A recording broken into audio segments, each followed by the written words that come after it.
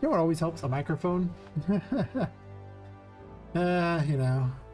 I knew something seemed weird. It's like, why is there so much space in between me and that? Oh, that's because the microphone's not here. Good job, me.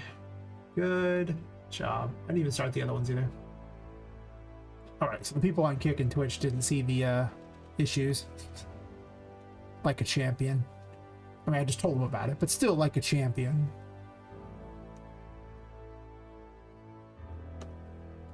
Kick would like me to log in again, because of course Kick would like me to log in again. Why not? Kick would like a two-factor authentication. 1 second. Kick is such a problem child in the background. It really is.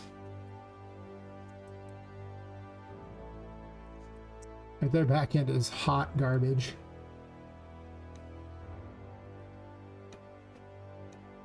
Can I not sign in? Okay. Maybe I'm not streaming to Kick today. Oh yeah, whatever. I'd like to stream to Kick, but okay, now it's working.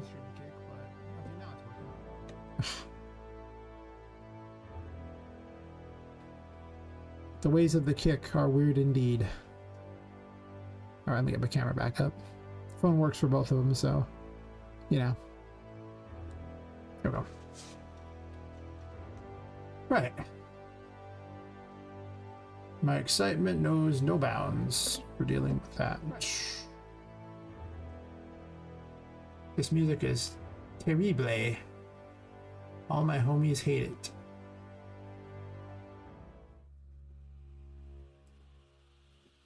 I'm probably just gonna use Dark Fantasy Studio music for all of my stuff. I don't plan on doing anything else, I think.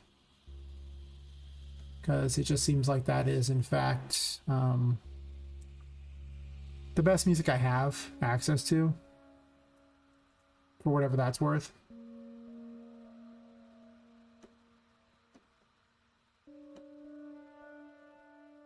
Barring AI, which could happen. I've been warming more and more to it, as it seems like that generates, well, this thing called content, and people seem to like content, so hear me out. When they're getting millions of views on their trash video, and I'm still struggling to make a game, you know, yeah, you know, it's a little awkward. And I just need to put the little message at the top of all these things, and then I'm golden.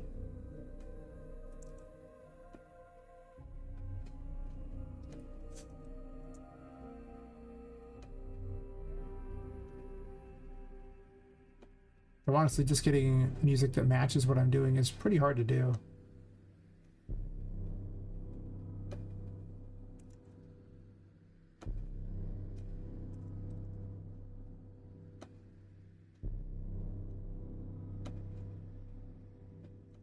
Alright, it is.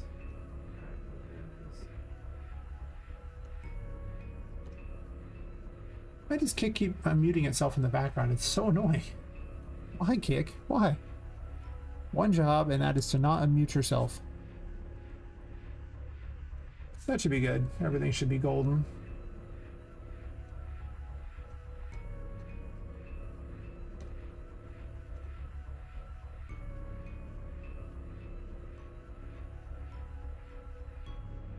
Why did it not find the Kick stream?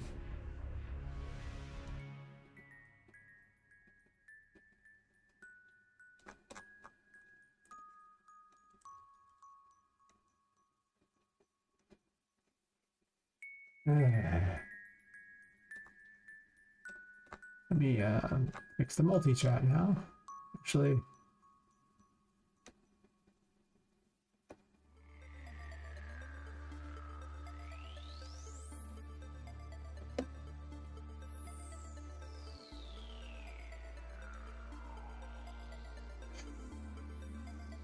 now this thing demands I log into Kick again too. You suck, Kick. Seriously, why do you make me do this extra work?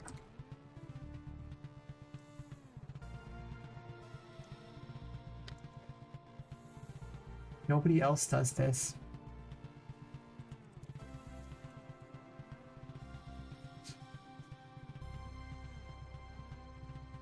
So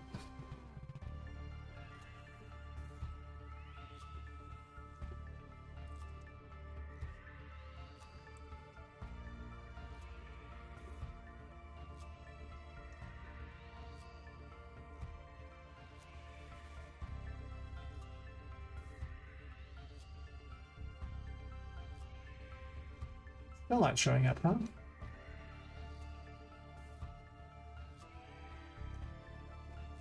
Even in the future, nothing. Okay, now it's working. There we go.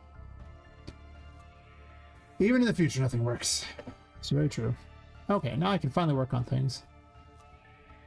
How long did that take? 5 minutes? That was 5 minutes I could have spent working on it. Oh my god. I should actually just turn this into a legitimate wall, I think. Because I'm going to put holes in it. Actually, it's this one I put holes in, probably.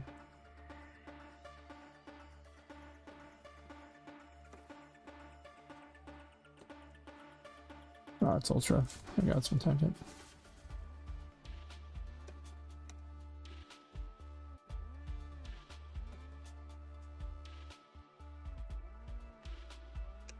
Migrate my this down to Bix. My arm hates me.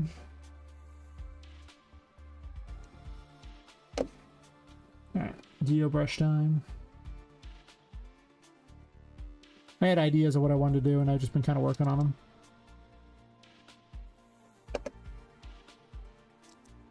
This building gets more and more redesigned as I go. It's just turning into this maze of craziness.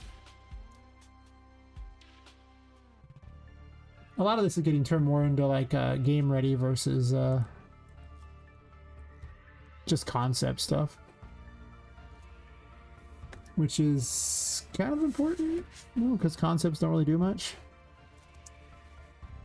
If there's nothing to do in a concept area, it might look pretty, but so what?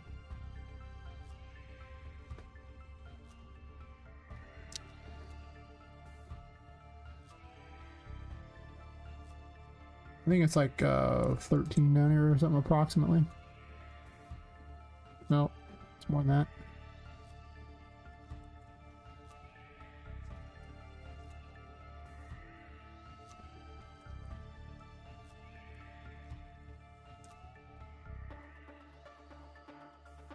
Maybe 14.5 would be fine. Not all the floors are the same height. I kind of regret not having standardized things, but at the same time, I don't regret it that much. Do I want that to be at that space there, or do I want to move it over just so it's flat with this wall? Well, I did flatten it with this wall. I was going to redo this wall so it'd have more space. Or had like a secret little room. Probably a secret room. This place could use more secret rooms, so I need to redo this wall entirely. It's because I wanted this wall to be flush here. But I might move that over just so I have more space. I was going to put like a central power here and run steam things through it.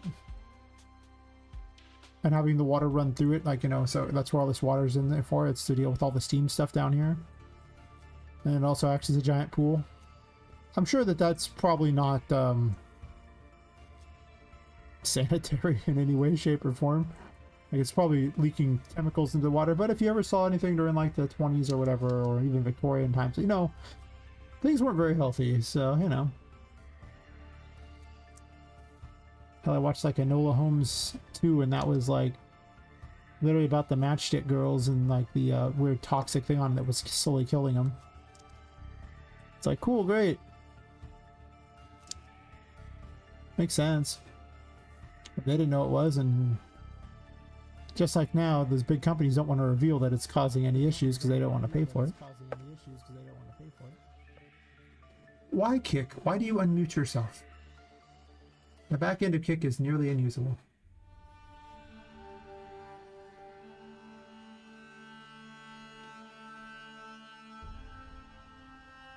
I see. Possible ban evader. Yeah.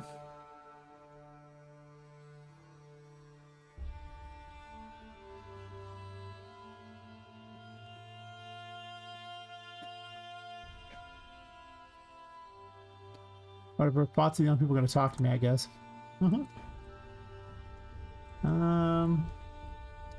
Do I want to redo this one here, or do I just want to keep using the same handful of assets for these? Maybe I want to redo it. Also, this would need to be metal here anyway, so I probably need to redo the whole wall setup. Okay. I don't know what's up with Kick constantly muting itself, but that is annoying. It's not even active. It's in the background. It's just the stupid thing. Pause it. Will it stay paused? I just have Kick's backend open so I can, you know, monitor chat and things, and it's like, but hear us out. I'm like, no, it's like, but hear us out. I'm like, no. The battle is endless. Still pay me more than YouTube ever did. It's not saying much. Anything is more than YouTube's paid me because YouTube's paid me $0 ever.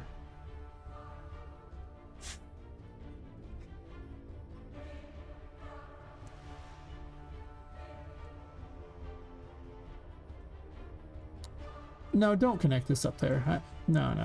I want to put machines over here.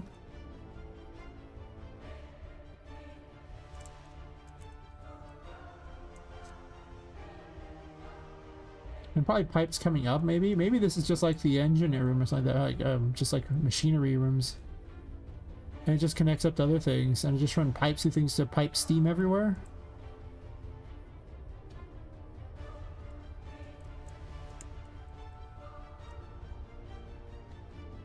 I don't hate this idea. I also like when that's not sticking to the ground.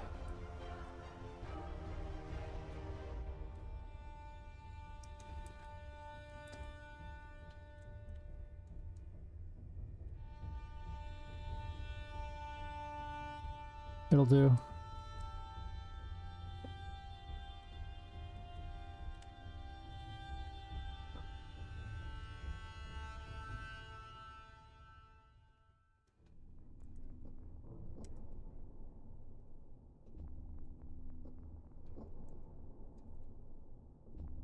Where is this rock at? Shrink this, please. Can't have them going through the ground.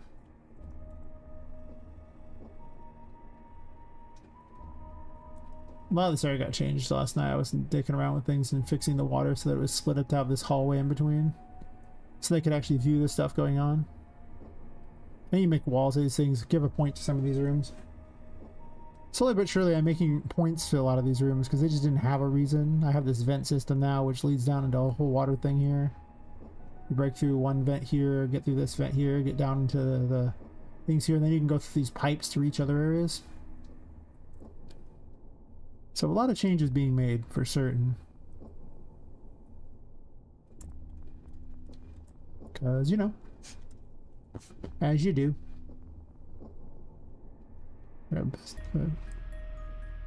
Sure.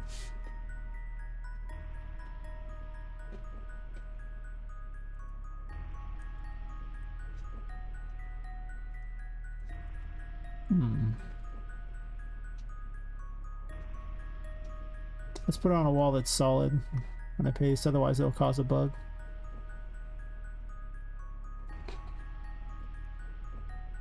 Just when I got rid of all these geo brushes, I added a huge amount more. That's how you build levels, so you gotta make stuff. And geo brushes are the best way. I know they'll be like, but you could just use this one static mesh thingy and have it do it. That is not a good way to do things. It is not a good way at all. It is a terrible method of doing things. It's just 9 million draw calls. If you wonder what's going to cause problems in your thing, 9 million draw calls are going to cause problems. You don't want any of that. Trust me. Hear me out. You don't want it.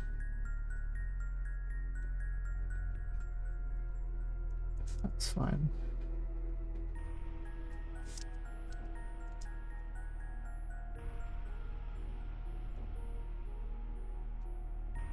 I thought of having more of a machinery section that people could, you know, the toys are being made at, but what I'm really seeing is a machinery section where it just runs the building. Because the infrastructure to run all that water and everything would be nuts.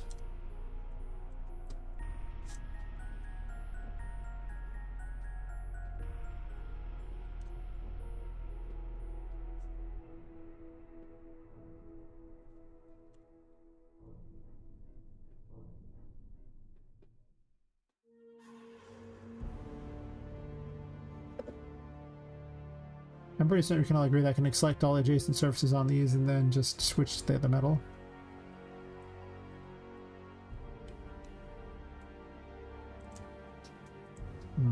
But I have to click a surface to pull it off.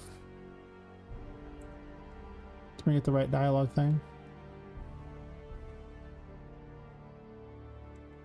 Okay, I'll move this one over a bit. It'll be easier than trying to screw with selecting all.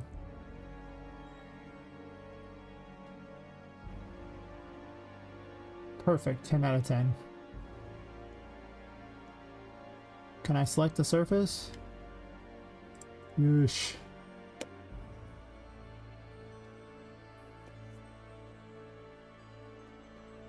There's nowhere where I want it green. I don't know how to end up green in the first place.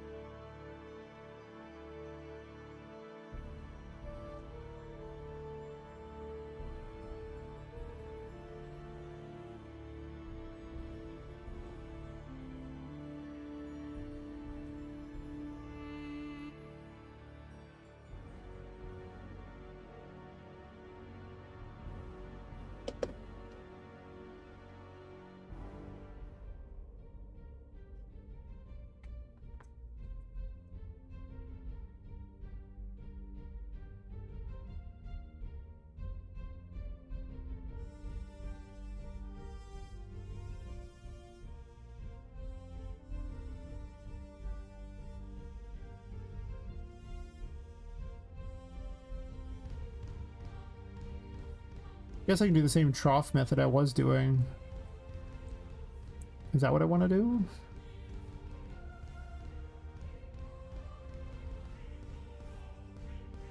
Or am I just going to grab a bunch of machines?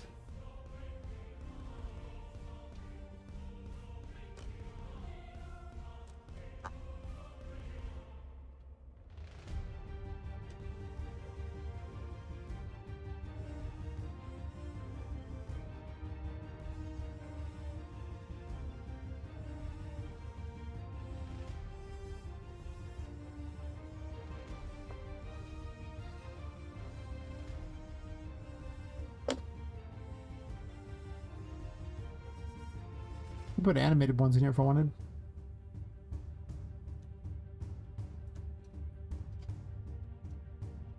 Oh, I'm just waiting for skinned assets to be ready. Sure. Come on. Come on. Some year.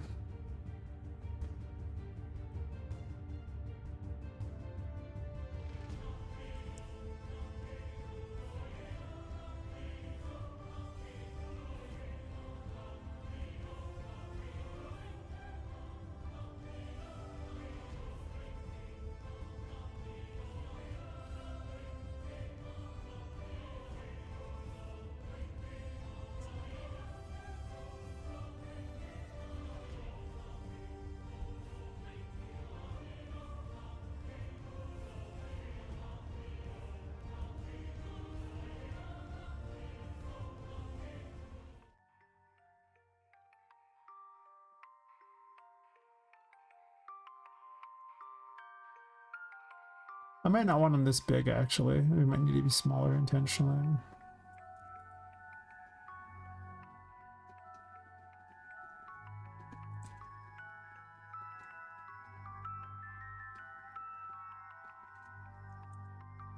This is concept. I'm not actually making this gamified yet because I really don't know what I'm going to do with all this quite yet. So without having some idea of what I'm going to do with it, it doesn't seem that necessary to do much else with it besides just make something that kind of gets the job done and then go from there.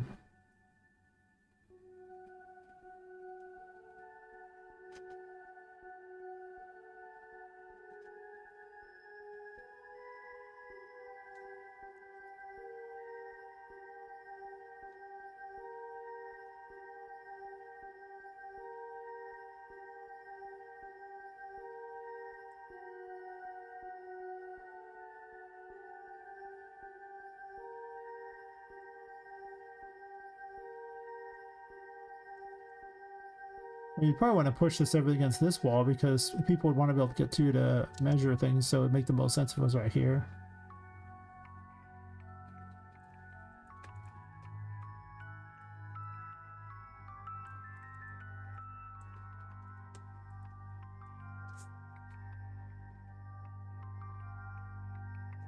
I could also just dig it out instead and not have a bunch of little tiny walls, which might be better. Otherwise, I have to make a bunch of little flat walls and take forever.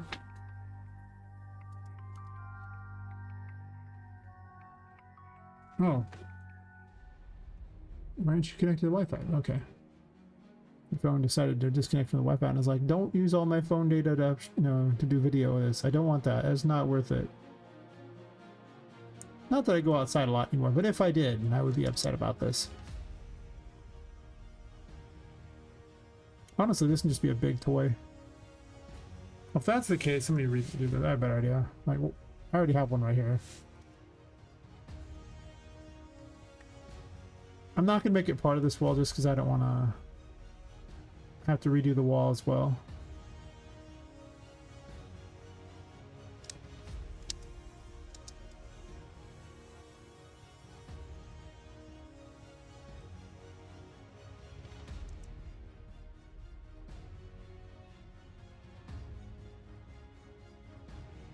I could have zones that are too hot for Poppet too. Like, not every area needs to be for people. There could be sections that are more designed for building things, stuff like that, in which case, I would want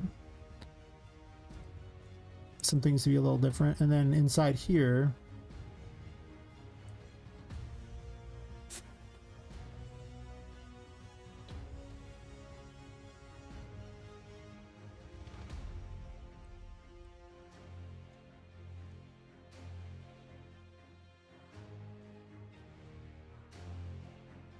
I can just reduce it by 1 real quick and that gets the job done, and then I can just get this over and you can see inside it.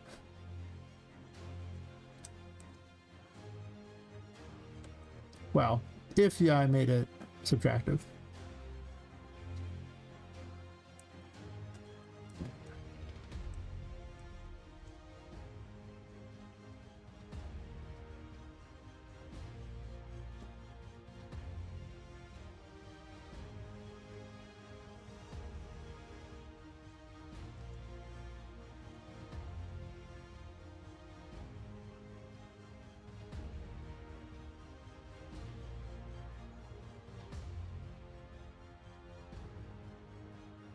I need to redo these cylinders.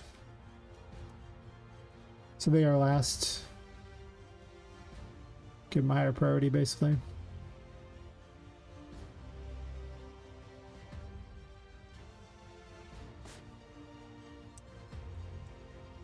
Delete 14.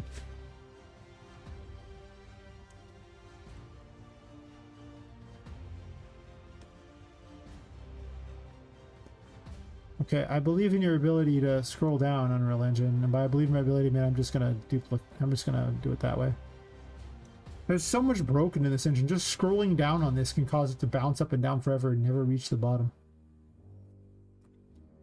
Just basic functionality in this engine has gotten worse and worse since 5.4. Like, whoever they're outsourcing their code to, whichever AI, do a better job. That's my advice, just do a better job. The hell. And then I think these are just going to pull water up into the thing. So I wanted these to have, like, a reason for where the water was coming from. And so the water's just being yanked up through these, which made sense. And then these are water going to other sections of the thing,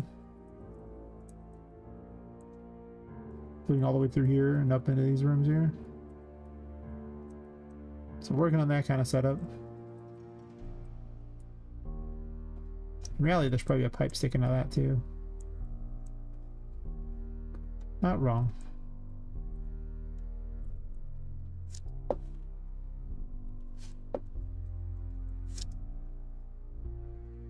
I still want to keep my little, way into the pirate graveyard. It just got more complicated and cooler.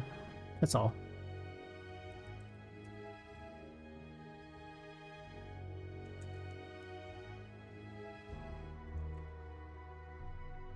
I like the pipe sticking out. It looks better than not. It's really that simple.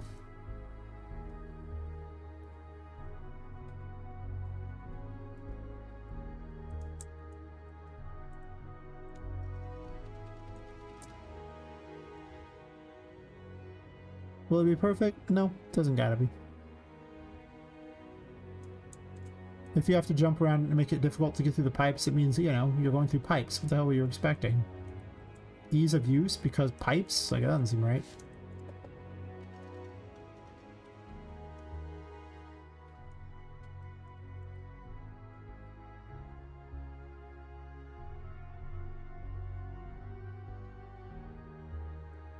I may need to redo what holds this island up too. Part of this is also visuals, like I want a consistent visual theme through it, and I was kind of using a lot of different stuff, and I don't want that. Like, I don't need a bunch of extra rocks of different, you know, things that don't even look right.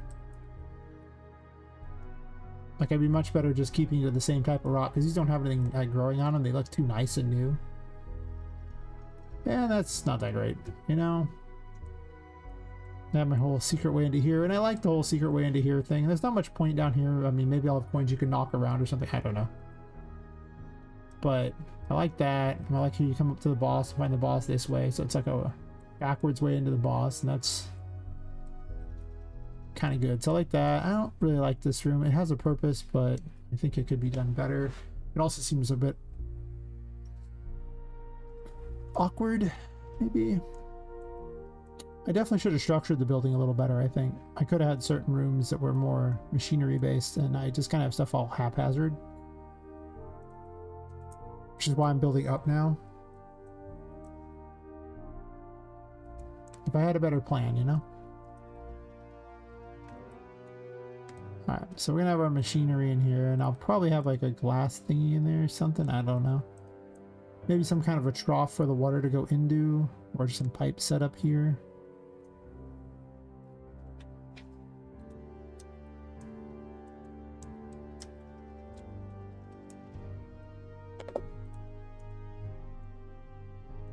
Alright, I need, when in doubt, steal one of your better ideas and just, you know, ram it over into the next thing, right? Steal your best idea. Oh, these ones I didn't even use the, I did it better. Means I gotta improve those two, but I have this one over here that's got these two things. I want them, and I want this and this. Maybe pipe stuff, but I'm gonna browse to those pipe things so I can find them later easily.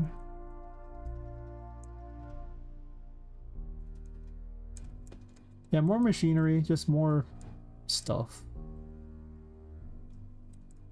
With a huge supply of water for my steam engine, with like pipes going up into the building. Which means this area is gonna have like some sort of central steam control, so maybe just, you know, pipes going through it. I don't necessarily need all these washrooms, I just put them there because why not? This floor is already a brush, so I can ram holes through that till I get bored.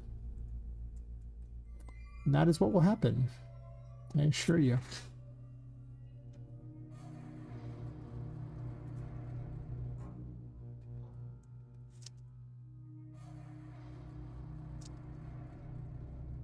I know I'm copy pasting that. There's not much need to copy paste, but a lot of times I copy paste an idea from one there and then improve it. Because I just don't know what I'm going to make, and it's easier than redoing things. Actually, what am I doing? Reselect all these. Let's create one. We'll call this Central Power, maybe? Engine room. The engine room's not terrible.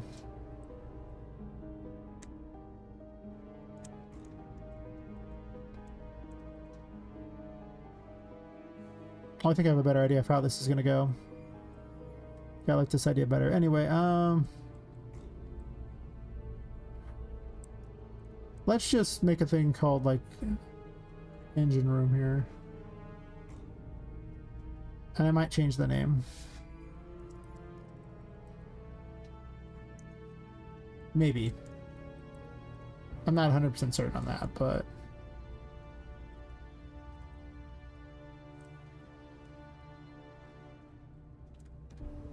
no, I don't care about that. Do I? I don't know. Whatever, they can stay there. I don't care. No, the idea I have is to actually complete this whole wall here.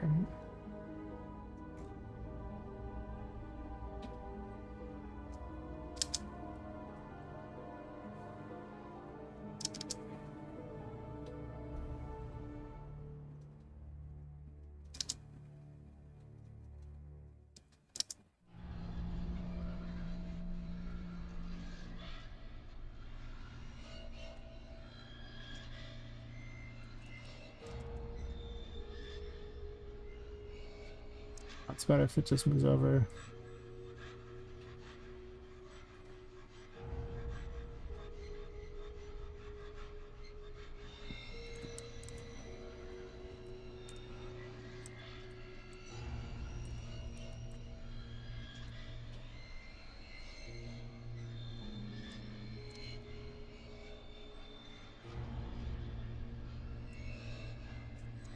Not the whole way.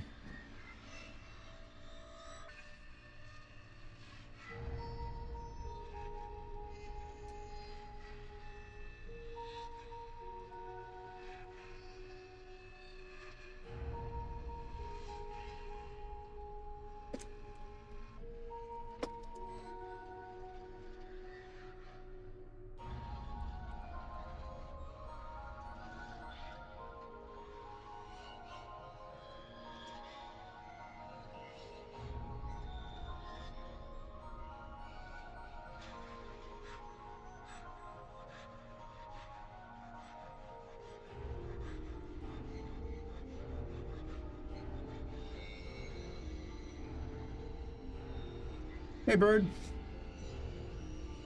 You forgot your cat? No, come on. Oh yeah, I've been building a bunch of new stuff. So the plan... the first thing I did was I basically went through and bisected this room. Also, I need to apparently move that over for a second. So like, there was no way to really go through between these things, so I bisected it with a way in between, and now you can look out the sides. No clue what I'm doing with this area yet, but whatever. I put pipes going through, so now you have to break your way through. This one doesn't have a way through yet. This actually comes from down below. But we'll get to that in a second. And then I have my whole lower the water thing to get to the various sections of this. And then the pipes going through here to get into this area. Then pipes that can be used to get higher up later. And, you know, to go through a mess of those later. But what I'm doing now is underneath the water here. Like, I'll just show you. It won't quite necessarily work that right, but I have to mess with the thing that judges if you're underwater, because hitting another one often will cause it to turn off, and it doesn't work very well. Play the game. Play the game. Play the game. Play the game. That first start takes forever. I have so many brushes now because I'm building a bunch of new things. But I decided there needed to be payoff for the Emperor, because once you get the Emperor, there was like one section we use it and then you never use it again. Am I going to fall in the water? Probably. Gonna load it, gonna load it, gonna load it, gonna load it. That first load is the worst load.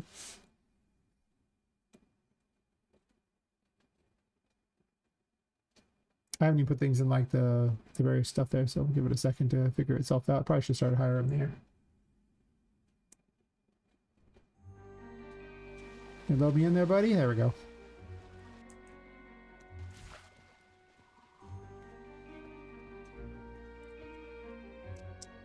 Put up my dev outfit.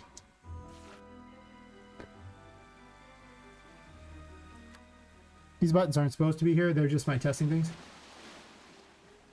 Yeah, pretty much, yeah. I thought about it. So yeah, I have it set up now where you break this to go through here and you can see the difference here. But as soon as it loads up my hand weapon there. That first load is awful. It just takes forever and then it never has this problem again. Nice break there, pal. And I expect you to wander around on top of this. Now these open up so you can, well, if it ever loads my hat. Give me my hat. Give me my hat.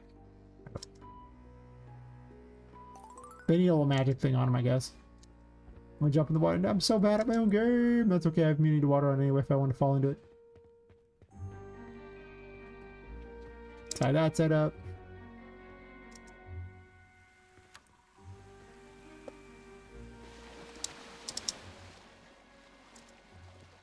Yeah, let me fix that jump a little bit. Yep, and now you can go farther down. Can he just cheat his way over here? I don't know. Oh, I can. I totally can. And now you can be seen by things like that so they can, you know, I assume people would want to watch underneath what's happening in the water. I need fish and stuff too.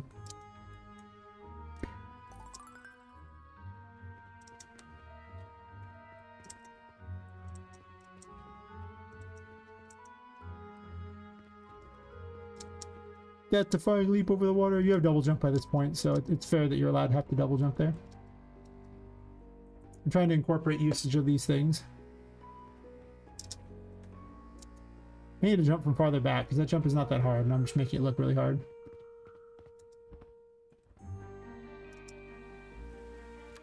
Obviously the lights would be off, but for building I don't have the lights off. And then the final way would be over there, but we'll get back to that in a second.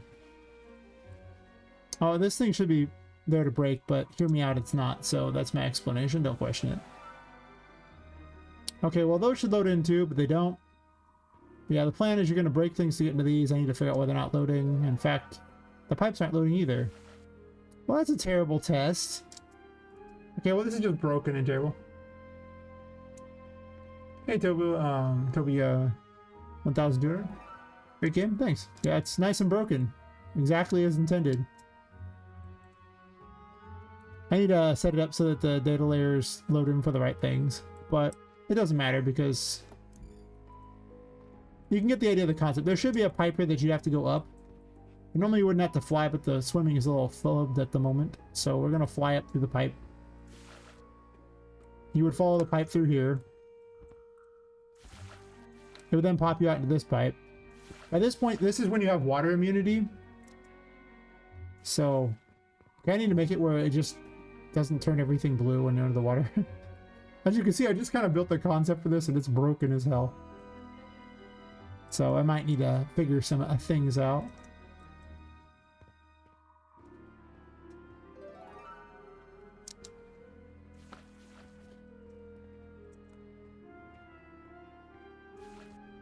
Yeah, so after the Emperor, you're supposed to get in there into these. You can actually just jump out of this part.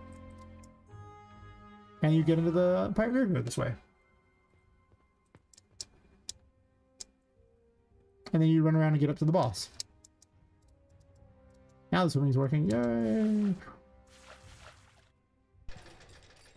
It shouldn't let you fly underwater, but I haven't fixed it because flying's not even in the game yet. And the boss will be up here. Yay!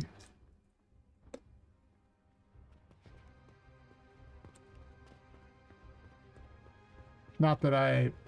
Yeah. It'll be cool when the actual,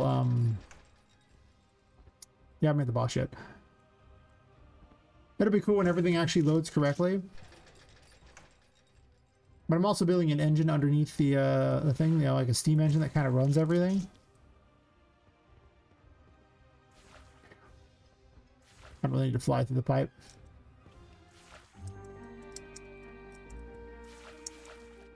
Show off the other area that gets open. So once you hit the Emperor, you're supposed to go back and swim down there, swim back up, but then before the Emperor, which is basically at the end of the chapter,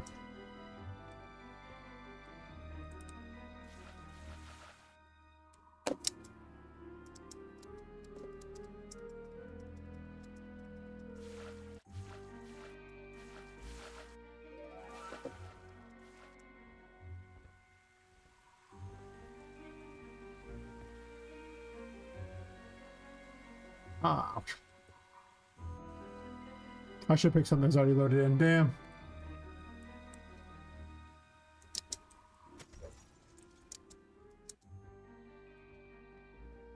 I don't know why it restarts the music when it's supposed to play the same music. It's supposed to check for the same file being played and go no, not change it.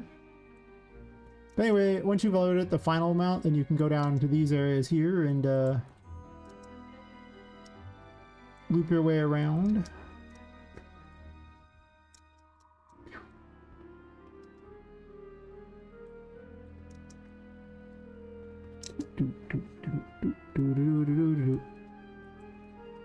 I gotta remember to put this mushroom down. It's floating in the air. Whatever.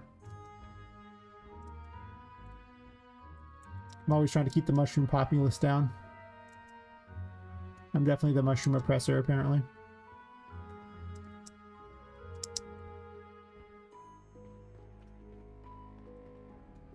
Both these pipes lead to the exact same area.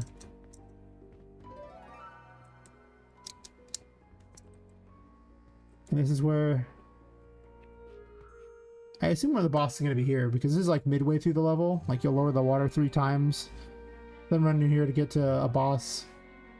Run through the rest of the level, win the Emperor, then you'll go swim through the water back down there and get to the other area, but... That's kind of what I'm building right now. Unfortunately, a lot of things are in the wrong data layers, so they don't load right. I can fix that, though. It's in there in the grotto. I think I named this the Sunken Depths, but I don't want this to be the Sunken Depths. Can I make the other the Sunken Depths? So I don't know what I'm going to call this area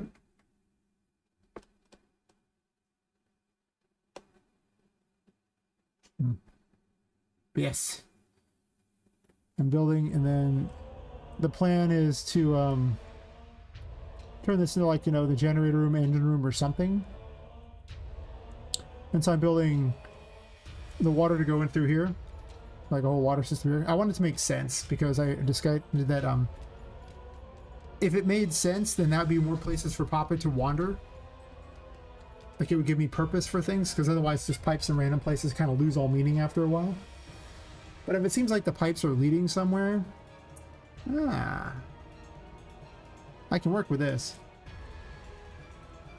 So I'm building an enclosed engine in here, and what I'm going to do is put a door through it that they can get into, and then put stuff on both sides.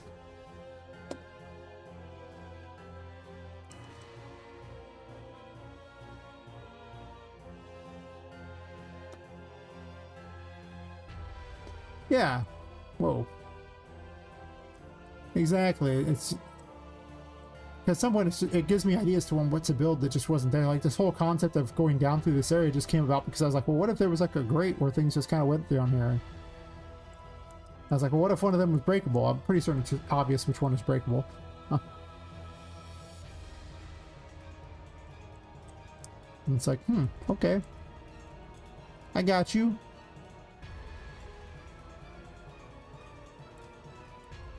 And so I'm making a little engine room, and it's going to be cool. Going to put all kinds of pointless machines in it and then come back to it later because I have no idea what it's going to require for gameplay things. I should probably have one of these doors. This is not a boss room anymore. I moved it. I keep moving the boss room.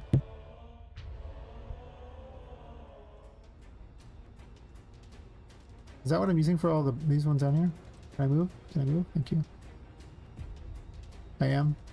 I don't think I should be using the abandoned one, but whatever. I don't have anything better for Chapter 4 yet.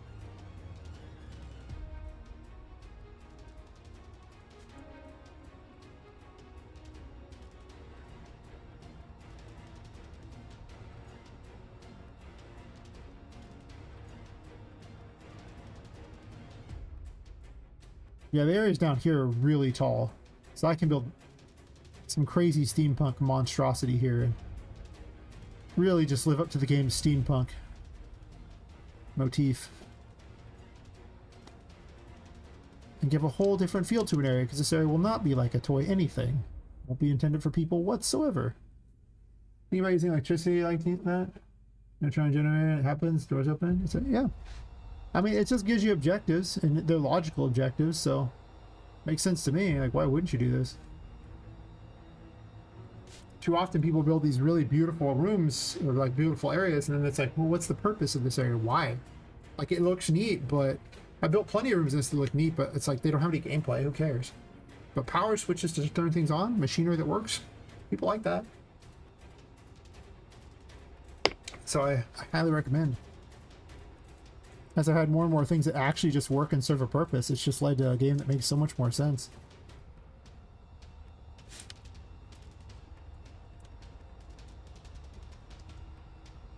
A lot of it came down to when I realized one of the favorite moments I have, like in the game, like one of the cooler like concepts is actually like just some dumb throwaway room that just, it gives a good feel. And that would be, I guess that's loaded in there too, huh? Sure, whatever. Exactly. I mean, I considered adding immunity to certain things, that you had to unlock immunity to stuff because, you know, like, Steam is hot, man. Electricity is a thing. Like, yeah, like wandering around down here, when you crawl through these things under here, like, this gives you a feeling of being small. It's a simple concept. As you're underneath this little deck down here, you feel tiny because you're under a little deck. All these pipes are huge. You get up here and, again, you just feel small the whole time. Now, the room is not the best room as far as gameplay goes. It's fine. But it just has that feel of you are tiny. And I realized how cool that was. Exactly. Because, I mean, Chapter 2 is entirely based around the Emperor, which gives protection from water. And I was like, okay, where's the payoff for being protected from water?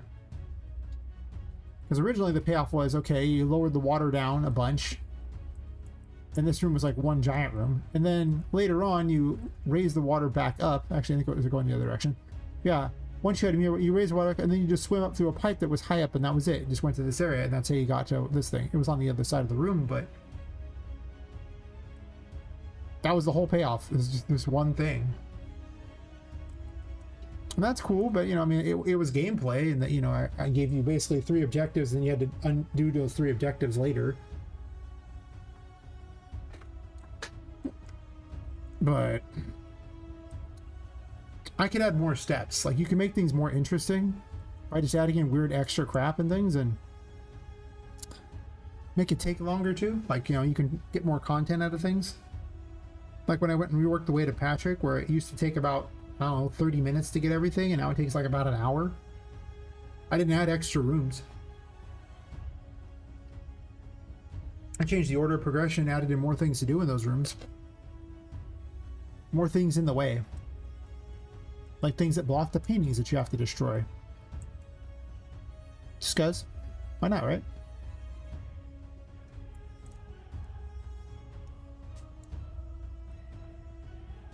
But now I could actually have Steam down here too. Not every area needs to be for people, so like... No, I'm fixing the things I forgot about. This is not wide enough. At least that's my theory on how I'm going to do this. It's just things could be a little more varied. Some of it also comes down to I don't have enough assets for everything I'd like to do. That's true too. Can I click this? Clicky, clicky. Good.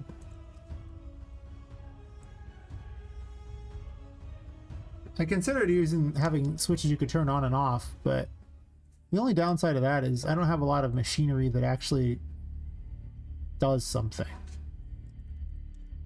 Like, I'd have to create a bunch of machinery that kind of got the job done to make it look like stuff was moving, like conveyor belts and stuff, which I could make.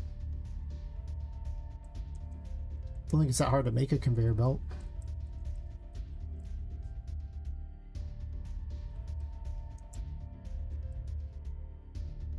Actually, I'd probably make it by... first I thought, well, I'll take a belt and actually rotate it, but what I could actually do for conveyor belts is just have a bunch of little, like, you know, cylinders that it's on top of, have like a box thing underneath that's basically holding it, and then just spawn sections of it at the start, and then as soon as they like move them along the spline, and when they get to the end, destroy them, and just keep spawning them, and that's a conveyor belt. Yeah, people have mentioned posters before, and I'll get to those at some point. Or like just things that are going on, more things on the walls and stuff. Mostly I'm kind of building up the building and everything as it's supposed to be laid out for the game, and then I'll go through and add in a bunch of the extra story things. Story's been kind of left out a lot. A lot of changes have been made along the way too. Like the painting world is no longer a thing. Now it's just a haunted gallery instead, because I couldn't justify in the story why there was an entire painting world. Like it required a lot of explanation and setup for something that had nothing to do with anything. Kept spending time trying to fill it up, and it's like, So having little like paintings where Tinka talks to you is pretty much one of the good things as well that'll happen more. Like there's paintings that aren't big enough for you to go into, but they're just kind of there watching so she can chat at you as you walk by.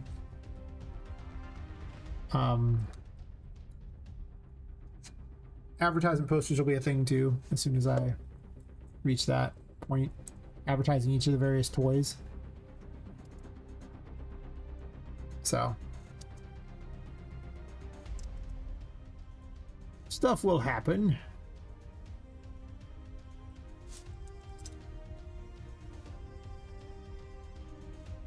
Charlotte also leaves messages places. Some of the toys will write on the walls. Just weird, insane messages. There's a lot of polish that can go into a game afterwards. Like I realized that in the first chapter, I'm really seeing it like, well, the first chapter's real close to game ready. It's just that story gets added and then extra little things on top of it that just aren't made yet.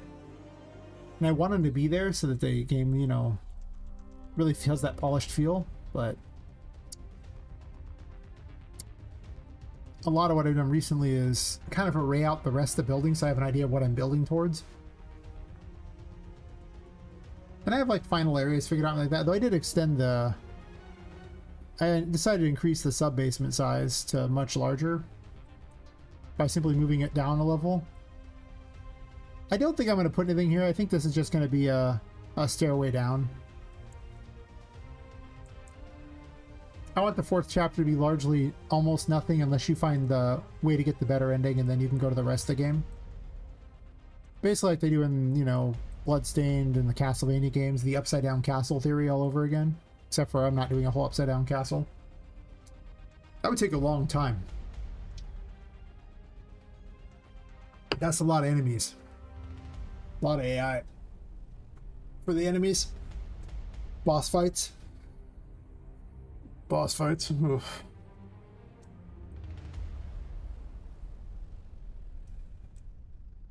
Did you see the giant Miss Pac-Man machine I was building? Okay, go ahead and shove this up. I think I'm just gonna... Oh, this is in the Emperor room. Oh. Okay, well, that's fine.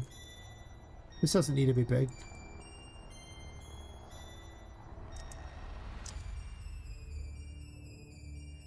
I can't wait till I get to the last area, because the last area is creepy.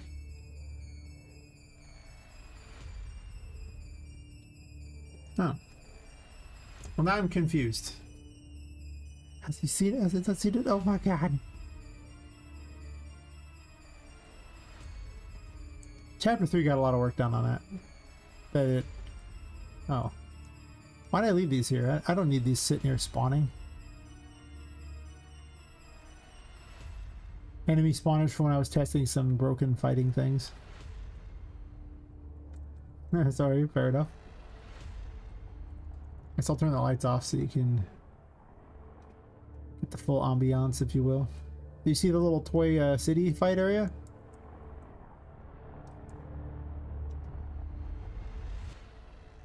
I could open up doors to places too. In fact, I'll do that. I'll open up doors.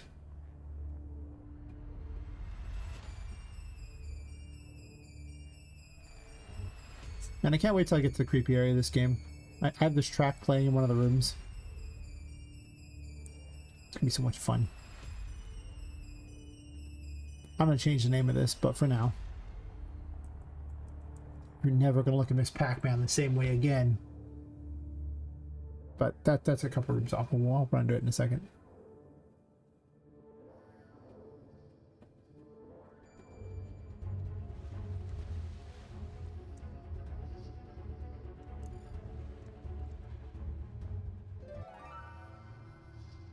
So you see the little toy city thing I was building? Well,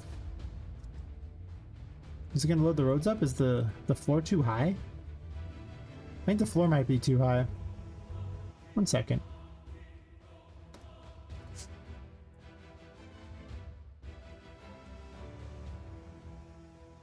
Don't know how that happened, but okay. Sure. I was remaking the floor, so that's probably fair.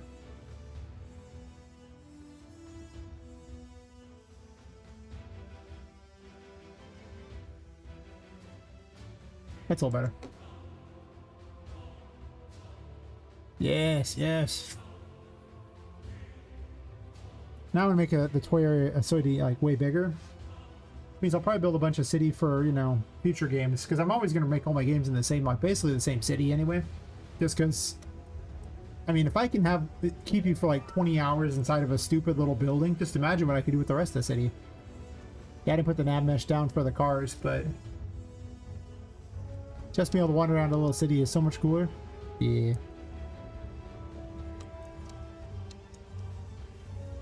I have a dev menu. Though I haven't put any graphics on it except for like one. Yeah, wander around, that's pretty cool. I have breakable cars for it that I need to put an ambush down for them to spawn.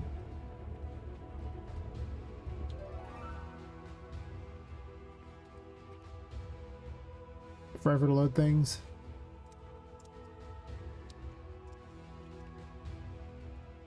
Forever to load things. Forever to load things. Forever. Literally forever.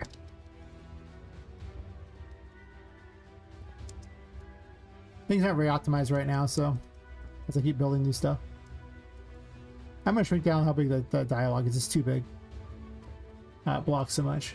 They're also gonna speak the dialogue, so it's not gonna be a big thing. And it's like placeholder things, but so I put Annie's on here, and now she's just gonna leave little notes when she's stolen something before you and try to sell it to you later. I don't know why this other NPC is spawning here. It's messed up. But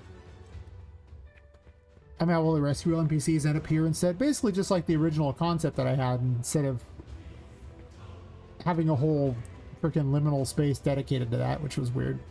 Like, I don't know why it was there. It didn't need to be there.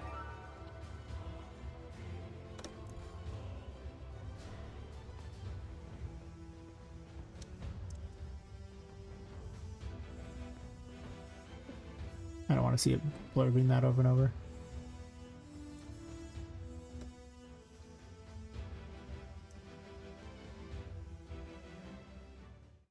New graphics is where it could be. What are we talking about? New graphics? Wait, what?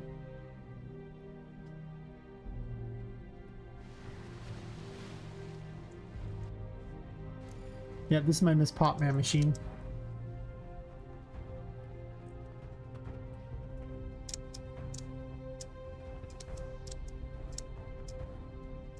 And it currently has a giant Miss Pac-Man level in it.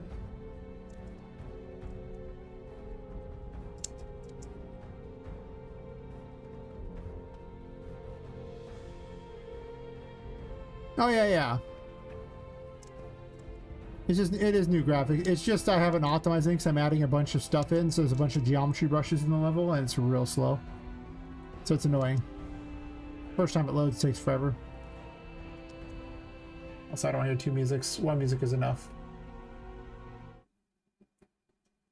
A great day to use as well.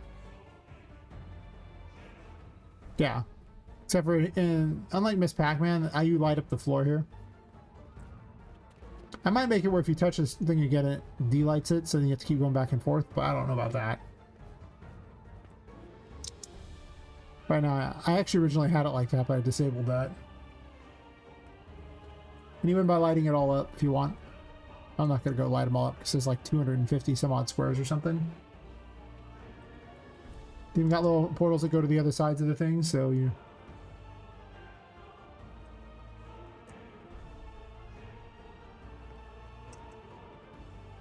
And I'll have like a ghost house here or something like that. When I can't decide if it'll be like little Charlotte heads or if I'm gonna have like a contraption that chases after you. And I don't know what I'm gonna do for the power pellets yet, but like some sort of effect that is not a power pellet, but gives you the same concept. It's like, oh yeah, yeah, yeah, you get this and you're like, you know, invincible briefly or something. But yeah.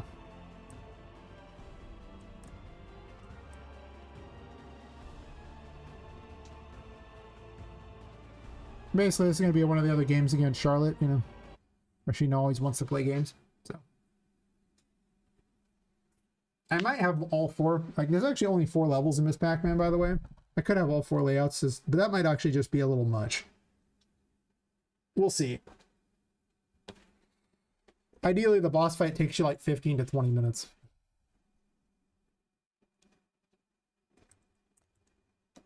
Because, you know, I'm not going to go to all the trouble to make a boss and then make the boss not like, you know, take a while. I remember Vu took like 15 to 20 minutes. Oh yeah. It was I have a little train station. See. I haven't done much with the train yet. I originally was gonna have much bigger, but the simple reality is you need a huge amount of space for it to work, for it to be like a big enough size for Poppet to go inside. And I don't know if I have the kind of space to dedicate towards that. So I was just gonna make like I just grabbed a city block and dropped it here and put a track down to remind myself that I'm supposed to do something with it. I haven't done anything with it, but I need to do something with it. So there's going to be a little train running around. Basically, I was going to do a bunch of little city blocks and just tiny little models of things. And this is about the right size given the size of a lot of these doors because, you know, it's not supposed to be a usable size for Poppet. I tried a usable size for Poppet, but then it made it too big to fit inside the building effectively. But yeah, I'm going to have a train. I was waiting for a good one to go on sale. This is one of the ones I got for free, but the issue is this is all it is. It's just this and the little whole car, and that's it. It doesn't have any little cars going behind it at all. I guess I could make little box thingies and just steal the wheels off these. I mean, I could do that. You could use geo brushes just to make them. It wouldn't be the coolest looking thing in the world. I don't think I'd spend a huge amount of time on it. Or I just pay like 20 bucks and get a train at some point when one goes on sale.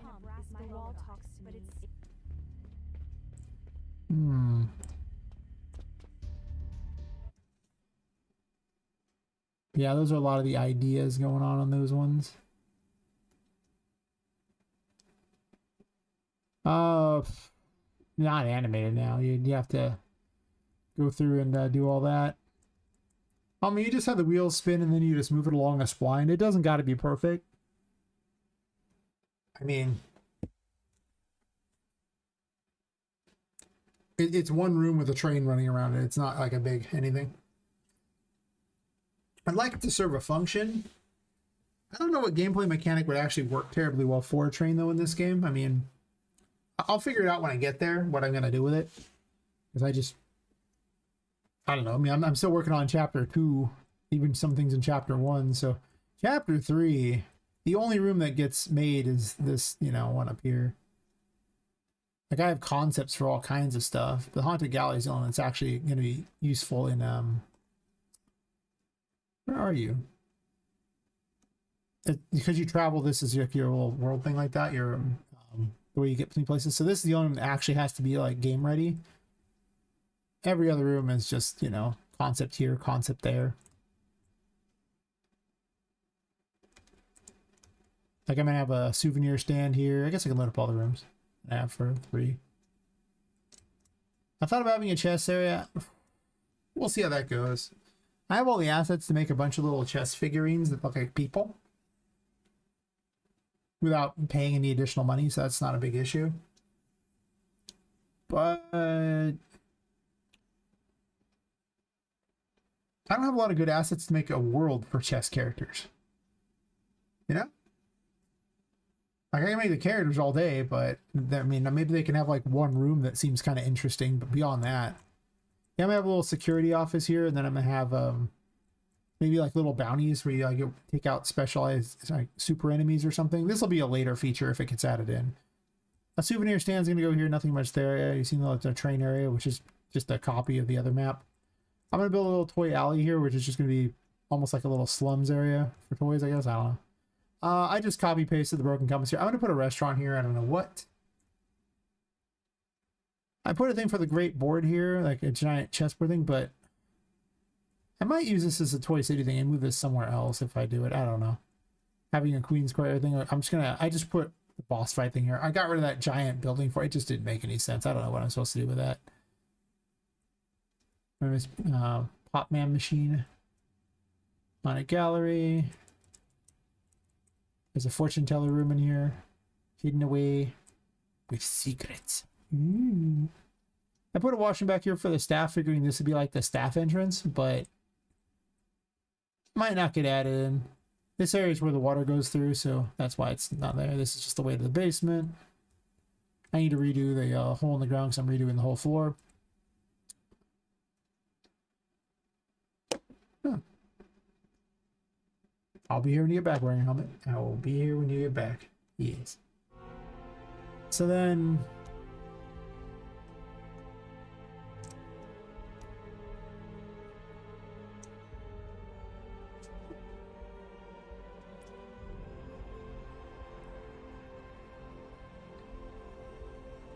So right now I'm trying to stretch the pirate idea a little farther than I want to because I don't have a lot of that crap either. So I kind of limited on the various assets. So I can't run with a concept for too long. Only long enough where I can make enough things to kind of get the job done and use whatever free assets or whatever to kind of glom it together and make it work. I don't want to spend money on unique assets if I can avoid it. Oh, I'm making the toy making boxes. I didn't have conveyor belts. I might still make conveyor belts. But I didn't have a lot of things to like arms and things to assemble toys and stuff, so it didn't like, I don't know. Toy making box seems much better. Yeah, the thing is, a chess set doesn't help me. I don't need a chess set. I already have like a generic chess set that came with a Victorian house thing. It's how do you make a room that's designed around chess? Okay, maybe put a giant board there, maybe put some big pieces on the side, something like that. Cool. That one will be interesting because it's somewhat unique, because it's the first one. Now, what about the second room? How do you make the second room designed around chess? What about the third? Fourth? Fifth? How much space can you dedicate to this? How far can you stretch a chess set?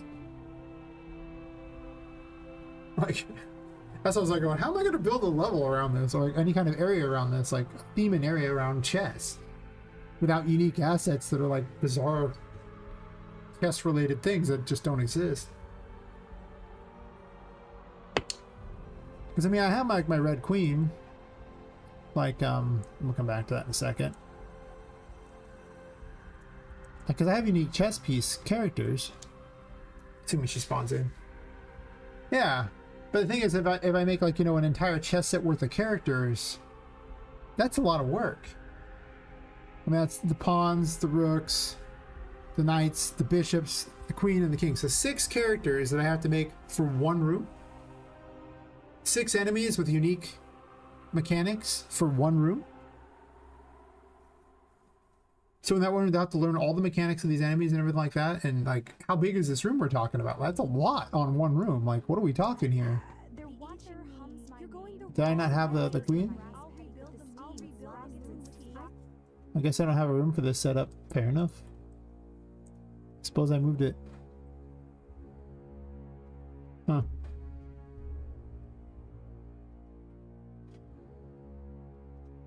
Well, I mean, I have my Red Queen, though. I might change her out, too. I don't know what I'm doing. But she's a character that already exists, so... where are you at?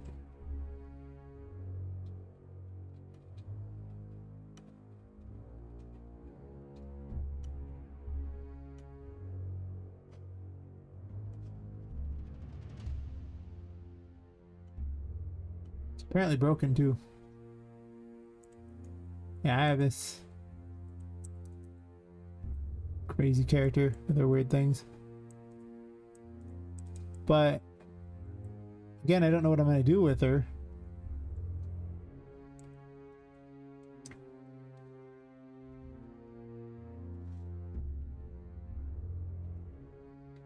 The thing about a chess game is how is that a Metroidvania thing?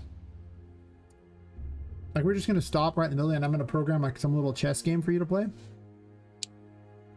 Like, now having this character have, like, you know, you fight her on a giant chessboard, and like her having summoning helper pieces to, you know, fight you would make a lot of sense.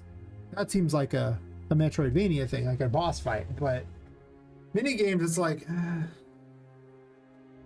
Like in the music room, I'm gonna have a giant, like a giant piano jump around on, and it's gonna, you know, open a secret passage if you do it, and I'm gonna, like, you know, provide some secrets for that, like some, like, you know, clues everywhere. But that's a lot easier than a whole chessboard for pieces doing things. Plus an AI that understands enough of a chess thing to play it or something like that. I mean, like... So yeah, like, I can probably squeeze chess into 2 rooms. When I thought about it, I was like, wow, I can make all these characters. I'm like... And? It's like having that card area in Alice Madness Returns, but the difference was, and I watched them interview American McGee on it, he said that most of the game they spent about $21 million on, and most of that went to art. Like, that was like the lion's share of it. I understand. You know how much custom crap was for that game? So, does not have $21 million. Just saying. No, I don't got it. Has like maybe $1,000. I guess.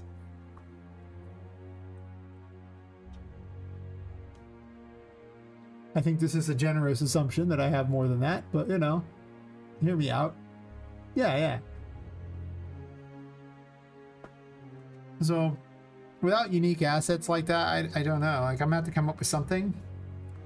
I do have a lot of steampunk stuff, so I can make a bunch of engine things like that and stuff. And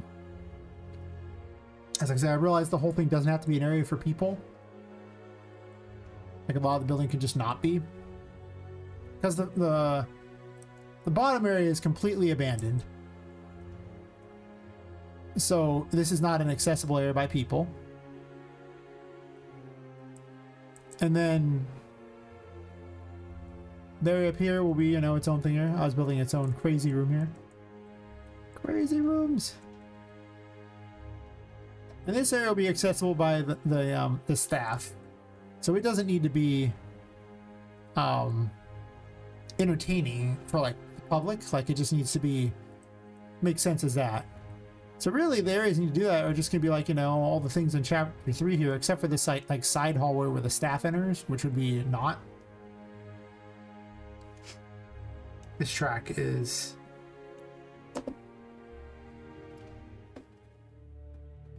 some of these tracks are perspectives for the game, some of the ones are not. So yeah, I gotta do those things like that, functionality, and then like the upper area here will be, you know, very piratey themed. And I'm not even sure, like, I go back and forth on if the upper area here would even be accessible to the public. This control room needs to be moved. Like, everything else is seems like something that would be, you know, kids could go play in, until you get to 2 rooms that make no sense.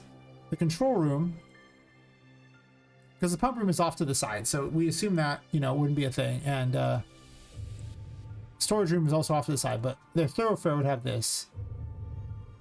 And then this Hall of Records room makes no sense. These 2 rooms need to be swapped out if this area is going to be for like kids, because it's like a playroom. Like, when they're going through the Hall of Records to get to the playroom, like, what the?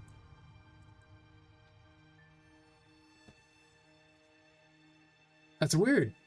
Like, what? Everything else makes sense. Like, you could have a chapel that can hold weddings here or something for some reason. Why not? The updated Fable? Nice, nice.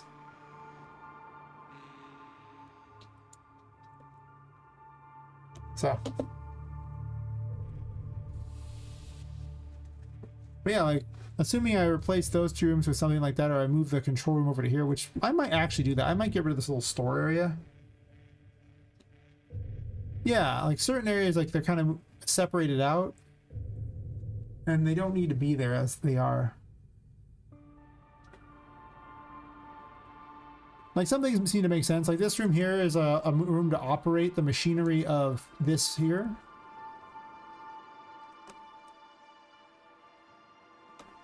Let's load up all the chapter 1 rooms. I started putting the data layers as, you know, with which chapter they were on them, so I could easily load them all and just look at a chapter. They're trying to figure it out, which was such a pain. When I started, I went back and fixed them all, so they were all like that.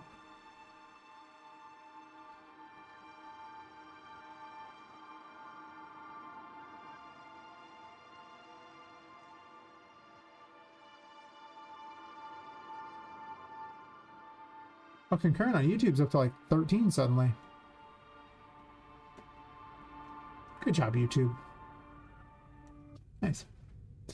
So you have like a machinery room here, which is just dealing with presumably raising and lowering the water of here. That's kind of part of what led to the thing though, because you lower the water to get into this area here, and then in here they're like messing with the water and then sending the water back out through here, which I could probably do a better pipe system for. It's obviously laggy because I have all of chapter 2 loaded as well, and it's a lot on the game. So that made sense. Like, you just have this whole area, and that's also kind of what I want to emulate with the engine room too. Only the engine room is going to be better because this is obviously an early version of something, and that one's game ready though. There's objectives in this room to deal with. But yeah, this room needs to be definitely moved. But then I need to keep objects that are approximately these height if I want to keep the setup for using the pipes up there as some sort of a puzzle. And the little cubes here. And I can just as easily store a key up here like I originally had, where it's just sitting on top of here to get into something. Perhaps the waiting room, that's how you get into the waiting room, maybe. I could make this not optional, this room here, and make this the control room. But the whole point of this room here is that I want you to go through this maze of things through here. Break through this and then run outside. And then run around and then jump through the window to get into it.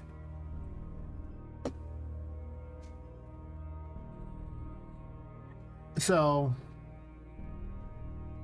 that would mean I would remove the key from down here, that is how you get into it, the control room initially, and instead have that be part of the main gameplay loop.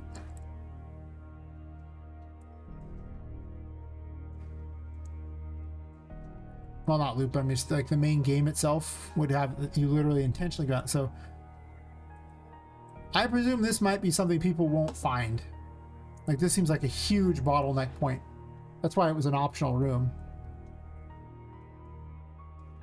But let's say I make that the truth, like that's how the game goes, sure. And I scrub this here. I have another store just across the way, little souvenir shops. How many did I need again? Probably not that many. This is barely even game ready. I wouldn't even call it game ready, it has very little to do in it. So I take that there, put that there, but then the question becomes, what am I doing with this? Option, I could just put a key out there and have you grab the key, get in here, and then lock these and have, or potentially have you go this way to get to these things.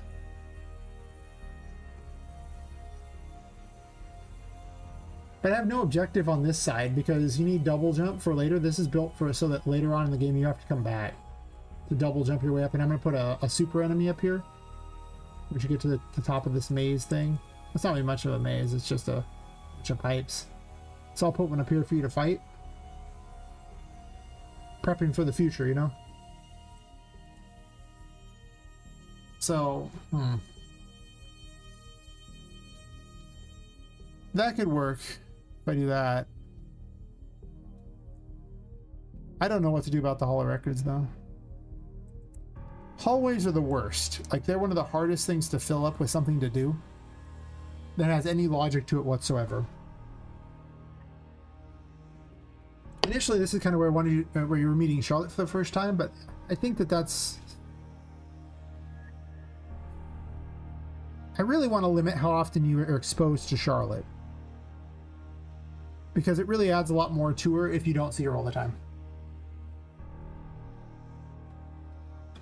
There's optional, well, there will be optional bosses, sure. That's why I was thinking like the powerful enemies, and that's why like that had that hidden area up there. So a boss you'd have to fight there. And they were completely optional rooms. This was a completely optional room, but with what I'm talking now, to make it make logically more sense, this would become not an optional room.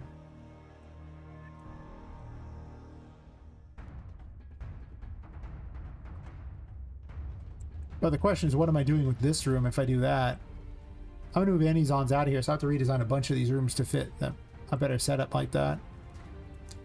This won't, any zones isn't, this room is not in the demo, so I don't care as much right now. This would be though.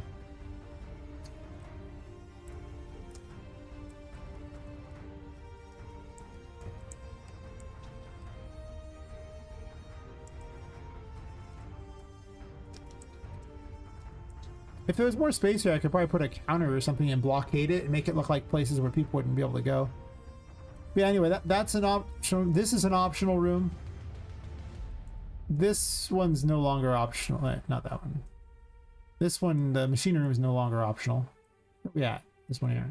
So that's part of the main drag now. So that's optional. What else is optional in this floor? There aren't that many optional rooms in this particular thing. Almost all of them are revolving around there. There's optional sections of the room. Try this room's now behind secret doors. Not optional. Yeah, there's only like a few optional rooms even on this floor. Everything's just extra stuff you can do. I could make the music room optional. It doesn't seem that necessary. Like, it could just not exist for purposes of the main drag.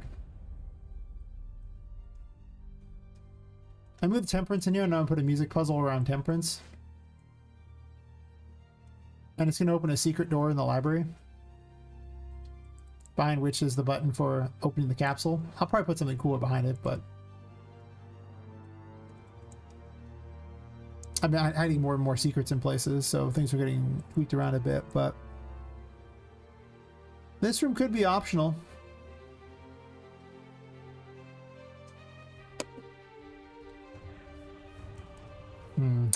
That's going to take a lot of changing if that's the case.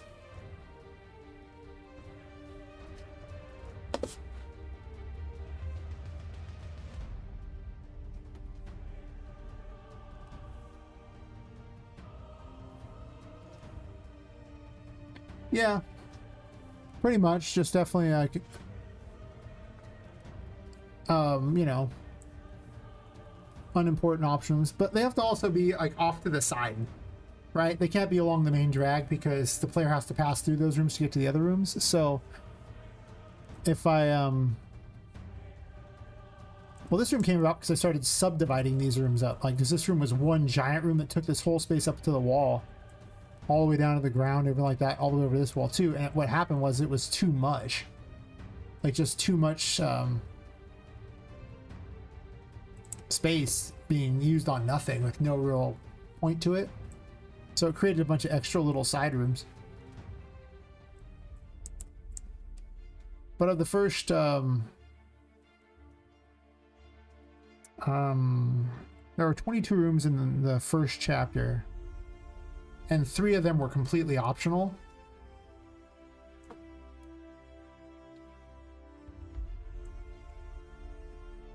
Which I thought was a pretty good number. I don't want it to be too many. But that was just optional sections. This is currently an optional section. It's the biggest optional section I've got going on right now.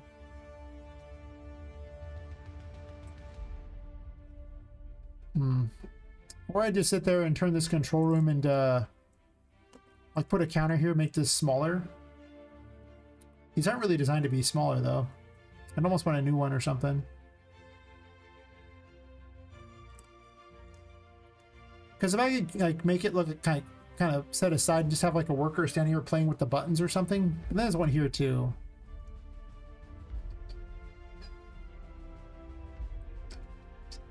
And the other control thing being down here in this room here. But I don't like that both these buttons are in the same room anyway. Right? Part of me wants to keep one of the buttons here and then put the other button in a different room entirely. I grab this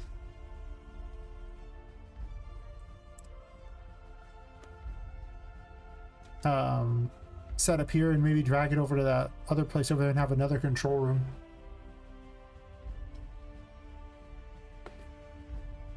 That makes it part of the main game.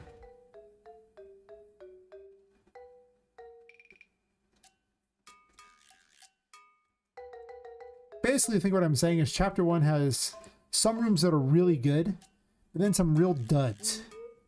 And those are what are worrying me the most, the dud rooms. Like, this is a dud room. Like, it's just, there's some gameplay in here.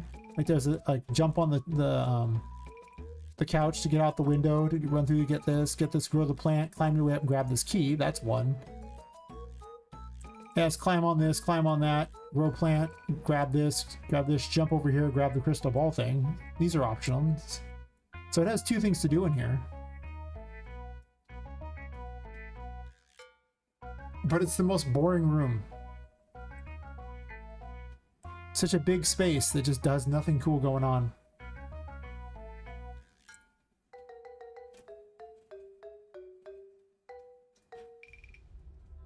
Optionally,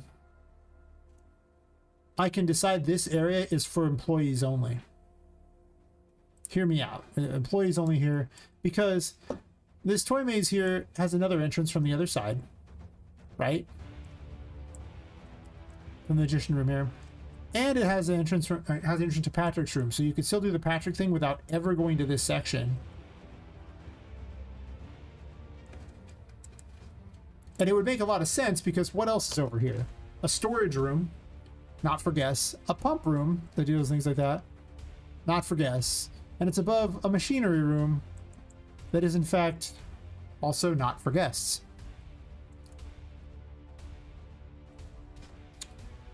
But then the other question is, what is it above? Because let's say I want to run pipes there. So it's above the secret garden. Uh-oh. That's not a good spot. Oh, that puts it above the stupid little chest, the queen, so that's not good. And then above a nothing. So it's not near any of the other machinery in the building. But there's water going here and draining things, so I'm gonna have to have machinery, because there's machinery here to presumably to control the water, right? So there's machinery here and here, so that works. I can just run the machinery into these.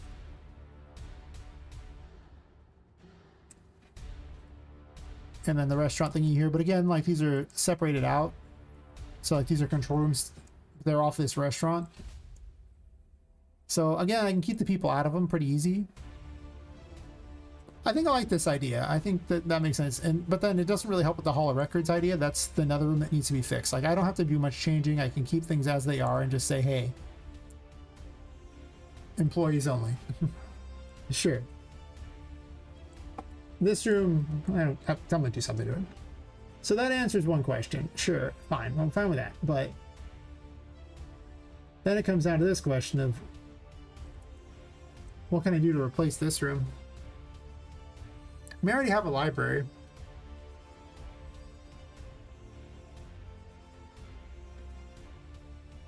And it's got to be, I mean, this is wider than a hallway. Because the hallway, you know, would probably be cut off about there, like that. So it's got a pretty good space, and it has a secret passage through it. It has gameplay things. Most of the gameplay consists of dodging Charlotte and just jumping on the top. So ideally, I find a way to change it so that I don't have to change the gameplay of the room. I just change the visuals. But yeah, that's what I've been thinking about on that. I think I will do exactly that. I want to keep this room optional. I don't want to make finding this secret way up as part of the main game. I just think people won't see it and they'll get really upset.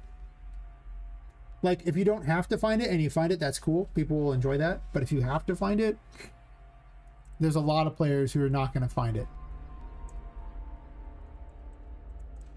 Yeah. It's a lot of players who are not going to find it.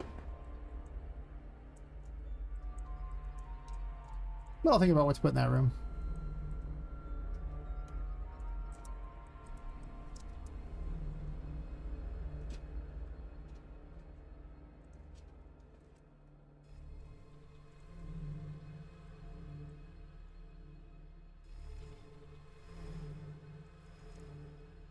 Well, I mean, like, the Hall of Records just has to be, it has to be something that people would visit. right? So it has to have something that would appeal to people, but probably something that's, you know, more Halloween themed, because I kind of feel like that area should be more Halloween themed, and I just haven't really done that yet. So I was kind of trying to theme each area, and that one just kind of got de facto themed that way. It's kind of a circus sub-theme, so I could probably try to find some sort of display setup or something. I'm gonna turn the light on. I can't see the where it's hitting the wall. That's inside the wall. Perfect. That's fine. I don't mind if it's slightly inside the wall. I'm gonna change it anyway, but I'm gonna grab another spline where it's actually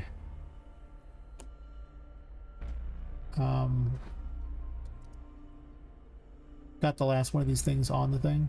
Because right now the spline thing's way over there and it's annoying.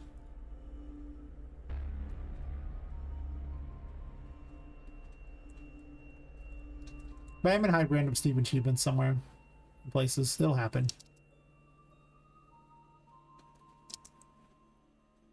I like the feeling of how this plays out.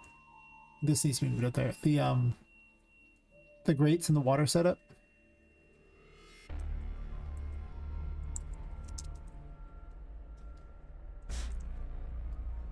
I should probably stop just stretching the same thing over and over and go out of my way to customize this stuff.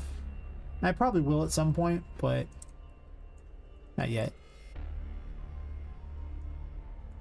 Yeah, the fact that you run through pipes and you come out into this little, like, you know, graded in area that's basically designed to capture water has a real good feel for exploration. So I've used it in I think like 4 other places, because there's other rooms that are all dedicated to doing all the exact same function, and I don't understand why they would use a different setup in other rooms. Like, it doesn't make any sense.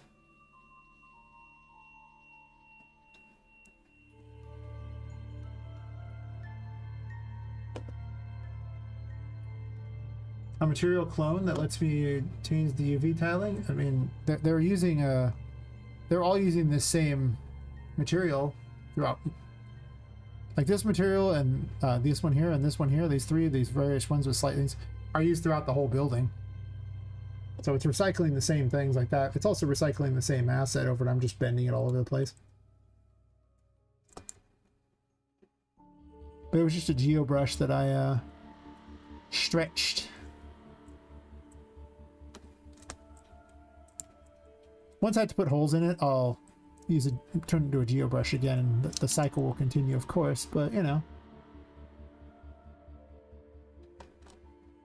That's a future me problem. Because right now I'm just in the concept phase.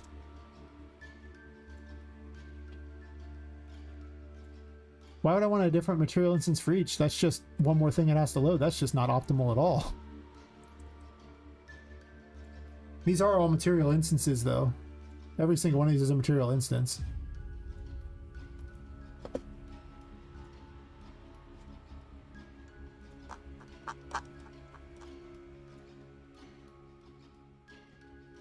So, I mean, that's just what I'm doing, is just changing the numbers in these things. It's got the one material at the bottom here.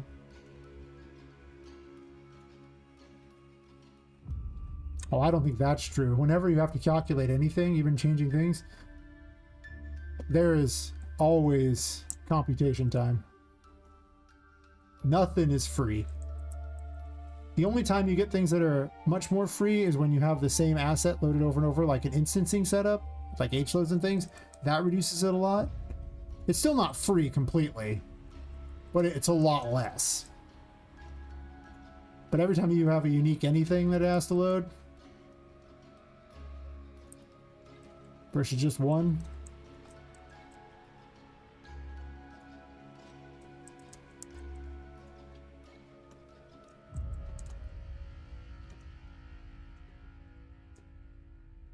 Oh, that's right. It's only weird like that because I need to break it a few more times up, and then it'll be fine.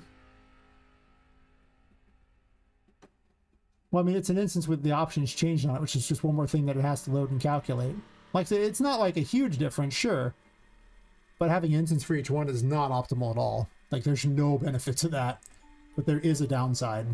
So I don't know why you would do that. That's... That is strange. If I just put a breakable grade on top of that, that's fine.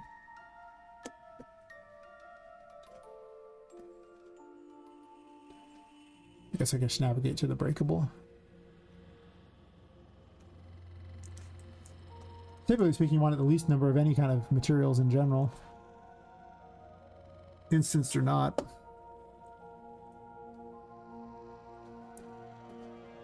Yeah, like building off the same thing's fine. I just wouldn't have a different instance for each time you see it. That would defeat the purpose of instancing. Like, I have different material instances for each color, sure. And that's valuable, you know, because I want the floor here to be the same material, but it's just a different color. But there'd be no reason to go, okay, well, this is one material instance, and this is one, and this is one. That's just bad programming right there. That's just going to lead to terrible performance. Why would you do this? And there's no gain. Like, if I wanted a different material on something, I would do that. I would put a specific material on it, but most things are going to use the same metal because it's not like there's some unique metal. Copper is still copper. Though we do have different colored copper, of course. But they bother to tint it. So this is all the same material instance too, but again, the whole game is using, like, well, I won't say less than 10 materials, because that's not true, but the building itself probably uses around 10 materials. Recycled a lot. But, I mean, same building material every time, so would be weird if things were strangely colored. Do I want this at the end where they break it? Where are you going to break out at? Presumably you're going to swim through here and get to what? This will just be entirely underwater, so I don't think I'm going to put a grate underneath it like I do in the other ones. I usually put a grate over the water so that Poppet won't touch the water, and I drain it out so that it's just low enough so it looks like water's in there. But presumably at this point you have the immunity to water, so you're just going to be underwater the whole time.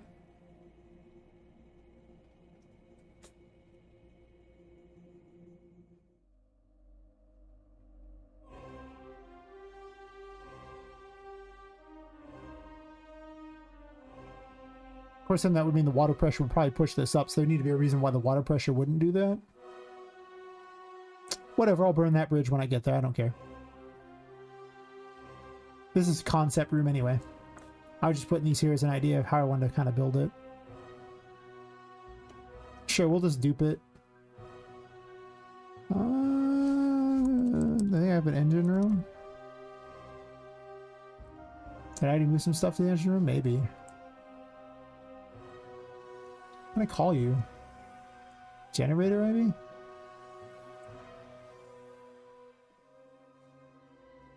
Oh, mass trade it? Yeah. Well, I mean, I'm building a lot of things off that. I just, you know, almost all those materials are working off of, well, every metal material is working off the same one there, and a lot of the other stuff is working off of one too. Like these bricks and everything all over the master material from the Victorian house thing. So everything from Victorian houses is working off like the same master material too. So it's like two master materials that probably govern 80% of my thing there, and everything is just a material instance off of those. The things that aren't, you know, like that are going to be the unique stuff, like, you know, the various building pieces and other stuff, you know, the things that just, you know, like the paintings and stuff, the stuff that isn't loaded right now, rocks and things like these aren't the same sets, but overall, a lot of the game is using just two materials. It's just, you know, recolored over and over. Do I not have an engine room? I do. I think some things are just in it.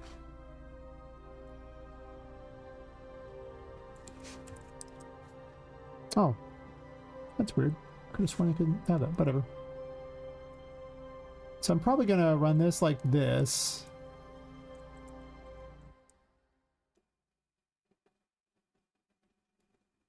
Oh, that'd be an interesting idea. What if it heats the water and the water comes up through these to power the machines, right?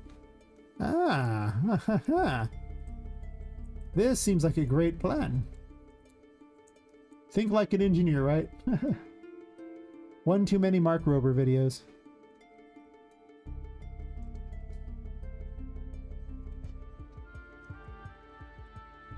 I don't know about putting the same destroyable grate in each location. I'm probably not going to do that, but I am going to make this a superheated area, though. That'll do. That's not at the wall.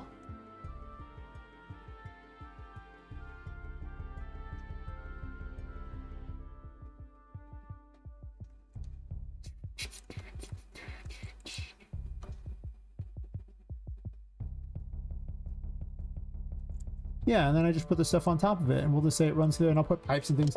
I'll build a different machine to go on top of it later, for certain. I have no idea what it's going to look like yet, but...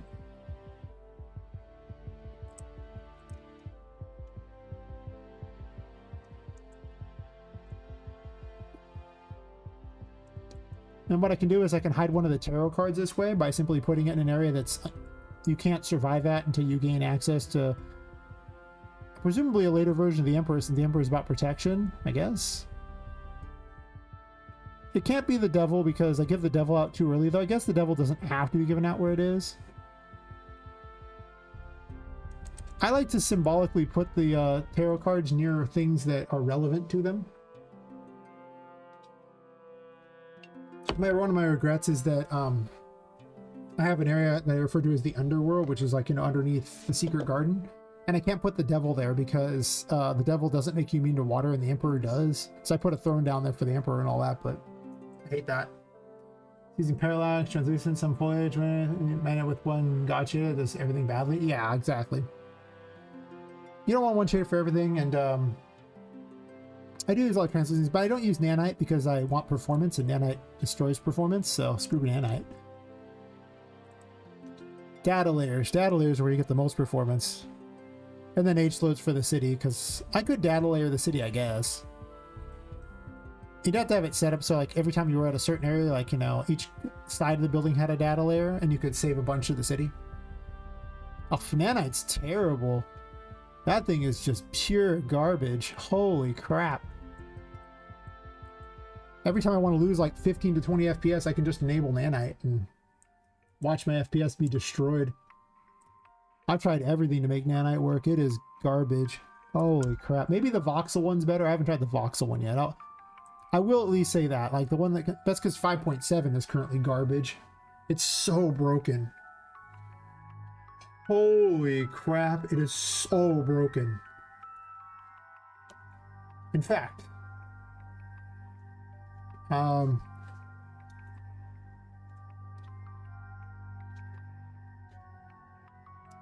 me to demonstrate how broken it truly is. I don't have it installed, but what I do have is, I think, a short making fun of it. Yeah, I did. Totally have a short making fun of it. So yeah. Here was 5.7 when I tried to use the text, the 3D text thing inside of a blueprint. I was just moving it around, you understand. This is very important because, you know, heaven forbid you want to move something around inside of a balloon. This is in a blank project too. Yes. Is there no music? Did it have music? Okay, anyway. Oh, there we go.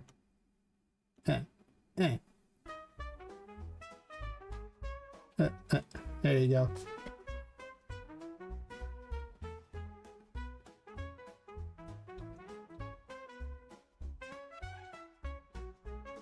What is this? YouTube's putting crap on the screen there. Whatever.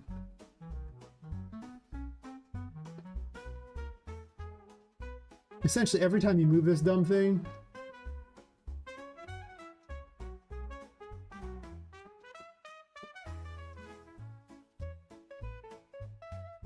I know it's closed captions. It's just, it's garbage because there's no actual captions.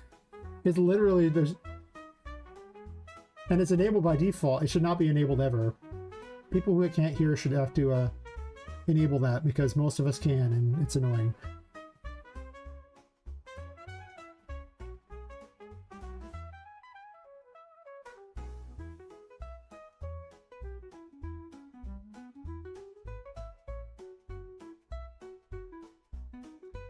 Yeah. Just another example of YouTube making their service worse. Yes. They can't even get moving things around in the stupid blueprints right in 7. Like, 5.7 is bad. That's 5.7.1 too. That was not even like, you know, 5 point regular 7. That was even worse. And man, the number of bugs that I encountered within the first 15 minutes, I'm just like, they need to stop vibe coding Unreal Engine, okay? Like, they need to actually have people program this. Vibe coding does not work for anything complicated. Someday they'll figure this out. I think they started vibe coding around 5.4 because that's where the biggest bugs started happening in this engine. And it has been bad news since. Yeah, I'm going to put a bunch of machinery on top of here. Don't know how useful it's going to be. That's okay. I guess I can just call this the engine room. I swear I'd come with a better name, but... it's fine. Engine room.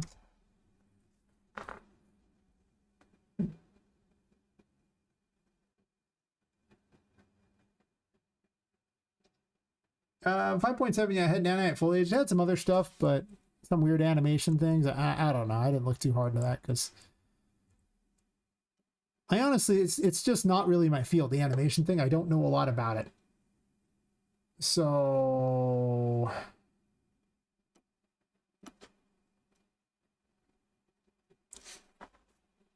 at some point I'll have to look more into it.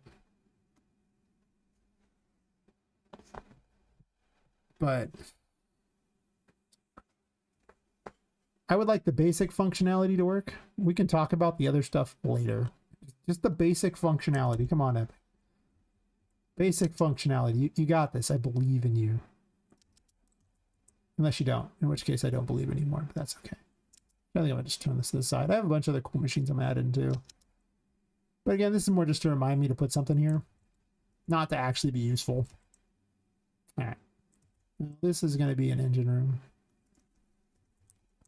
I call it the furnace. I was going to have a furnace room where presumably they burned worthless toys, but... eh. Oh yeah, Megalites is the real deal. Holy crap, Megalites is the real deal. Megalites is godlike. It's the opposite of Lumen, which is trash. Oh wait, don't rotate these. Never rotate these. I almost made another critical error. Oh god. 114.38. But Megalites has proven to be every bit the optimization you want it to be. It is fantastic, incredible. Like, I redid my whole game once Megalites was in existence because it lets you just have a bunch of lights. I didn't have to use, you know, freaking emissive materials to have lights because Lumen hates lights and only likes emissives. The whole game looked so weird. This was like, ugh. Okay, it didn't actually look that bad, but it was really heavy. The performance was not that great because Lumen's also not very game ready.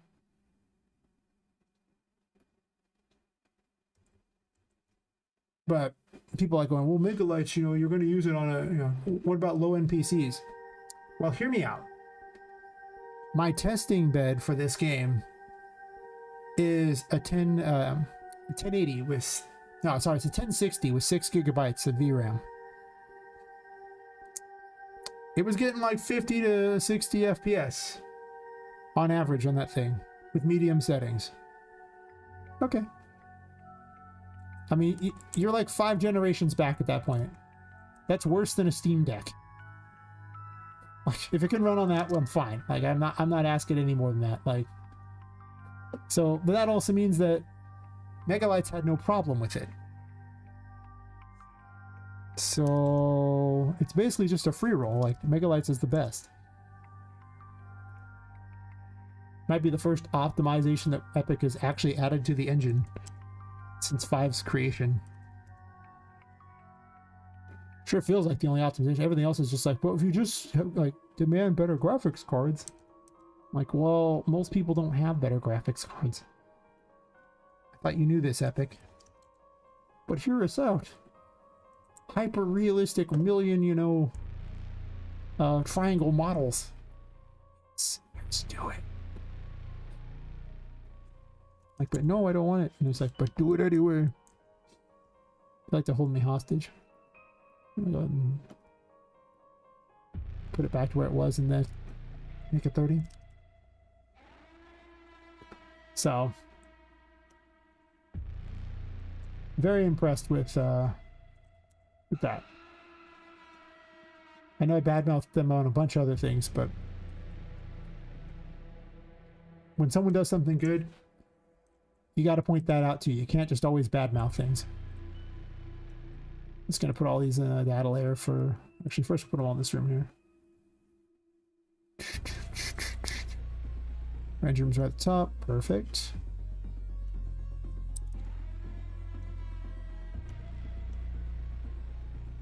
Select all this crap. Data layer.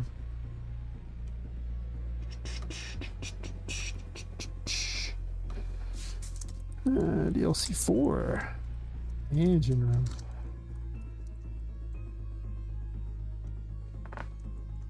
Data layers are awesome too. I don't know when they added in data layers. These went completely under the radar for me. Someone's just like, have you ever used data layers? And I was like, no, what's that? And like, it's this cool thing where you could just unload and load stuff whenever you want, just groups. So I was like,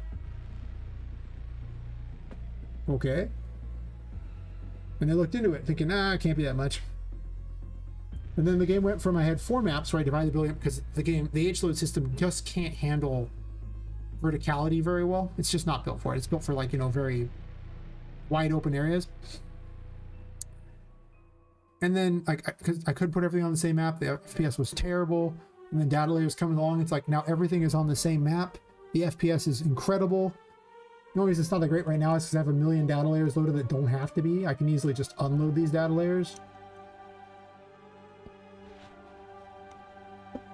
And now there is 665 assets loaded on the whole map, much of which is stuff I've been just building, so it hasn't been added to data layers yet. The city actually only counts as one of them, so.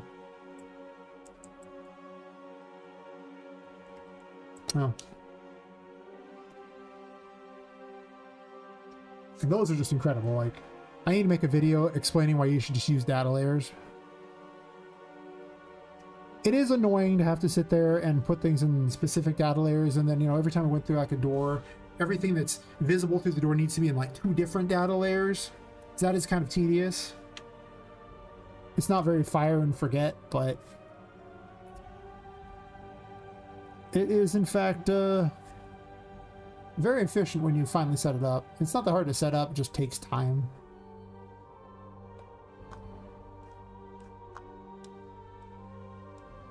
These were loaded into the data layer, and I unloaded that data layer, which is why they all vanished. Oh.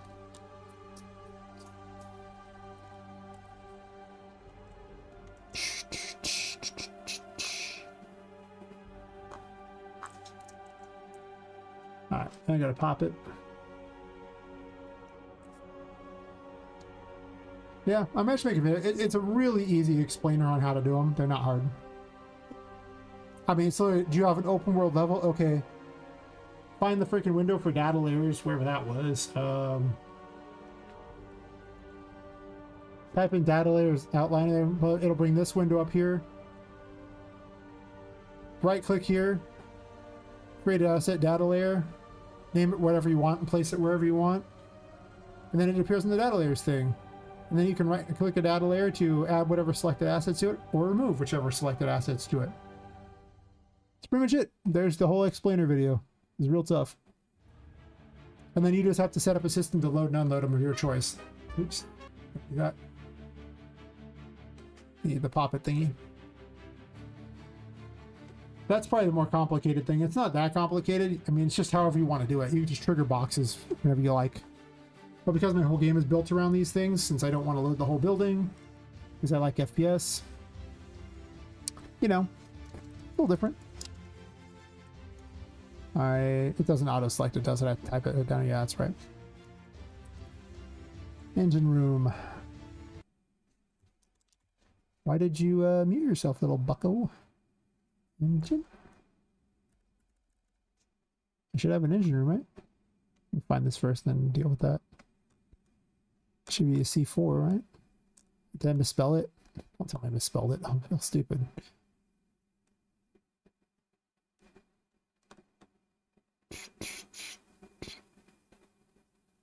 I don't know why you weren't searching it, but whatever, I don't care.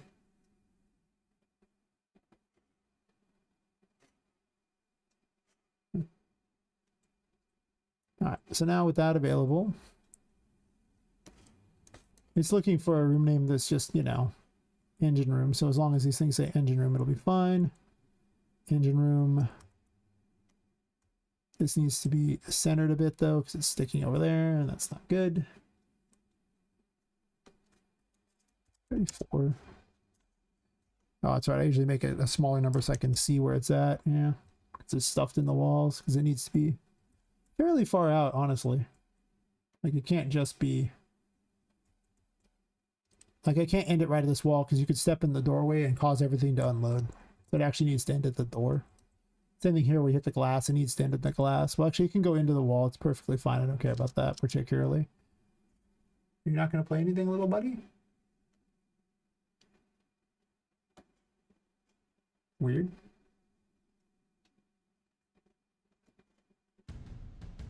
Sure. I play right now in the middle of conquering Blender, and it goes probably wrong. Man. All that extra modeling stuff, good luck, man. You can spend a lot of time on that stuff. It is. I see all the Blender gurus out there. I am no Blender guru. I will not even pretend like I'm a Blender guru. I really don't know much about it. I really don't. I've tested it a bit. But tested it and actually knowing what to do with it particularly, yeah. I make all the models in here because, yeah, I'm not learning anything else new. Go ahead and say it. I was not doing it. This might have been okay. That was to 100 for now. Where's that put it? 10. Oh, maybe 114 was right. Okay, fair enough. This goes back to 44. Open. Oh, this should say. I guess this can still be part of the engine room. It's fine. So I might change the name. I guess this will just say engine room on both sides. It's room. That's weird. This engine room key.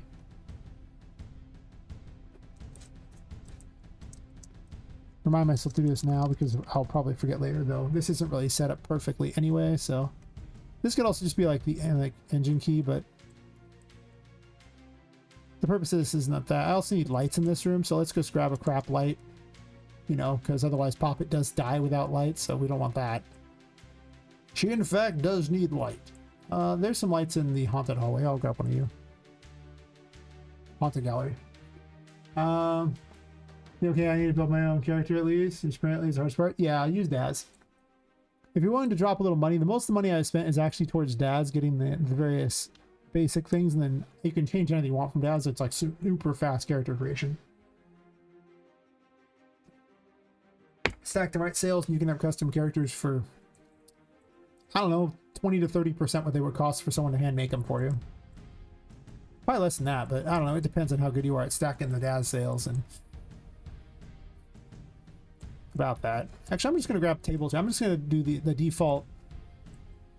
I like to refer to it as like the colonization of a room, really, because that's kind of what it is. I just colonize a room by dropping these few assets there. The old table, lamp, and chair.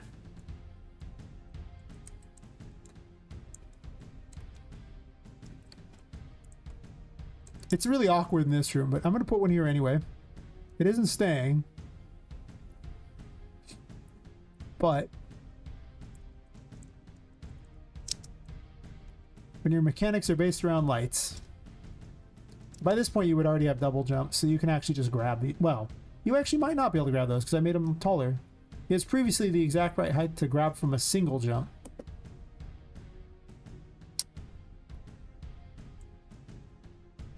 Let's go ahead and go to the engine room, add that data layer there. Why are you selected? Really? Oh, I can't add that to the data layer because it's a GeoBrush. I've turned to a static mesh before it can be data layered, which is perfectly fine with me. I don't plan on data layering it yet.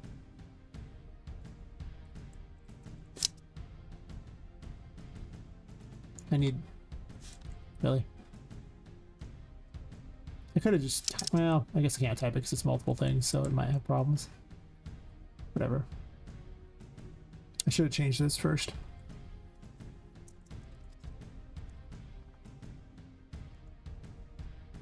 This doesn't use the AC light, does it?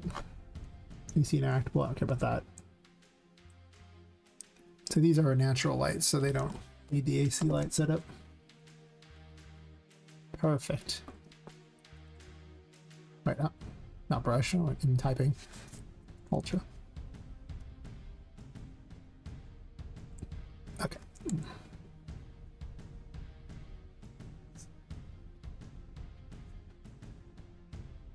Get more tea in a second here. A couple hours in, I haven't got any refreshments. Very sad. There's like multiple things. Sure, whatever. I don't care. Oh, there's a gearworks still. You can find that, whatever the hell that is.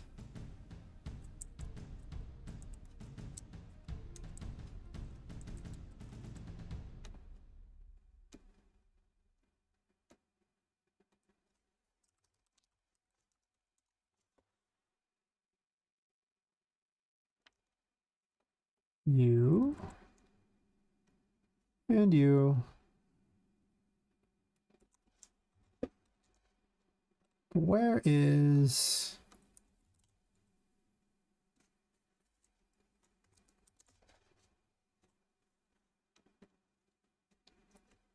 Well, first off, this is the haunted hallway, so it's a haunted gallery. The gearworks has been moved around a lot of times. And its purpose has changed a lot. I just like the name, I think, is really what it was. And then there's you. I don't know what I'm doing with this room yet. That's true. That's just a water thing, is it? No, it's not. What are you? No, that's a water thing, sure. Where's the room info for that? Is it hidden in the wall? Huh.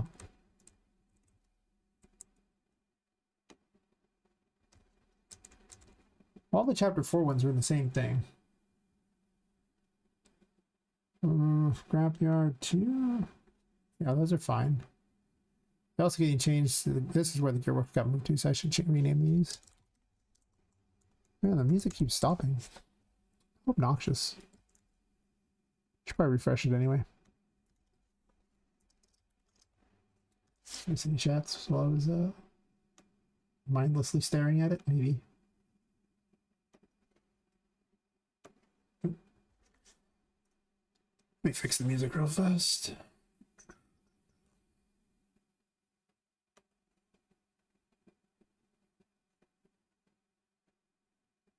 Where did I put this stream music?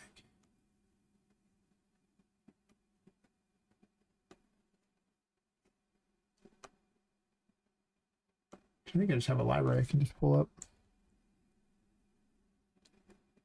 Which will probably get YouTube to be angry at me at some point, I'm sure. They do like to do that.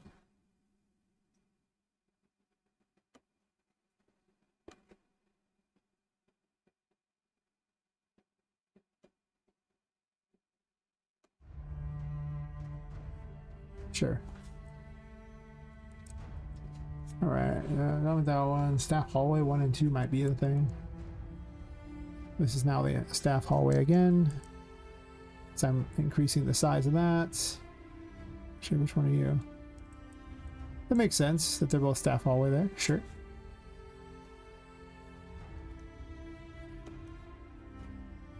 Ah, the product storage one. I don't need you anymore. I forgot that was originally like a product storage room. It was even going to be a boss fight room, but I keep moving everything around.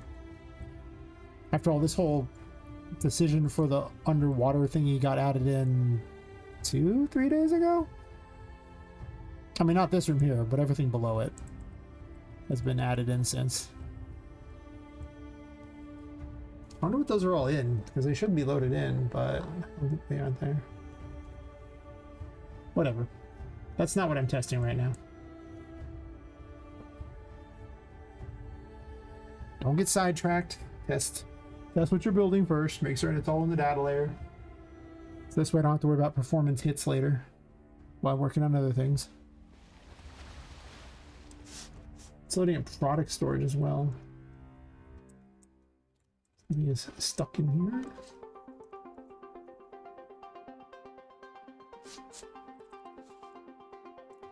Storage. Oh, I see why. It's like sticking way over there.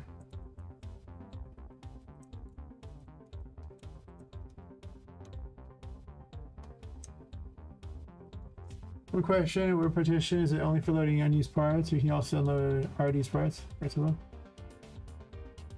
I mean, it'll load and unload based on distance, so.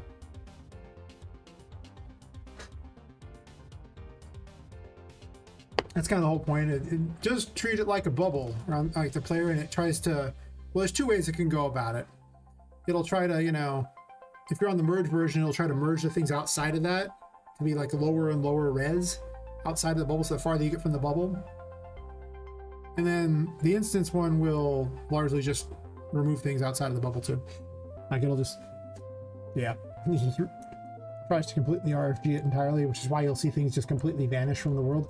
It's not truly unloading it. It's not the same. Like it won't, just because it did that, if it loads it back in, it won't load the event begin play. If it's like, you know, a blueprint or something, it won't do that. It just keeps it where it was at. Maybe it finally loads out of memory and then it will do the event begin play, but there's no guarantee. I believe you could force load based on triggers.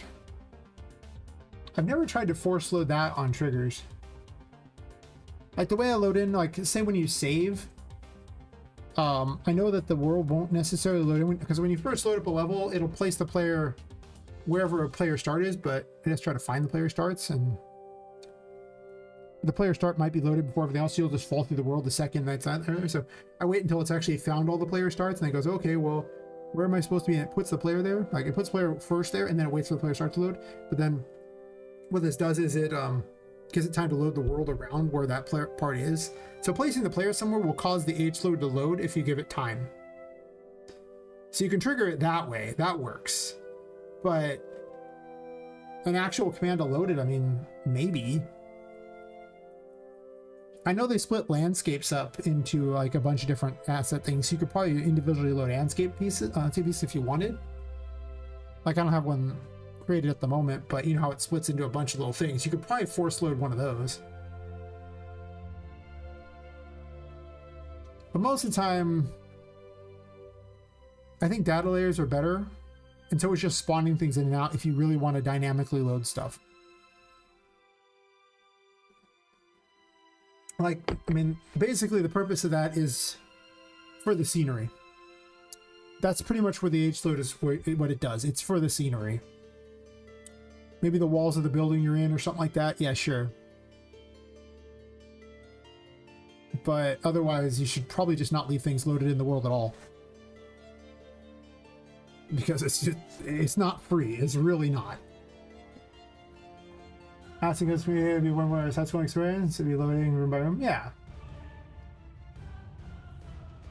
Well, at that point, like I said, data layers make more sense. The same way I'm loading with rooms, right? You know, like where I do data layers for each room.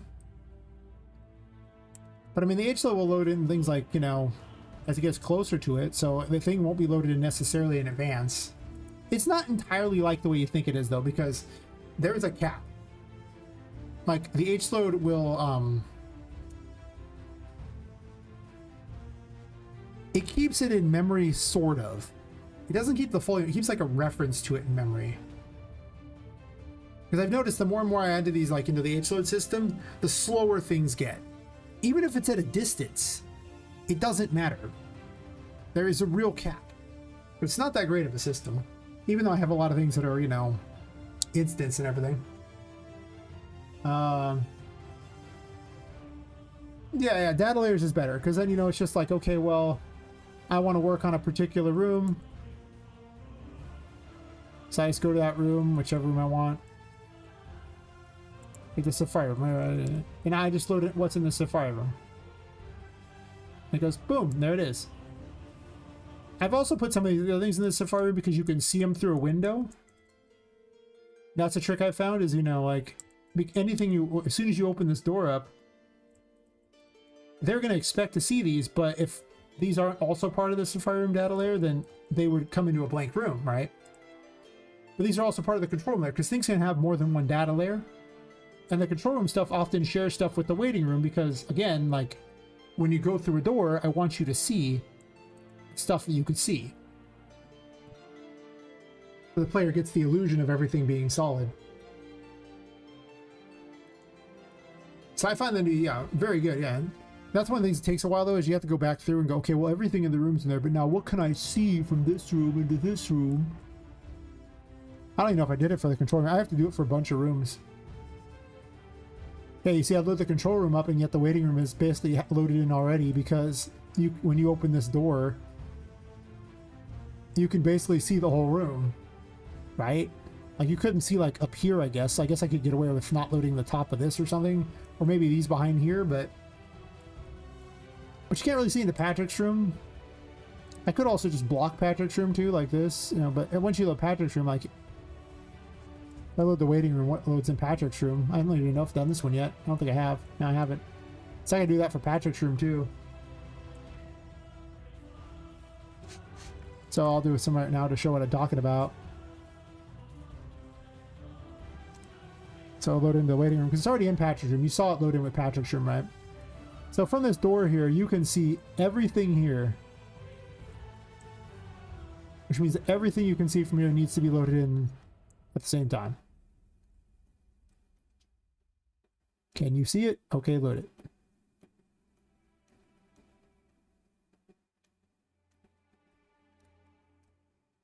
I think this is already on there, is it? Sure, it can load in. Why not? Do. What'd I get? I got something that I didn't need. Whatever that is, I just want this. It's gonna grab all these.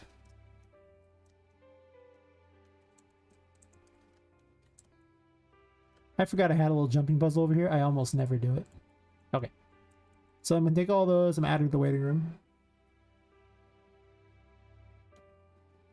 And now with Patrick's room unloaded, the room they're in, I missed something. I missed this and something down here. That tent. Okay, yeah, so I missed the curtain and the tent and then this curtain here, it looks like. Sure. Add those to the waiting room. That. Now when I unload Patrick's room here. I missed anything over there, so corner there. Add this pipe in like that, because you can probably see from this direction. So you'll be able to see the pipes like that, and then I missed something over here on the bottom. Oh, just this whole room basically needs to be loaded from there. So I need to load everything you can see from this spot too. It's everything in there. Yeah. You really, like, essentially with this, the only things that are ever loaded are going to be 2 data layers. Because they don't immediately unload. I give you a little distance before it unloads them. So it's going to load basically like when you're in these 2 rooms here, and you're, like when you're right here, it's going to have these 2 data layers loaded. But for this brief moment before you hit the little line here that represents this data layer, it's going to not have anything, which is why I'm telling it to load those in the other data layer too. So you can just see it and you don't wonder where everything went. So I got to get all these. I was able to see that, and I was able to see this.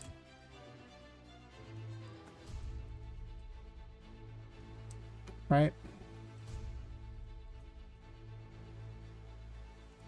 So from here, I can... I don't think I could actually see that far over. I think this gets blocked, because I'm basically in the room at this point. So, yeah. Alright. And you see, like, now it'll just load those in there, but...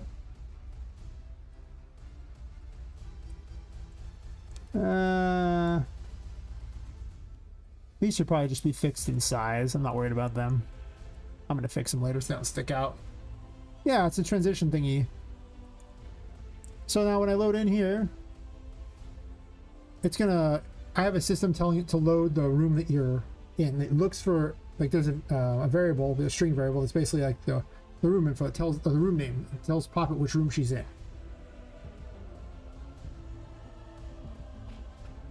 I might have to load some stuff from the Safari room potentially if this door is left open. That is the thing. Like some of the stuff you could really see from that distance, that's probably fair. But now you see this all loads in.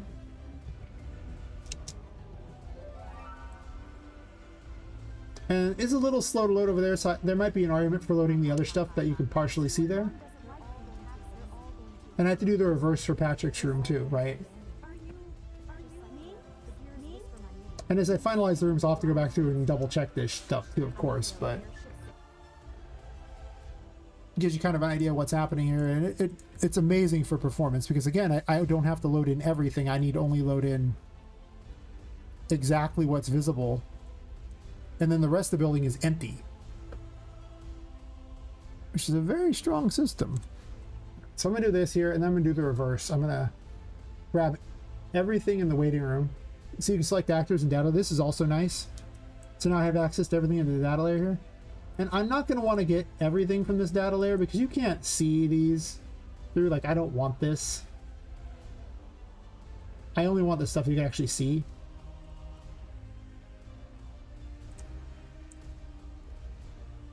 And I've added those there so you can see they're there, but adding something to your data layer twice doesn't do anything different. It can only ever exist in a data layer once. That's all. See those mind player? Lock it down. Yeah. Well, that's one thing because it's Metroidvania and you can backtrack. Yeah, I can make the doors auto close. That is an option. But otherwise, if I let the player leave the door open, then look how far you could see. You could literally see all the way over into there. So that's pretty far. Yeah, that's. I could put something in the way so you couldn't see it. Like I could just literally put like some sort of thing that sticks out the room so you can't see past that door and you have to go around it. That's an idea. There is an argument for that. And so now you see it loads in these here because I'm in Patrick's room and the waiting room is still here. And it looks like everything is good, but then everything outside of these rooms, you can see like the Safari room is not even loaded. Actually, I'm going to open up some of the doors so you can see it's not loaded. And see what the benefit to this is. It's just great. Because, you know, I'll live in the Patrick's room. And so this was like, I ended up spending like an extra month changing things around because of this. Because I had to restructure all the levels because it was such a good advantage. This lets me go between the various areas where I wouldn't have been able to previously because of the having to shift maps. See the waiting room here, and then I don't even know if I loaded the toy maze in with the waiting room yet, but you'll see the toy maze isn't even here yet. There's just nothing loaded. It exists if I want it to. So I need to load in these things too, so when you see this, it goes, okay, cool. Same thing with these things here, but then you'll never see the difference there, and it just increases your speed. And I got a bunch of things open on the side, so I can get my speed way higher if I want. Yeah. Why am I trying to rotate that? And see, like, I just need to load that there, because this is loaded with that, and this is loaded with that, so it looks solid here. But I need a couple things up from Patrick's room too for the control room too, because this is just a really long hallway, and I need to avoid long hallways in the future. Future designs will not have doors that line up like this. Hear me out. It only loads a few assets. I mean, there's really not that many assets loaded. I mean, there's still more than need to be loaded for certain. Right now there's 1,516, but a lot of that's also stuff that I haven't added to yet because I just built it. But still, it's pretty good. So I gotta go through and do that with all these things, and then it's, you know, super visible and good. I don't think I need to have literally everything. I just need to have, like, you know, the bare minimum of stuff, where it's just like the big crap here. And I don't think visually you're gonna see much else beyond that. So I'd probably just do this, and that's probably acceptable. I'm not even sure you could see this particular one. You probably can't. What could you see from this room? You can see... Out here you can see that wall. You can't even see this mushroom. Right? You'd literally be able to see like that. So I probably want to get that. That. I don't think I'm gonna. I do the building in the H load, so I don't bother to add it to the data layers. You can see this one. That's kind of bad. No, you can see this rail and this thing too. You can see this. You can see all that easily. That should be more than acceptable. Yeah, well, it's weird. You might think that you wouldn't see the pop-in, but when you do, when you're looking for it, you'll just see it, and it's annoying. So I just do that, and I'm just going to add these just straight up to both the waiting room and Patrick's room. Because I assume from Patrick's room, you'll obviously be able to see less.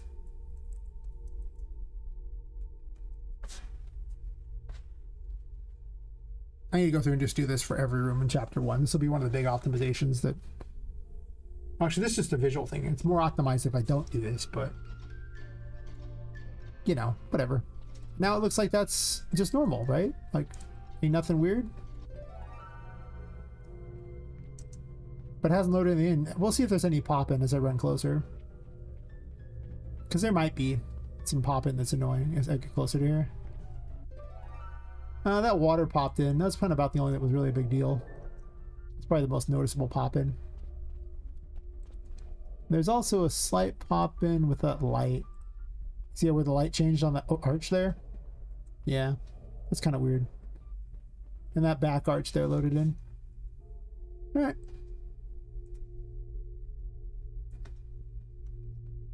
From the control room, you can see a huge amount more because of this window, so that changes the entire game. But that's fine. This arch. Probably the light on the arch just so it doesn't change color on me.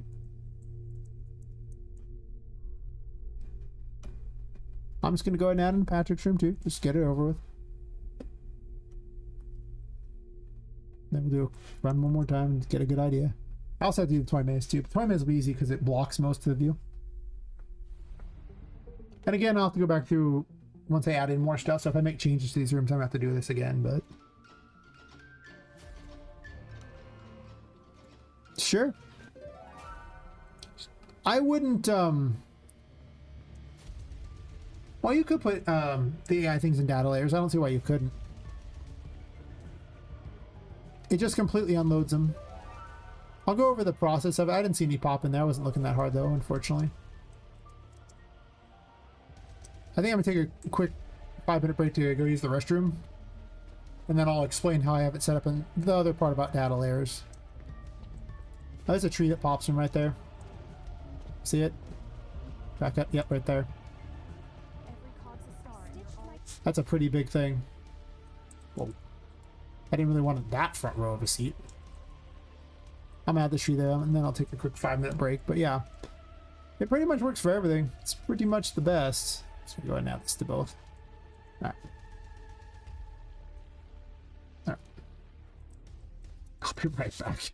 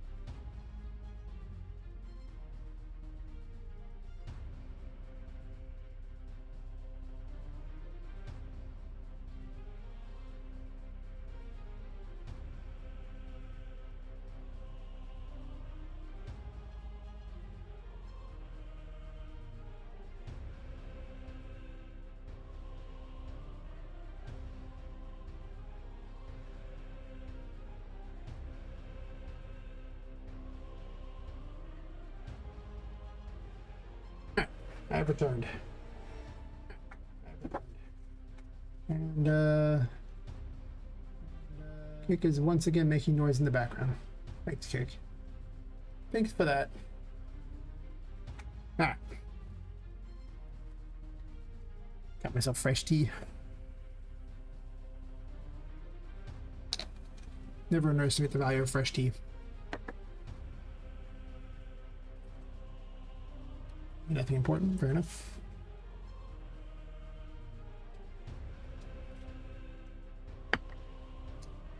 Yeah. I do like myself some black tea. It's the goods. So, it's pretty much all I drink, that and water. I guess it's incorrect. I buy, like, you know, juiced veggies, so I don't have to eat the veggies as much. That's true. Yeah. Anyway, I was thinking there's one thing to note about these data layers is that yes, things aren't loaded all the time, and that is very helpful, but it does have to load the data layer when you hit it. So if you put too many things in a data layer, it is a big chunk of things that have to be loaded at once. So sometimes they load them farther out, but it will cause something of a load, you know, like a lag spike that due to the load. It's not very long.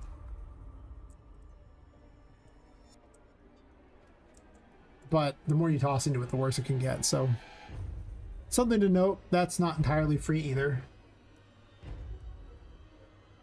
Oh.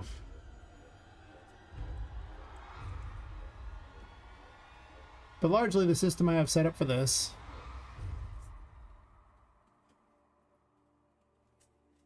most of this has nothing to do with the data layer thingies. Basically, I just simply have really, I think just one thing. I think I got rid of the other one because I didn't need it. Oh, never mind. Room unload thing. Yeah.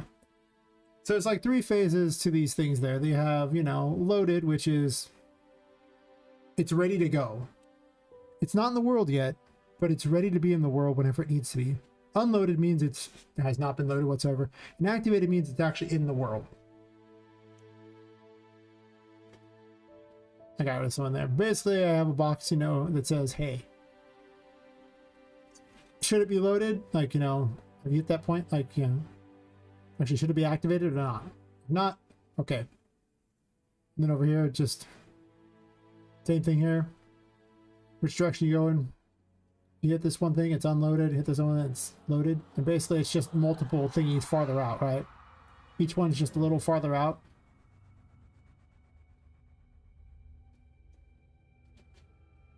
But, you know, it being activated here. It being, you know, loaded here and it being unloaded out here. And this one here is its own separate thing for spawning stuff in the world.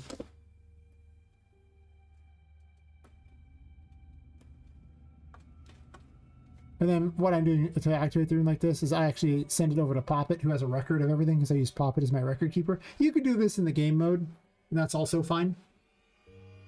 In fact, for multiplayer, you'd probably want to. For single player, doesn't matter. I find Poppet's pretty easy to reference. She kind of has everything since she usually needs all the calculations. And just based on the room name like that, it just dictates if it needs to activate. I have a thing set up specifically for the floors too, because I'm going to have the floors also activated, so I only have to load in certain floors of the building. So that's what this is. Mostly it just does the default. It's part of the, actually, that's not the right thing. Where's that? Where are we at? This is the one. Yeah, activate room, yeah. Just to do once, data layer, and then the state of the data layer. It finds the, I have a room info thing which keeps track of all things like that. It finds which data layer name is involved with each one. So it's just matching against that. And it's breaking this struct into a thing here so I can get the information I need for it, such as, you know, I'm going to have a thing where it checks for an item and can load a different room, but that's not currently activated, so you can ignore that. I have these set so that they are async ones, you know, they're not, they're just soft references, so the Poppet doesn't load everything at the same time. Async load, cast a data layer asset. Data layer manager lets you manipulate everything. Sadly, you can't store this as a variable. You'd think you can, but it doesn't work right. Data layer instances, for each loop goes through all the ones and looks for them. I'm checking to see if it's like that. But mostly this is not super necessary. It just prevents it loading multiple times. Mostly I check here, is the data layer in the state and the data layer state that like I want it to be, like the current state. See, basically, are they matching? So it doesn't load multiple times. Whenever you get through all that, it's just set data layer runtime state. So you can just take this and take the data layer asset from here and just load it in. Like you can just skip all this inset. This is just extra checks I have. It's just this here. Actually, all you really need is this right here. The data layer you want to set and the state you want to set. This one thing, set data layer runtime state. Just one thing, just run this. Ignore everything else. You don't need any of that. This is complicated because it needs to be complicated for what I'm doing. You can literally just run this. I could take this and drop it right on the room info and run it that way if I wanted. The reason it's on Poppet is because Poppet has a record of every data layer and it's easier to keep track of if it's all in one giant variable. But yeah. Ignore everything else. Set data layer runtime state. Pick state, pick data layer. Target is data layer manager. So you need two nodes. You need the data layer manager. That's it. That's all. Set up some sort of, you know, box system so you know you can have it for loading, unloading, and, you know, activating things. And that's why you see me carefully positioning these little room info things, because they're my activator for each of these things. They also have their own built-in spawning system for items I want to spawn into the world, but not randomly. Like, you know, puzzle cubes and the like. And then I have a different spawner for my enemies that are all random. Oh, sure thing. Yeah, like I said, I need to make a video about it. I mostly just want to work on my game and never really want to make videos. It's so true. I didn't get into this to be a freaking, you know, regular YouTuber. I just wanted to make games. Unfortunately, you got to get people interested in what you're doing, so you got to kind of do whatever you can to get that. I should also make a video on how to hype your game on X so you can get lots of views. I'm getting okay views on X. Not like great, but it's not terrible. Well, this is one giant thing. That's easy. Lily's in the waiting room.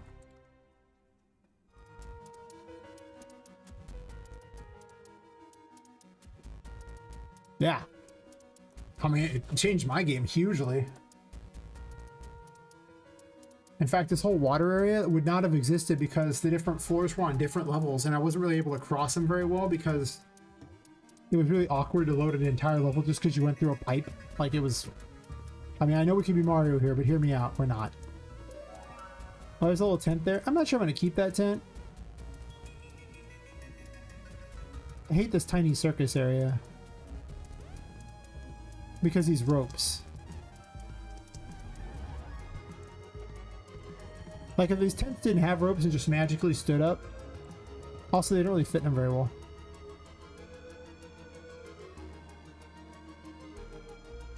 I was gonna make a little tiny circus to run around though, so like you had to be smaller, so everything was smaller than you. I thought that'd be kind of cool. But man, these ropes. Not all of them actually are hittable either. Like, some of the models don't have hittable ropes. Very annoying.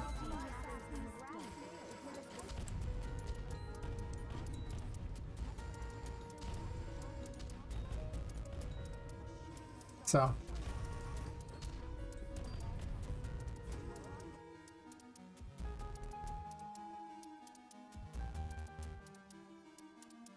Yeah. Exactly. Like, depending on how much you want to load makes a difference. Like, I had these things loading from farther out, but what happened was it would often load like 3 rooms or something, and the FPS would drop a lot. So I switched to where it's just mostly loading here, and just... At first I didn't think about that I could just load things that were visible in multiple data layers. Once I learned you could do that, I was like, oh, okay. Because I thought these need to be loaded way farther out, so then you could actually see the stuff and everything like that, but no. It doesn't need to be that way. No. Like, this room here is going to need to have these because you can open the door and look through there, and I think that Toy Maze already has all these things, right? The Magician room. Some of these other rooms aren't very good. Some of my later rooms are much better than the other rooms. I'm not going to change everything though. I want the game to get done some year.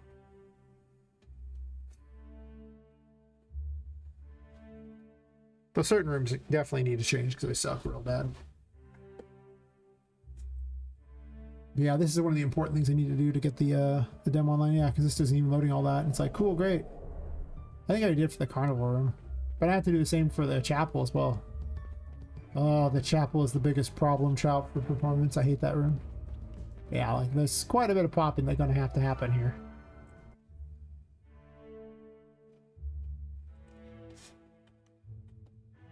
I really like the toy maze above. I just don't like the other stuff. Don't load the door. Okay, 2 items. Like, yeah, 3 items. Sure. This. You could probably realistically, depending upon the angle, see any of those things. Yeah, pretty much. Half the room. Perfect. 10 out of 10. Has a special floor. And I guess the fog has to be loaded in too, for that matter. Because you can see that fog. And ain't no one like poppin'.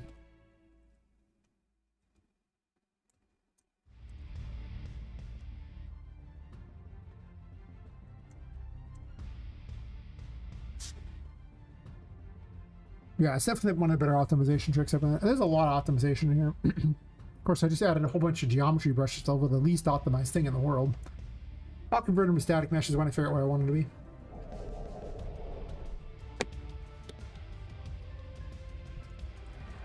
Yeah, perfect. No real popping or anything. Don't got to show everything inside the maze because I don't care. Yeah, perfect. But I might need to load that stuff into the carnival room too. I'd probably have to load some of it. So like the fog and some of those things like that.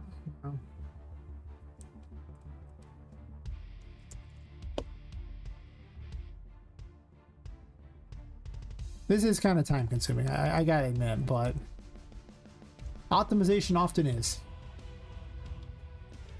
So you can probably see this. I'll say you can see that. Probably this. So probably these things. And of course you can see the giant thing, because you can always see the giant thing. And then just like the fog. So basically almost everything that was involved with the other, even the floor. Yeah, it's about everything. Oh, you can't see the little sign to the side. Or the fence. You can't see the side sign. That's true.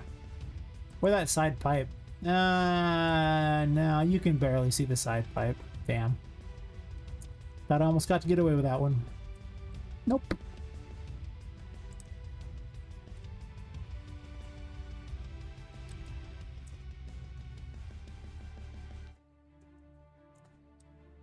I'm pretty certain the magician kind of room already been done. Unless I added something. I haven't added much to either of these rooms in a while though. They're functional, though the magician room could use some stuff inside of these cases. Or not. Just nothing is loaded at all for it. But thankfully the toy maze is loaded, so see how awful that is, where it's just not loaded in. It's pretty bad. It's ugly.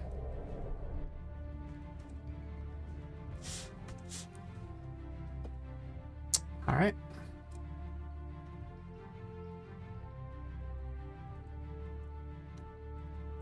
I imagine you can see a lot of crap here. I wouldn't recommend doing this to, actually, it's fine. I wouldn't do this too early in the process, because if you're going to make changes, you're going to have to keep adjusting things, but just expect you're going to have to adjust things at some point, I'm sure. You can see from this side. So if the player enters the room, probably they'll literally be able to see that too. Well, I need the light too, I guess.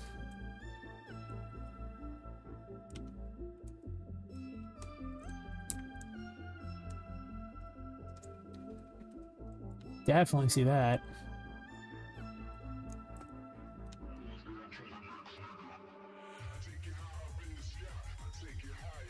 Wow, that is loud music change.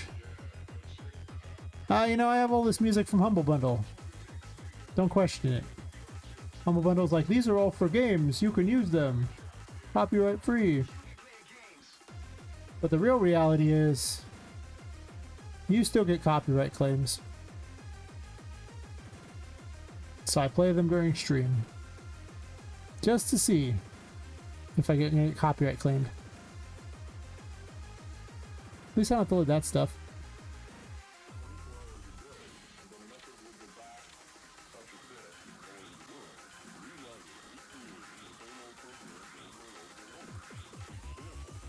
All this stuff is visible. I think in the future I want to design things to be a little farther apart. I like have rooms like enter from the side more with things kind of barricading view.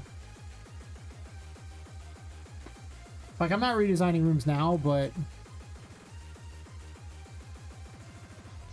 it would probably be wise to do that. You know?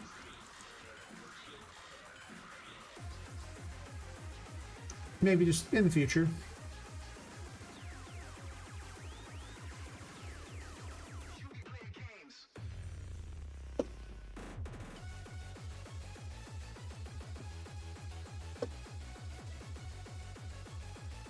Huh.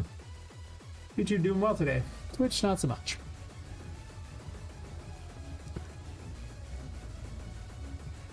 I didn't really see anything pop in there. Oh, nope. The central thing, there, it totally popped in. Yep. If it portals in, I don't mind. The explanation being it just portaled in. Why does it portal in? Well, you see, it's the best effect I have for the job at the moment. That's it. That's my explanation. No other explanation required. It just portals in. I could have them poof in with puffs of smoke or something. It's another option. Maybe I do that too. There's no real excuse for the portal technology, which is kind of why it's weird, but you know, obviously like magic thingies and stuff could be a thing. Oh, it just took a second to load in. Okay, fair enough. Why did you unload? Are you not also in the magician room? You should be. I didn't remove you from that, did I? I guess I did? Okay. That's weird. Alright, well... Unload anything else?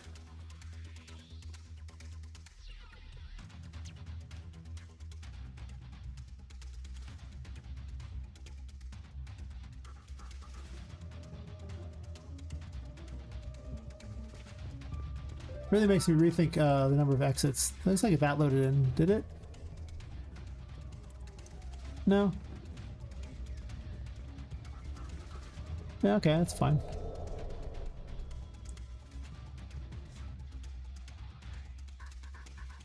Some rooms I haven't bothered with yet, like Charlotte's room hasn't bothered yet. Like most of these rooms are close to where I want them to be. They might get some changes, but I'll just have to go through and improve them as I go. The exceptions are... I'm not sure how much I'm going to change the waiting room, just purely because I don't know what to do with it. This fire room's pretty good. I think I like this room. The machinery room seems fine to me. It's not loaded into it, but...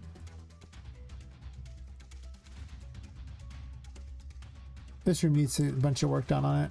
Not sure what it's going to be. I want it to be a little like souvenir shop, but I don't really want it to be exactly like that. But that needs to be worked on for the demo. Or I can just lock it out of the demo room and just barricade that off and be like, nope, can't get to it. That's not a bad idea too. But it's not even the demo, it'd be the play test. Like the first thing I'll do is a private play test. Let a bunch of, like, you know, random trusted people who hate themselves play the very broken version of the game. Where things are just in whatever state they're in at any given time, and then over time I'll add people to the private play tests and, you know, get more opinions on things as the thing is less broken. I found that people don't really want to play test your game multiple times. Like, they really don't. You might think you do, but I tested that with that RPG Maker prototype where I couldn't get like anyone to play test it like more than once, except for like 2 people. Was not ideal. That's because it's basically work. I mean, you got to go through and deal with all these ridiculous bugs that just... Even I encounter bugs that are just like, well, I know how to play around it, but... It's pretty annoying. Might be true, yeah. It is real hard to get people to keep playing your game when your game is broken. How many times have you ever thought to yourself, man, I just played for like 15 minutes and hit a game-breaking bug. I really want to play that 15 minutes again. Because I mean, that's... There have been times it's like, oh, I just packaged the game up. All right, I just played like an hour and a half. Oh, the game is broken beyond this point. In the packaged version, I guess I gotta just, you know, come back to it. Cool. Yeah.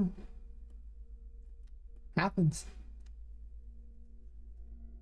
So, I know a lot of people are like, yeah, I want to test your game. I don't want you testing my game until, you know, the game is good enough that you don't hate yourself for having had to test it. Well, that door actually is wonderful because look at how much stuff it blocks. Like, it doesn't block this or this or that shelf or the thing above, but it blocks all this crap to the side, so none of that has to be loaded in.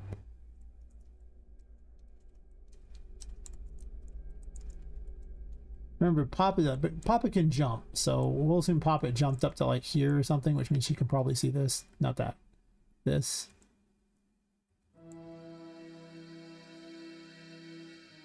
Which means this. Which means I probably need to load the lights too, unfortunately, in this thing here.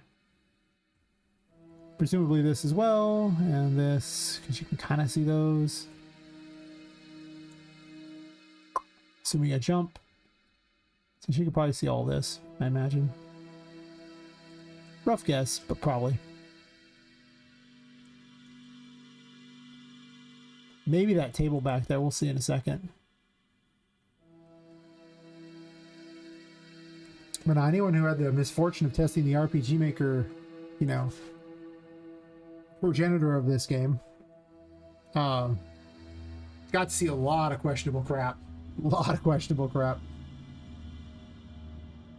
Pretty broken alpha test public. I mean, people understanding more and alpha tests. Thanks all. Yeah. Exactly. Like when this thing hits early access, which I probably will end up happening because I'll probably want to keep working on it. I think you'll discover that the game is already feature complete and borderline content complete. Like it, or like later areas will have to be made, but like the early chapter will be like pretty rock solid. Because there's just no reason to do that. Like you're just gonna get a bunch of crap reviews and things like that. Though I guess playtest can't do reviews for playtest, but there are definitely people like I'm sure people will want to stream playtesting the thing, and it's like it's gonna be the most broken version. I don't want that. Yeah. Something like that. But by the time the actual demo comes out, the demo is going to be a rock solid release. There will be no bugs in the demo. Like that thing would play tested like crazy. Because releasing a buggy demo is insane. Why would you even do that? But I'm not in any hurry to kick it out the door. Like I don't specifically need the money right now, so I live cheaply. It gets done when the game is good, you know, like.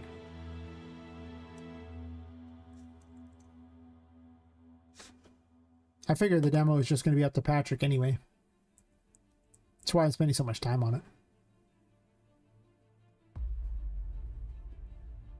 Anyway, this should be pretty good. I don't think there's any pop in here. Double check it real quick just to make certain.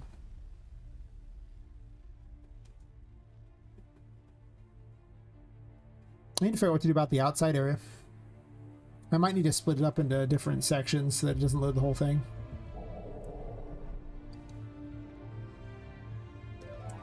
Did that carpet load in? Yeah.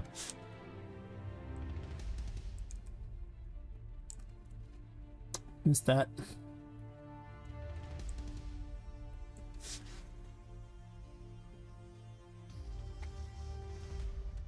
But I'm gonna get a couple random close friends to, you know, playtest it. I'll do a private playtest through Steam so they can just download it, and then I'm gonna keep adding people to that playtest.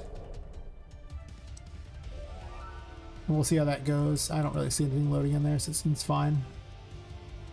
Yeah, see, look at how good this is. Like, you can't even tell that it's not loading all this crap. Because by this point here, everything from that room isn't loaded except for what you could literally just see from this point.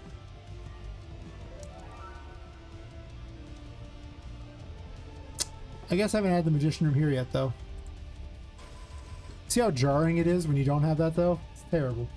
Absolutely terrible. Super jarring. Worst.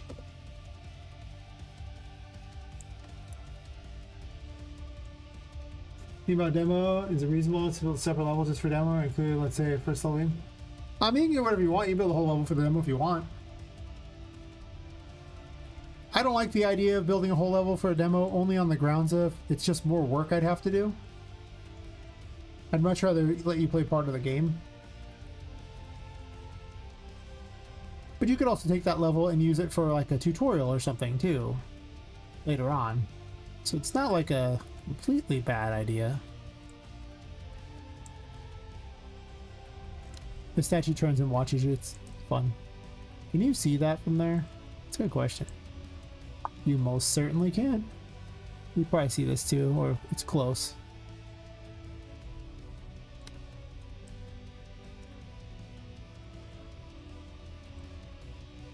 Basically, what do you think will sell people on your game? I think it's your best bet.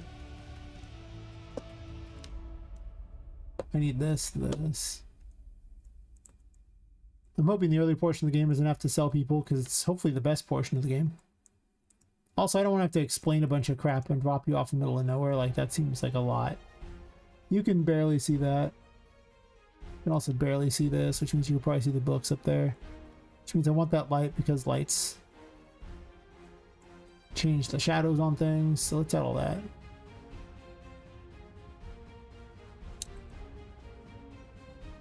It's such a good system. It's so much better than the H-load.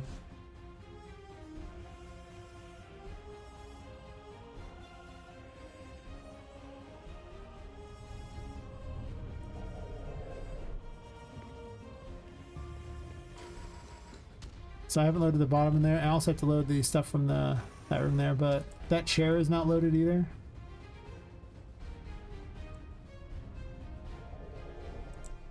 There's a light that gets loaded over there on the left side too, I think. Yeah, something like that. Probably a protector light because I didn't put a real light on it. It's usually how it goes.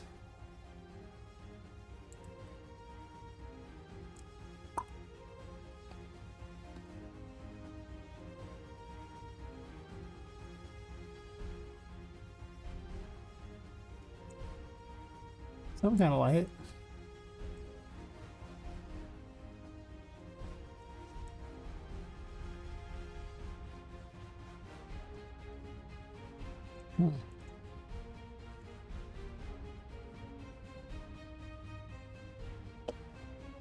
Yep. I have spent a lot of time having to go back through and improve things and just think how I want my demo to be, what's going to happen. That's why I went back to this whole first area. So I realized I wanted the demo to be this thing, so it's like, okay, well, this area needs to have way more cool stuff going on.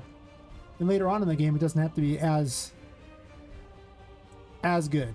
Like, you know what I mean? Like, because, you know, what's going to sell people on your game? Probably the first 15 to 30 minutes, right? If that doesn't sell people on your game, like, they're not going to play the rest of it. So I like to keep them busy all the time. Here, do this. This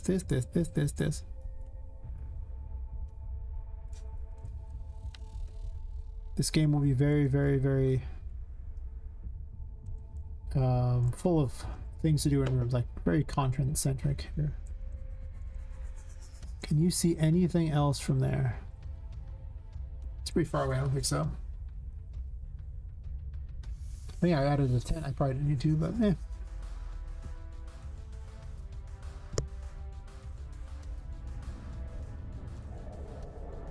I think best advice is just build your game or build what you want to build and then go from there on what else you need, like what portion you think should be the demo.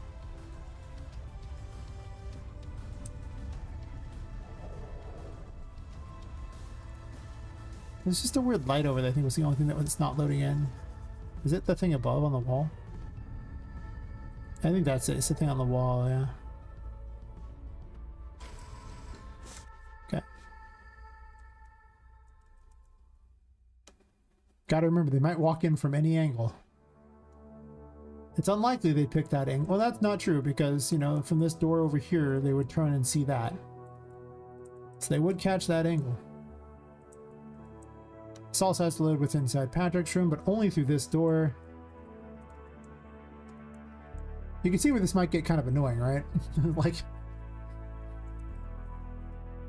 that's why I haven't done it yet, but it does got to get done. Well, I kind of done it. But I could definitely stand to finish it.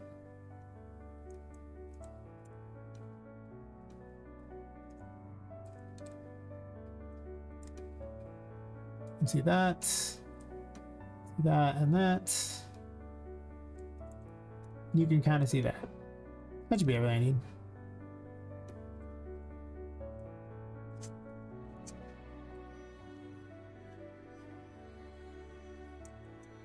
I'm actually lowering the game's performance a bit. You can't have pop in like that. But if more, you know, people who made Unreal games did this kind of thing, you know, more games in the engine, people wouldn't be talking about the crap FPS. It's just because they think Nanite does something. It's adorable.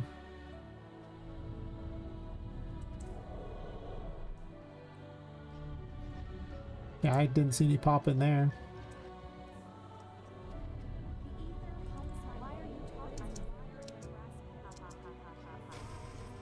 How come it spawns these NPCs in the correct area, but not the other one in that other room? That's a good question. Also, I'm gonna... Oh, I added the dev menu to here, that's right.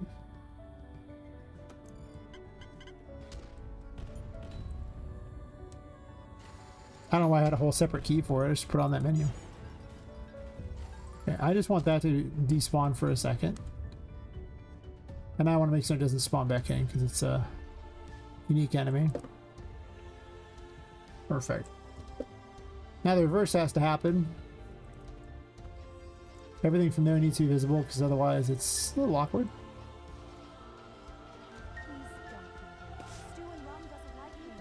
The only downside to doing this is that I'll have to if I do a secret room, I don't think I can... I don't know what I'm gonna do about the secret room. Like if I have like a different data layer that loads in that space, it would be completely popped in. It'd be weird.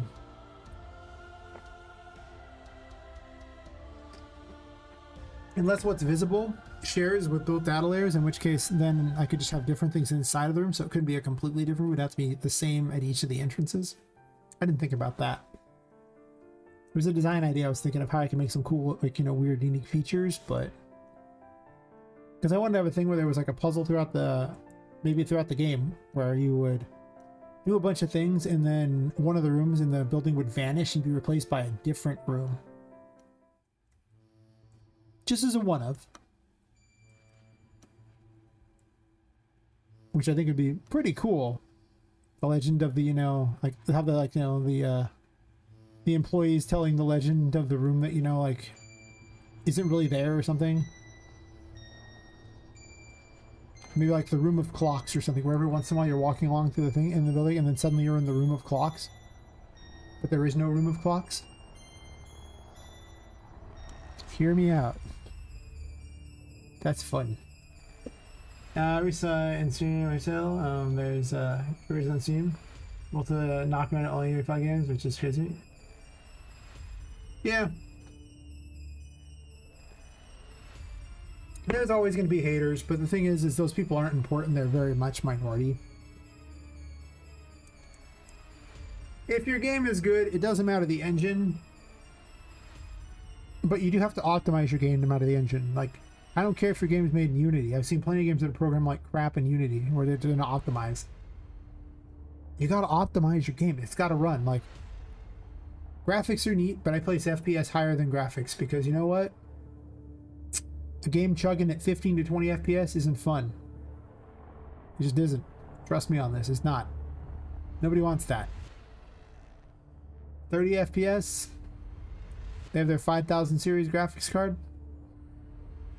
Probably not. No, it's not going mainstream. It never does. People always complain that complaining about engines has existed since engines have existed. There will always be people who complain, but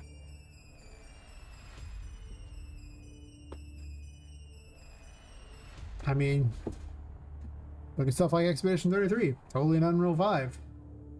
People loved it, made a bajillion dollars. Why? Because it's a good game. I hear it wasn't even that optimized when it came out, but that don't matter.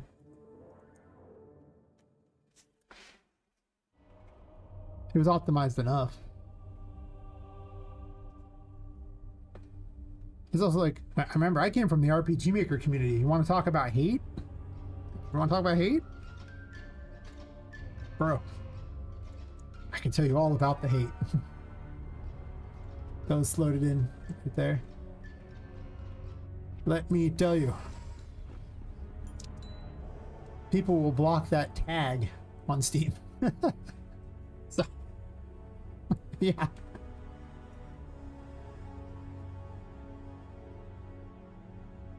I'm assuming Expedition 33 and not like RPG Maker, in which case, you know, fair. Yeah, the RPG Maker, yeah. To be fair, I've had to put up with a lot of people's questionable games there too, and it's just like, trying not to be a hater for the engine I was trying to use for a while. And when I started, I didn't even know what a variable was. Not really. I mean, I had a concept, but I didn't really know about programming like that, so got me started. Had it not been super easy to use, I would not have gotten started. Should you make a game in it? God, no. What, do you hate yourself? It's terrible. Once you get into programming, then it takes forever. It's the only thing that's easy about it is putting, you know, tiles on a map. It's about the only thing it does well. It doesn't even do that as well as Unreal Engine. But yeah, it's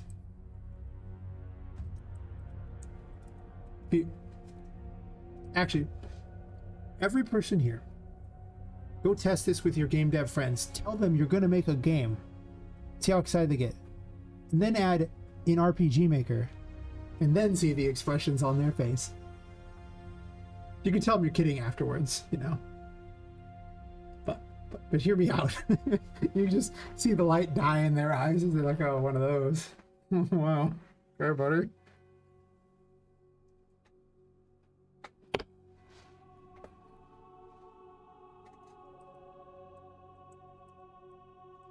And I was like a plugin for it too, so I made all kinds of plugins and everything like that, gave it all these features it wasn't supposed to have, just try to make it basically as good as Unity.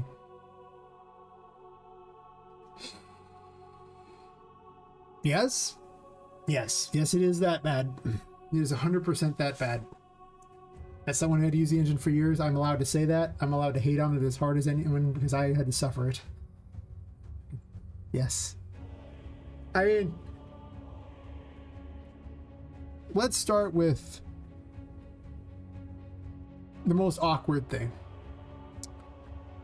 There's no such thing as object-oriented programming in the world of RPG Maker. No. They built it as one giant heap.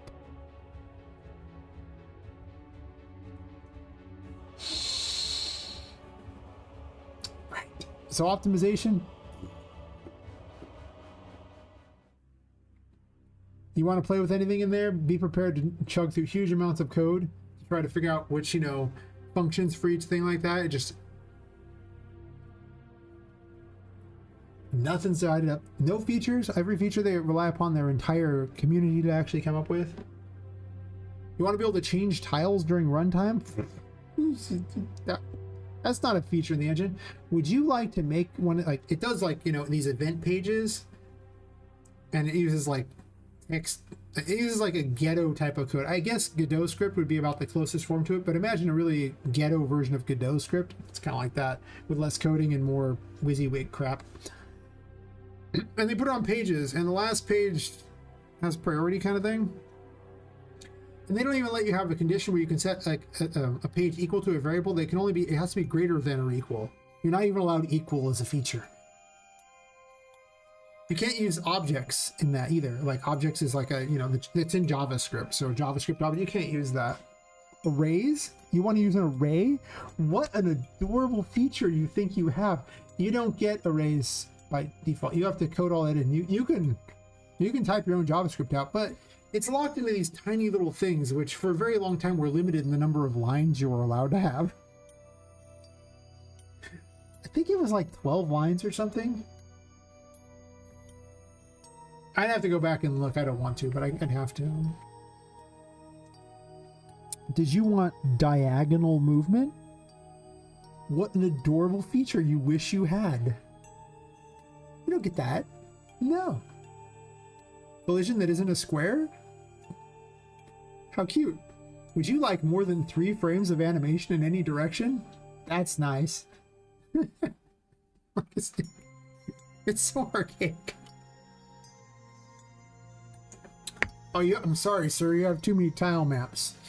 How many are you allowed? You're allowed 5 tile maps, but they must be exactly this particular size, and everything has to be in certain areas, and the animated tiles need to be on these spots like that, and blah, blah, blah, blah, blah. Just imagine a bunch of numbers as I explain all the requirements.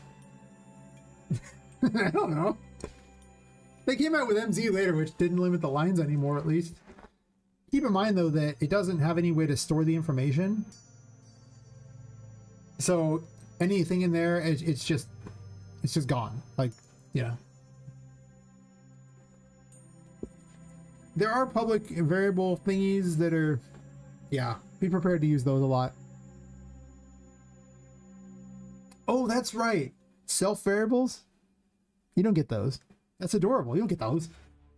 Are you high? You can't have that.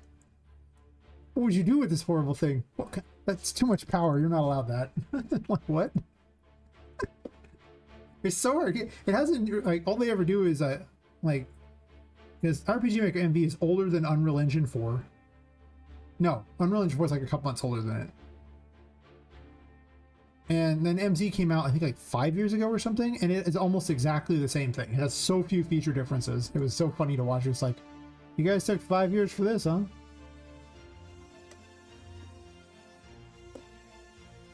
It was so bad that some like little group had to release all the like Vishu Stella. They had to release a bunch of plugins to make the engine functional and not like a crappy version of the old one. Spoiler, it was a crappy version of the old one. It's like, wow, man, did you guys forget to update the engine so that it wasn't the same engine? Yeah, maybe. Cool. What a great system. Thanks. It's bad. I can't click those candles. I've been trying. Gosh, I had to make a plugin so it could display text on the screen.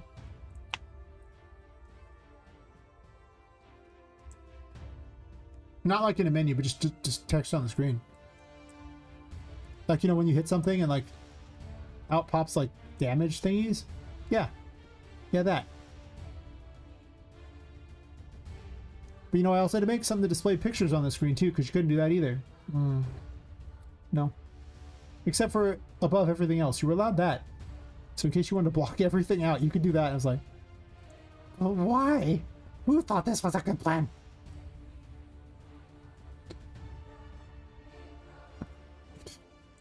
God, the number of things I do was just dumb.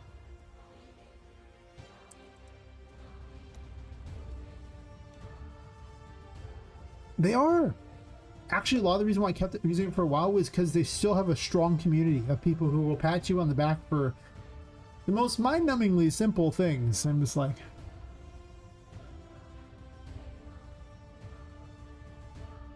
that looks like they spent 5 minutes in the little WYSIWYG, and it doesn't even look good. Why are we talking about this? And they're like, but it looks so good. I'm like, does it? Like, I mean, you know, I don't want to be a complete hater, but as someone who's also a consumer out there, I can tell you right now that, you know, you're going to have to at least try to impress me. And I've seen some RPG Maker games that don't look like crap. Oh, the shadow doesn't pop in. That's weird. Whatever, I don't care that much. Like, there's some things that's not happening. So I got to get that pillar. And that shelf there, or that, yeah, those two. But that's really irritating. But yeah, it goes on sale periodically. They try to make a disastrous version for Unity called RPG Maker Unite. That was pretty funny. I actually feel partially responsible for that one existing because I would sit in the RPG Maker Discord and I talked to a bunch of the devs and I suggested they should do something like this. But what I thought was they would actually make it, I don't know, native to the engine, right? I just thought, oh yeah, you would make it in Unity to work with Unity. No, they decided to make some sort of bizarre JavaScript version that operates on top of Unity.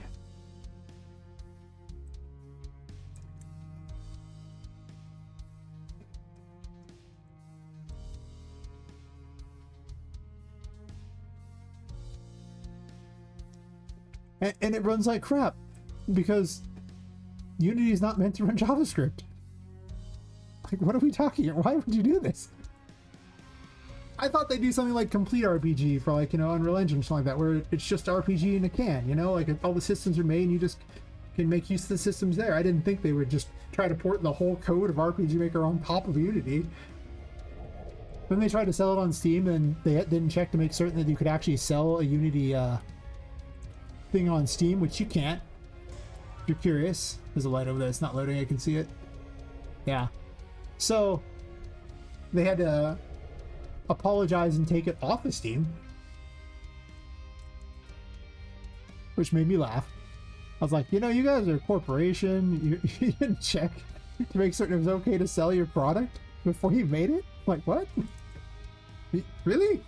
Wow, that's kind of dumb.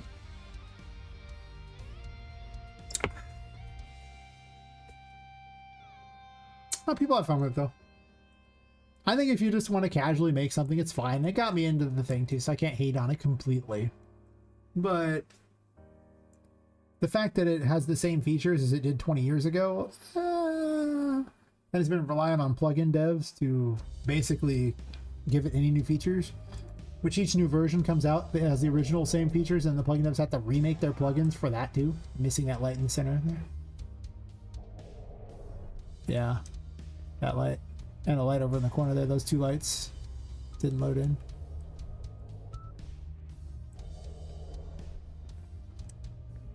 I'm a failure. Yeah, it's just those two lights. I have to do this, unfortunately. There's a lot of things in game dev that aren't that fun. I can pretty much tell you right now this is probably one of them, but it's actually not the most unfun thing though, because it is kind of fun to try to figure out. It's like a little puzzle to figure out what's missing. So that's not a 0. It's not like pure data entry or anything where you're just like alright, and now the reverse.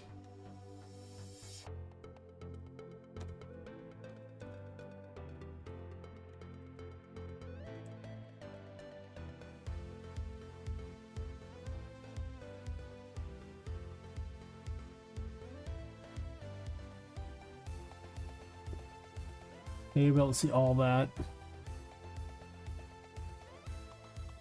That light, the shelf, these books. So basically that crap. This needs to be loaded too. You can't see off to the sides there. This door thankfully blocks things. I need to really plan this better. Oh. Well, thanks for hanging out and chatting with me.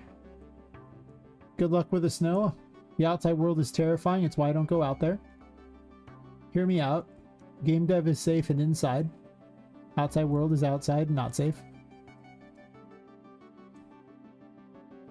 That's how I judge things in life.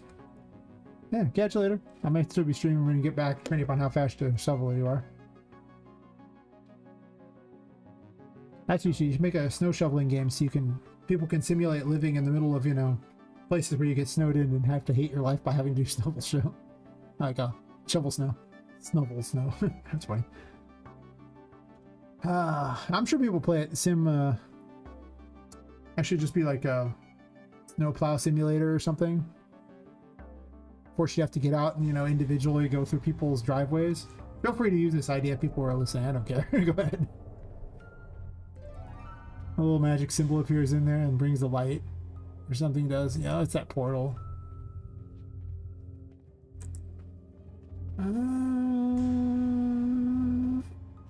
I guess I need a few more things. I didn't get that far thing out there. So it's mostly this and a light.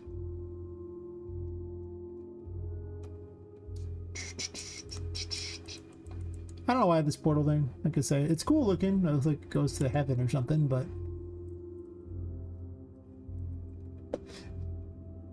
it is the magician room, so I'm allowed to have weird things that make no sense.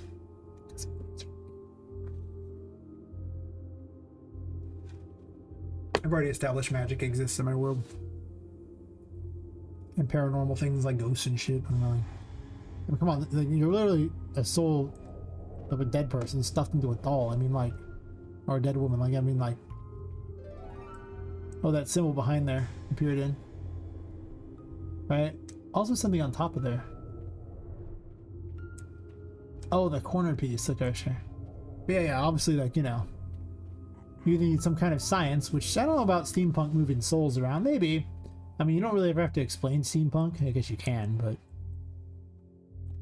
I kind of get the feeling that nobody really understands what it is because their simple reality is it's just a fictional technology based around, you know, the real technology of how we move like trains around and crap and steamboats. All this stuff is way too futuristic. So I have like Tesla steampunk basically, where the Tesla stuff gets to be pure nonsense and people just accept it because Tesla. Because Nikola Tesla apparently could do everything except live forever. Or maybe he is living forever. Maybe he found a way. He's just secretly living a double life of something else ever since. That's pretty cool if he did that. I think I got everything. I haven't seen any pop in. Bit of a pop in there, but that was just loading time. Because if it was not just loading time, it wouldn't have popped in at all. Because I'm not within range to load this room. The loading range should be about here.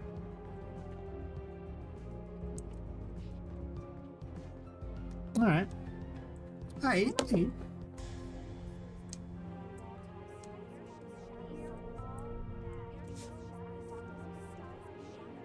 Oh, that's a plate. I was like, what is... I thought it was like an eye. I was like, wait, what? There's an eyeball there? I mean, I love that the concept of an eyeball appearing there. Just saying, it could be a thing.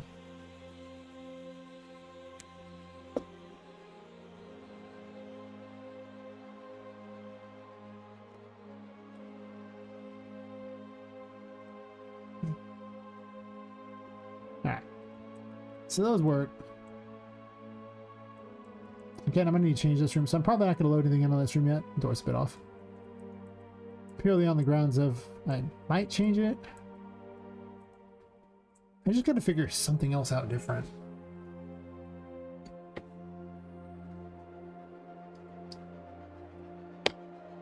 So I'll have to look through my various Halloween style things or circusy things or something. I mean, I could have display cases on the sides, I guess.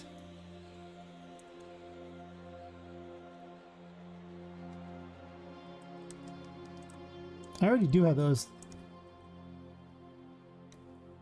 The big problem is that these things are often used as a means of getting up. But why are they here, right? Huh. What's that noise?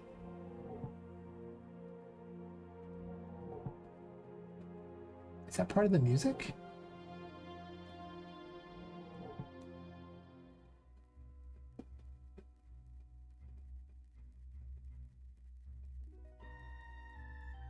Just had a weird note in the back of that was like, what? I thought it was like a note that was like outside of like some other noise. So I could do like what I was doing in the haunted gallery, right?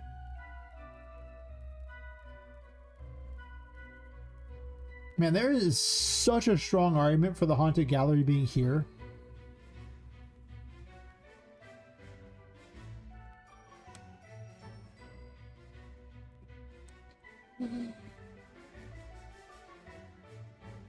There really is. Damn, that is really strong. Because everything else up here has kind of got more of a creepy vibe to it. And a haunted gallery would kind of fit that. But I kind of want to add more of a creepy vibe to the whole place. I would take Charlotte out of here. Then there'd be an easily found secret passage, which is kind of lame. And then you'd be, no, it can't be here, because as long as this exists, you'd be able to get to a room you shouldn't be able to get to, which lets you then get into the library, which would let you just completely sequence break the game. So that can't be there. I'll put that there. But I can still use the same idea. Having long hallway things. Have enemies to fight? Is that a thing?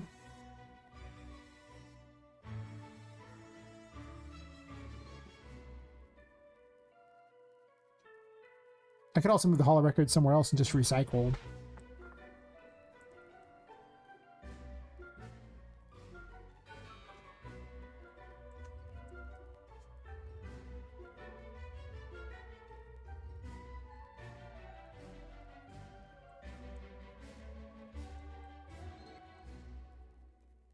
So I could do these kinds of things here, put them up there. I would just make new ones. But why? What am I doing with it?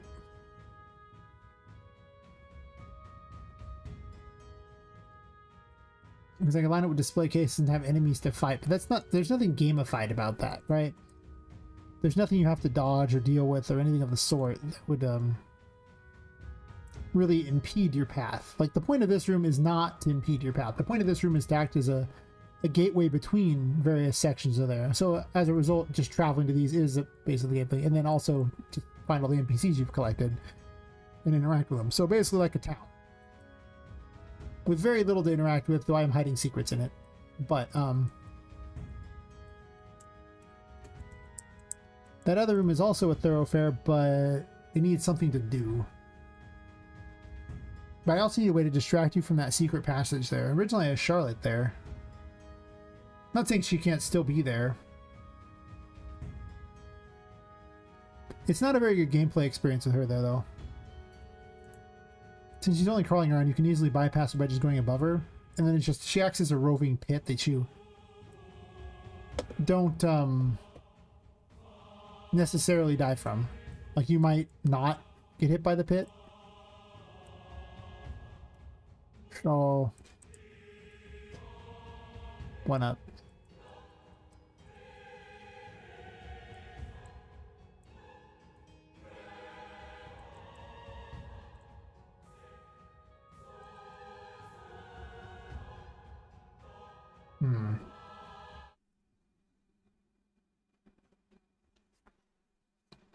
This has been one of the worst rooms. That's why I don't... This doesn't make sense. I hate it. This area's gone through some changes, though, because initially it was going to be an area where the player... where the, not the player, the, oh, wait, I need this one. Show this.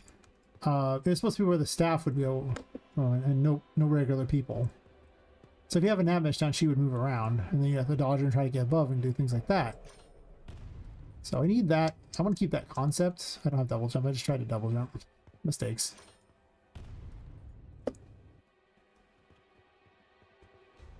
Gives you reason to stay above her. So I like the way the room plays out.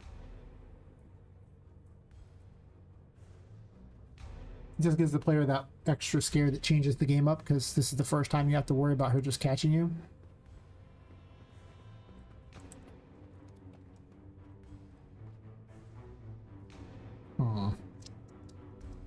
I also can't get back up that way. That's interesting to note, too. And presumably you would just, you know, you have to find your way back across it. So it gives me a reason to have floating paper thingies.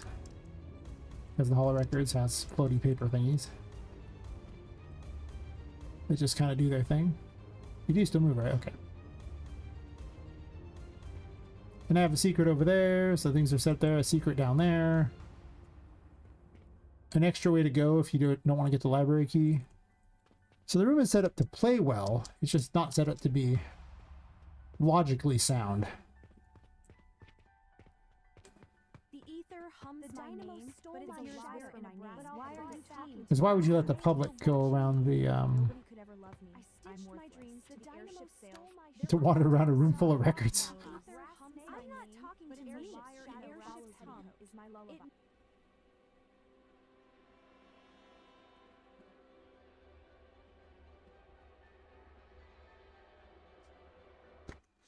There would have to be another entrance to the playroom if you wanted to lock this off, but then there's no way into the chapel.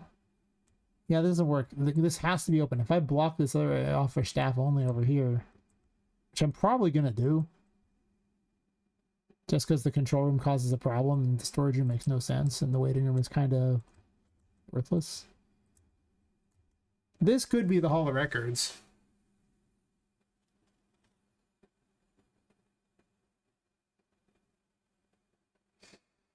That introduces Charlotte really quickly.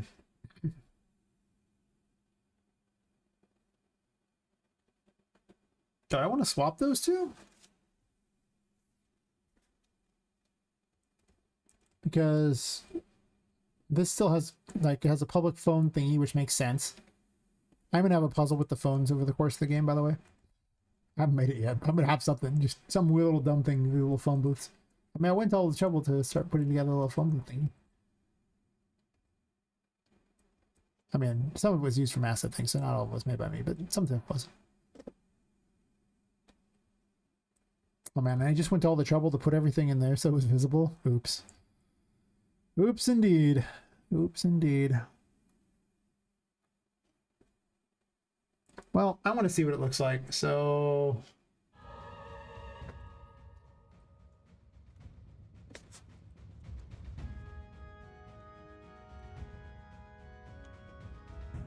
Like, just grab everything out of there. Oh yeah, I don't want this.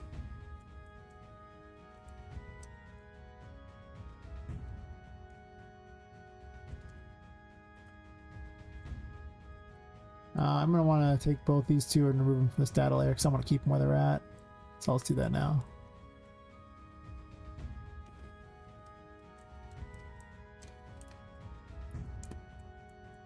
This is a very 11th hour change, but...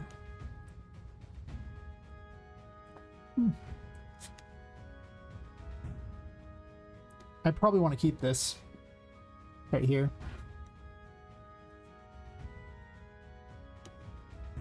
Because this is the other way into the library. I don't want you to always have to get a key. Sometimes I'll be like, you know, you can get the key as a bonus reward, because if you don't have the key and you want to get back out, you have to climb your way all the way back up and get out that way. You can't just go through the doors.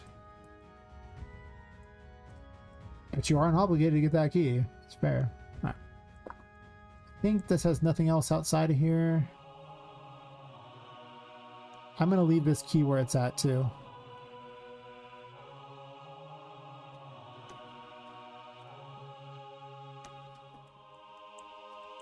Things like the keys and stuff were kind of planned to be in certain areas, so I kind of don't want to move them. Same thing with this. I don't think I want to move it. Because those represent gaining a level.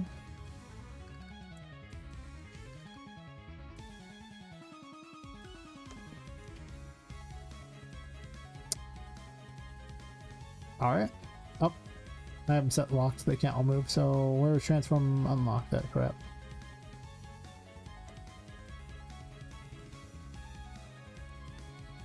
I love data layers. You just abscond with the entire room.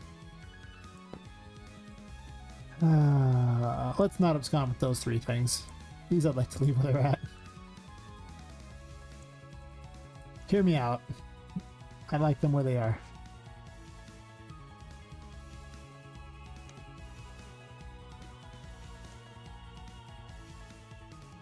Imagine if I didn't have data layers. I had to individually select crap. Gross.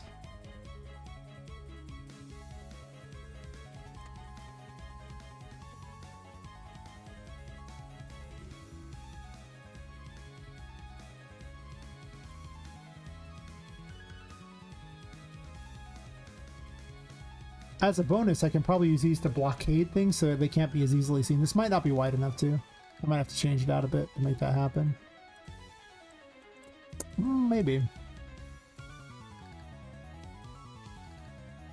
Probably should have measured it. It could probably work.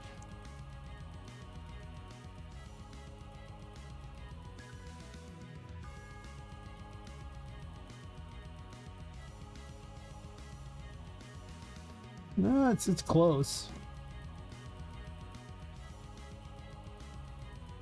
It's not that close. I thought it was much closer than it is. It's not that close.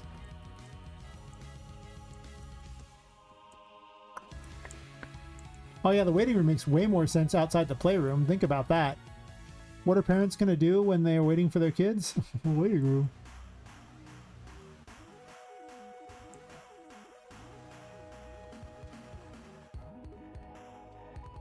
Let's just kind of try to cram everything into the room and then go from there. It's obviously not all going to fit, but that's fine.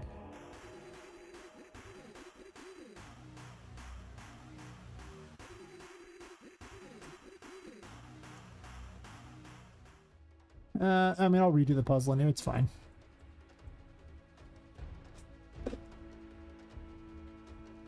Fine.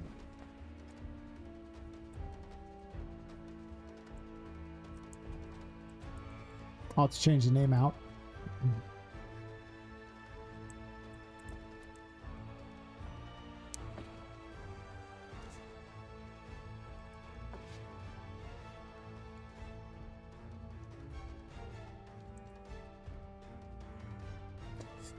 Yeah, this is why you shouldn't have done what I just did, why I had to remove everything that's currently in the data layer.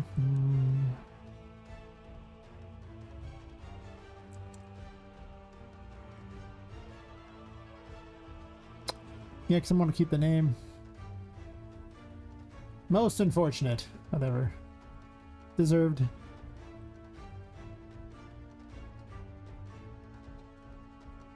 I could also just grab these things and create an entirely new data layer, which might be easier. You can't rename a data layer without causing problems. You have to make a new one.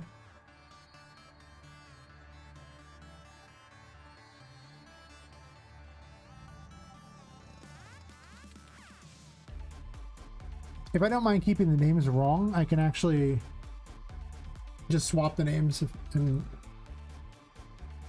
I don't want to do that. I have a better idea.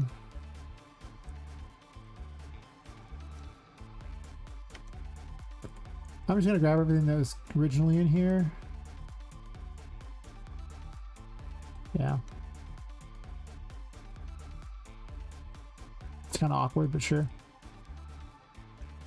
I don't want that.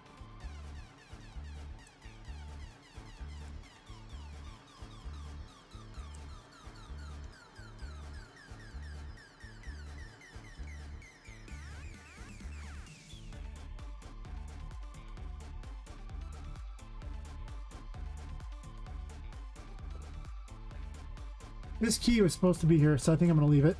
I might leave the thing that it's on top of too. It's kind of unfortunate. I don't really want to do that, but the collectibles are specifically tied to an area.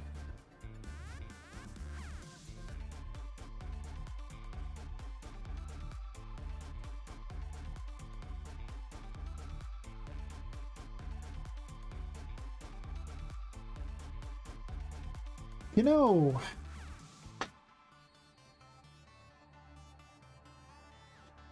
some of the puzzles can be kept.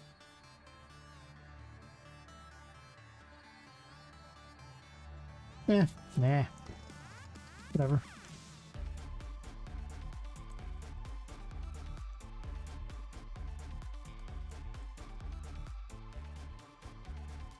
Should be a chair around here somewhere, I think.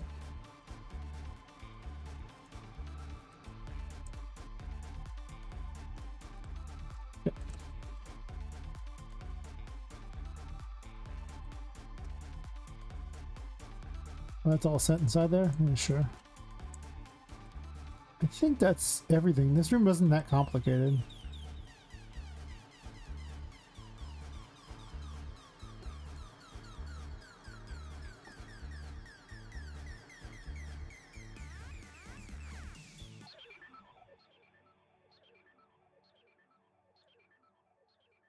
Sure.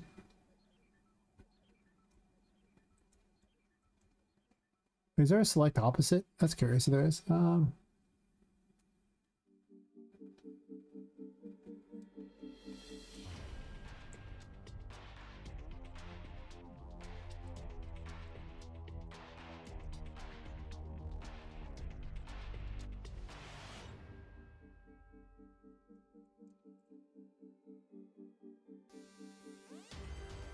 Oh.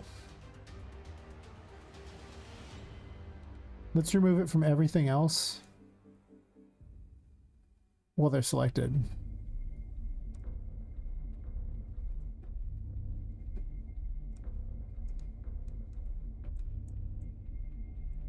This makes so much more sense. A waiting room outside of both a chapel and a playroom for kids.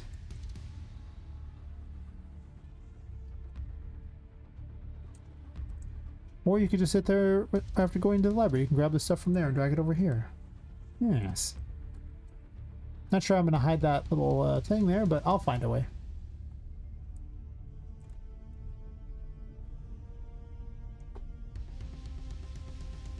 Of course, this room is not as wide, but I don't really care. Because I am not intending on keeping it in this configuration.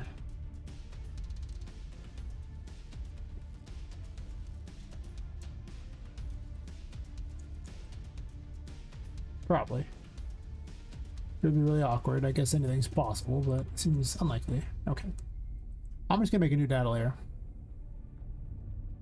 But we're gonna call this the waiting room.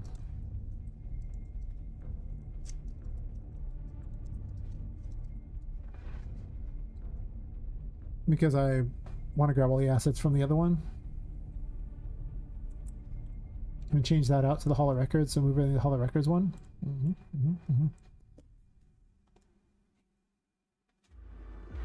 I'm just gonna dupe this and borrow the information I need to keep a backup of you.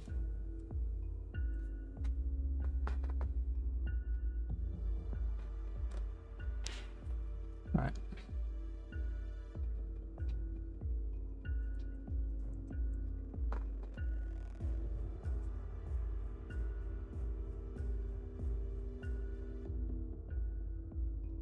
Well, this has no spawn array, so I don't care. Okay.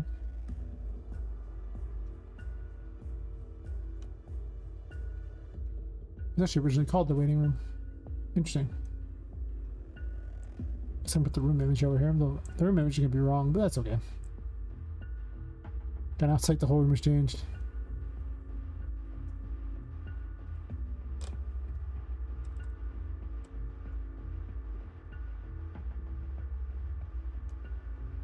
I didn't want to redo the arrays for these because this room actually does have things that spawn in.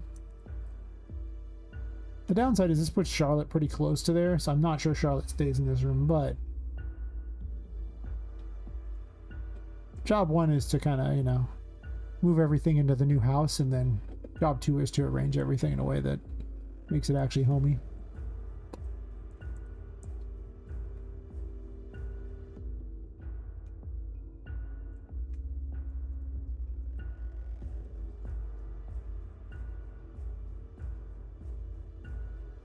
I imagine a lot has to be said there.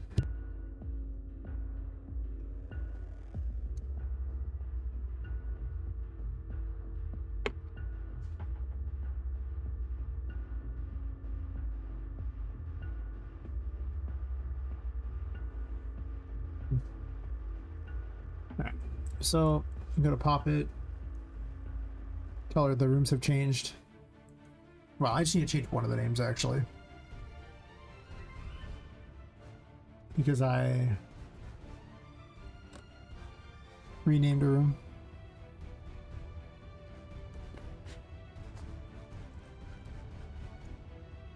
That's it. And then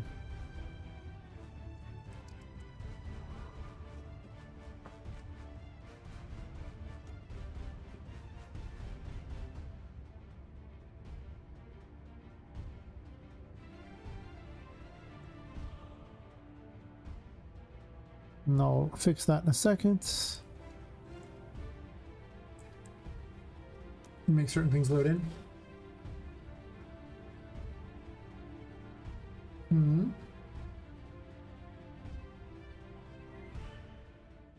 I thought there was another message I missed. Nope.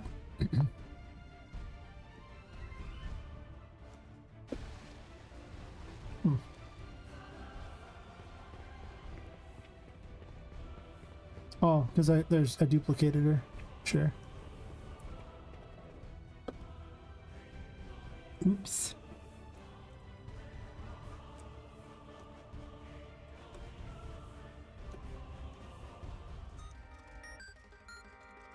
Oops.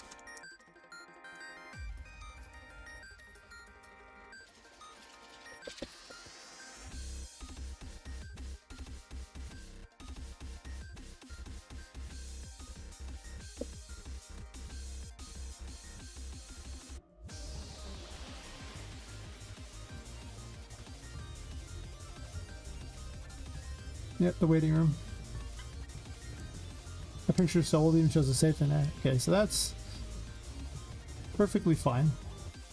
I mean, it's not perfectly fine in this layout, but I want it to be technically work and then to worry about everything else afterwards. That room is way bigger than this one. That's fine. Actually, to be fair, I could have pushed it farther over. Well, it's like into this room too, so yeah, this is a big room. I might have to move Charlotte. Probably do.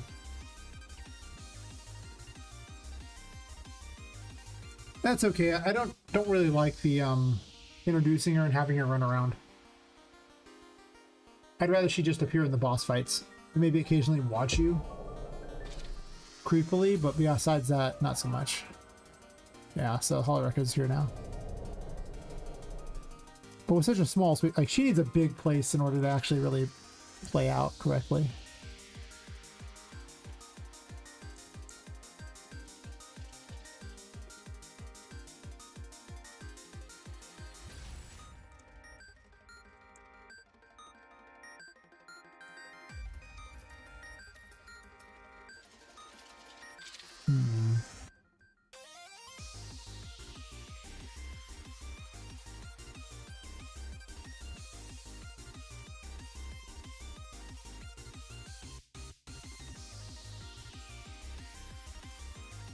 Now I just want to get everything located into this room, and then after that I'll worry about everything else.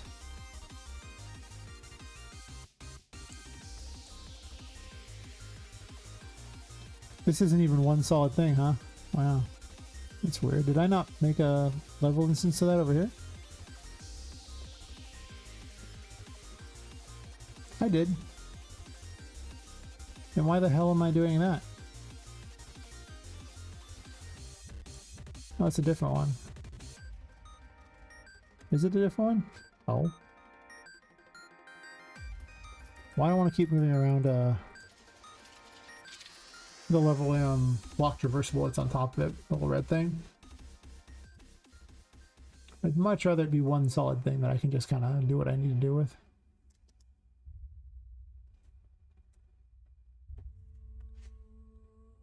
Not that I plan on keeping it necessarily, but well, I'm thinking about it.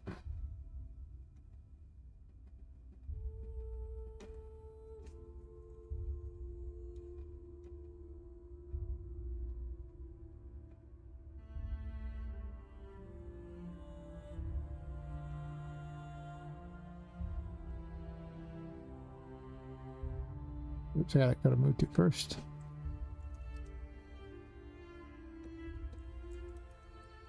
Okay. Well, this won't be much of a puzzle. I guess that's acceptable.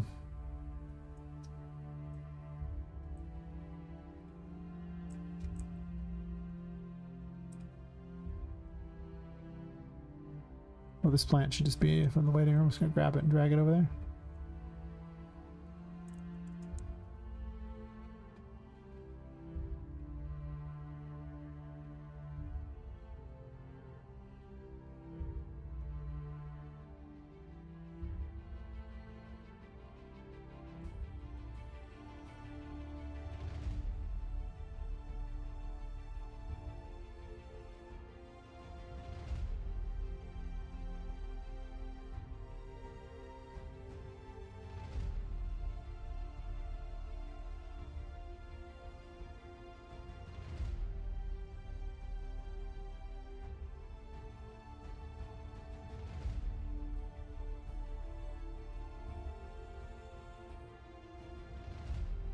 I select whatever's over there. What am I collect the room I put out?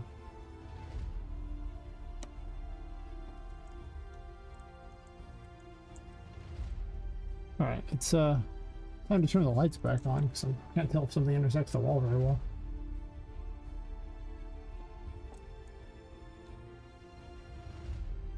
I'm glad I solved this mystery because this was a real problem.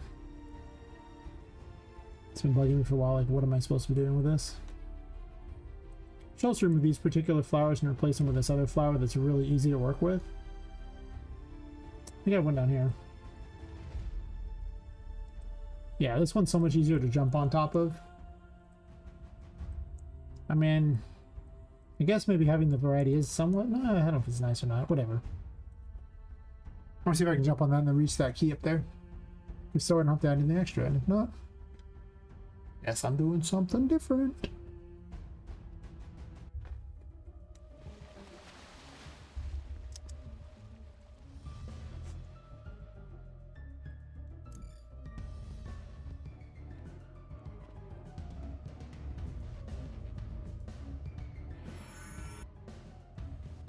You get caught right there sometimes, like this right here, you can somehow get caught. It's kind of a problem with this particular flower. It's kind of hard to do a perfect job.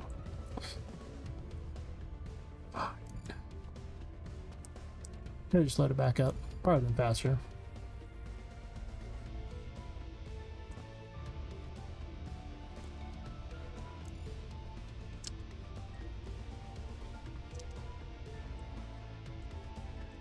Yeah, I hate these flowers. I should probably just remove them. They're so hard to get on top of.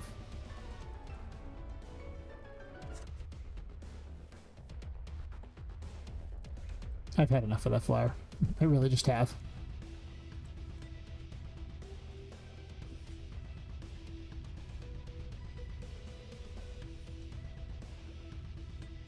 I usually use mushrooms, but these little plants, well, potted plants seem kind of weird to have a mushroom.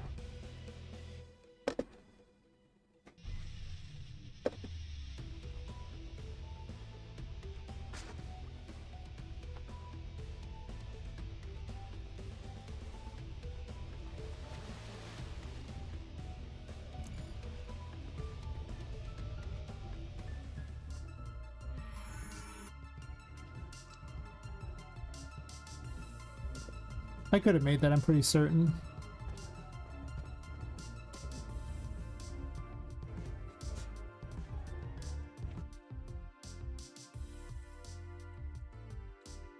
If I just been on the farther leaf out, maybe. Or I should move the whole plant out a bit.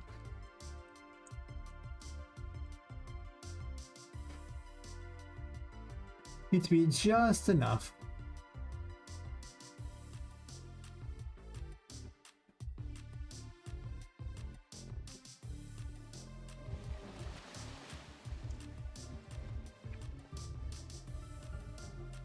Oh.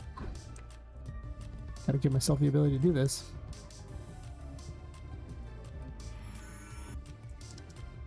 Yeah, because I can go over to like this leaf here or something and stand on it and easily reach up there, so it's like not even a problem.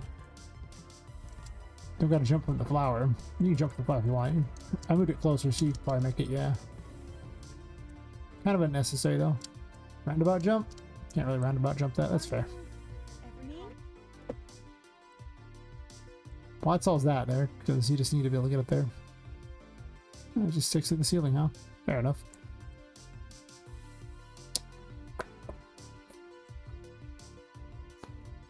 The goodie box just needs to be on top of something. It doesn't even matter. It could just be a big table too. It doesn't have to be a small table.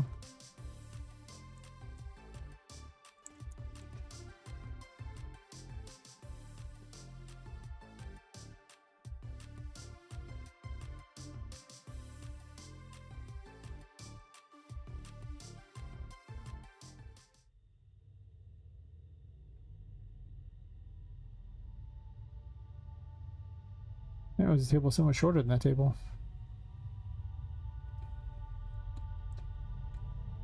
Didn't have to be.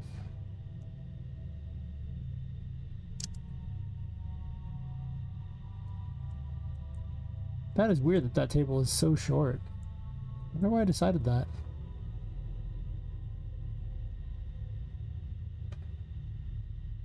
It's just a size 6. A lot of things get scaled to a 6. I wonder if that one table is scaled to a 7. I guess I just scaled it that way because I could. Interesting. But you can edit your level instances by clicking a level instance and then clicking edit over here, and then you can adjust things and then save it in case you want. Save appears at the bottom.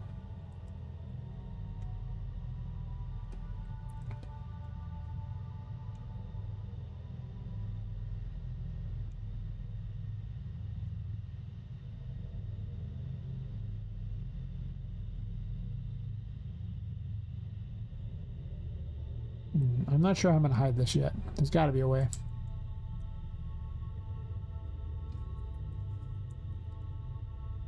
Number lock? Okay.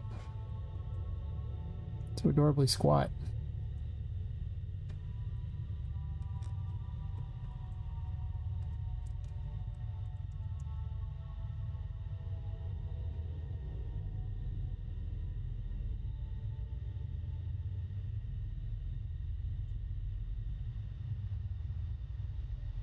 I mean, Charlotte could still be in this room, actually. In hindsight, she could still be in this room. Be much more terrifying. That's true.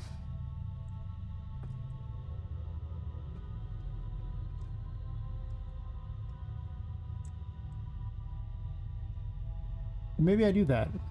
Because why not?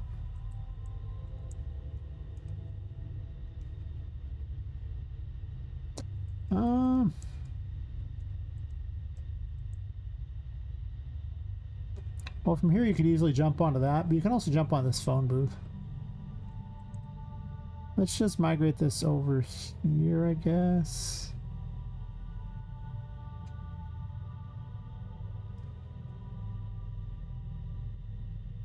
I had to put a fake back on these things because the player could get inside them because the people who made them didn't bother to seal up the back.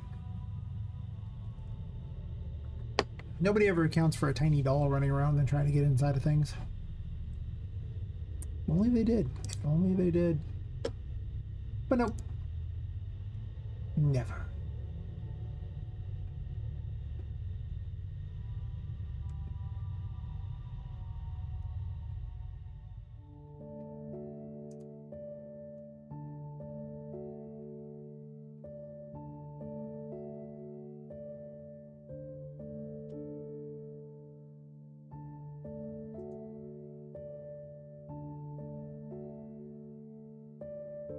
Connect does not like me.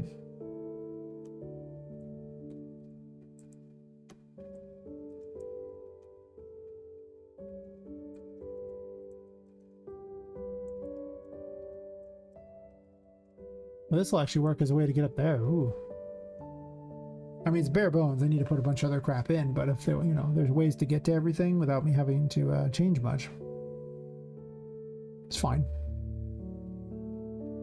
I need to use the Empress and the Magician as much as possible in these areas because those are kind of the main toys you get for a while. Maybe I give you something else. I don't know if that's true, but we'll see.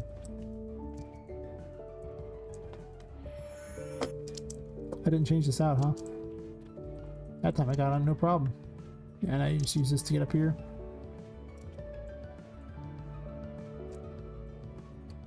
Works for me. You can't make this jump though. Well, especially if you fall. Do I want you to be able to make this jump? I mean, maybe. It's kind of fun.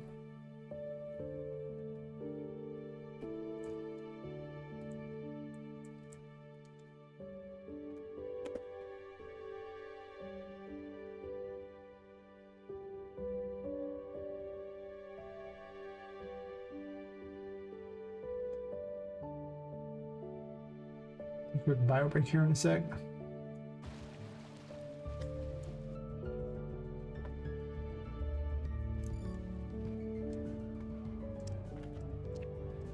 Just want to grab that ledge, huh? Oh, it's an easy jump. I did it way early and it still was easy.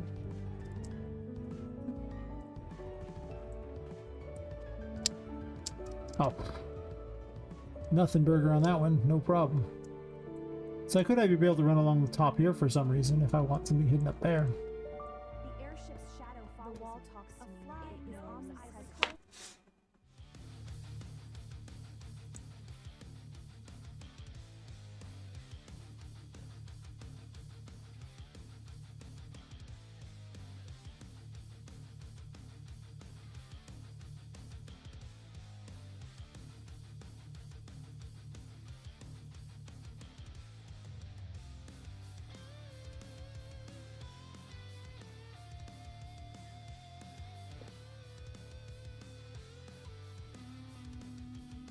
I could also put a couch over here instead. The couch just lets you bounce up onto whatever. Right now it currently does nothing.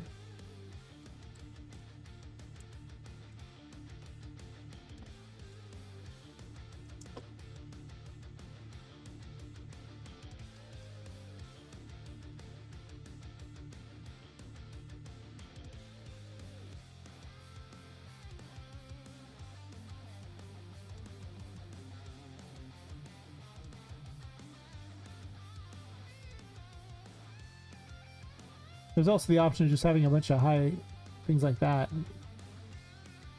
Yeah, I can just get one from one to the other and then land on this. Forcing a really long trip of up this, grind this, jump, jump, jump, jump, jump, jump. Have some things up here, jump to there, jump, then get the key. You fall, freaking sucks. Might be what I do though. Oh, well, wait, I can use the Hierophant too.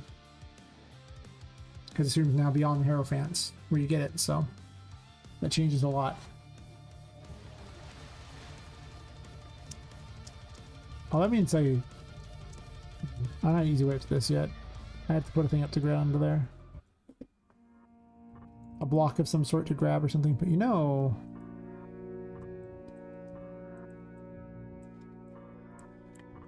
Charlotte could still be here. Jumping onto this alone is enough to get on top of the table.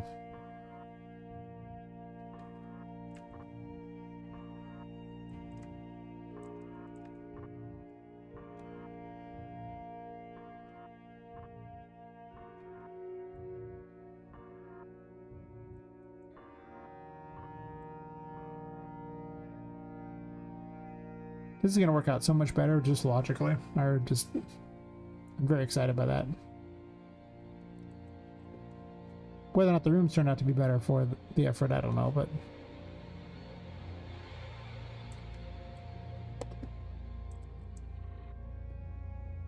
Introducing more rooms where the people aren't supposed to go does seem like a pretty solid plan, though. And these are the floaties.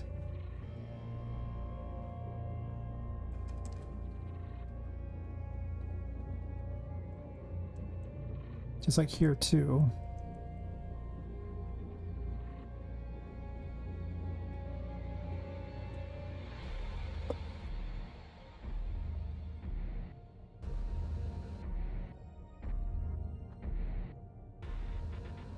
What's 3?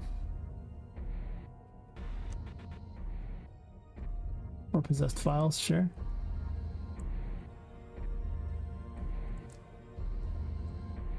Because I could get rid of this and have like possessed files over this too, make it a really long, obnoxious thing.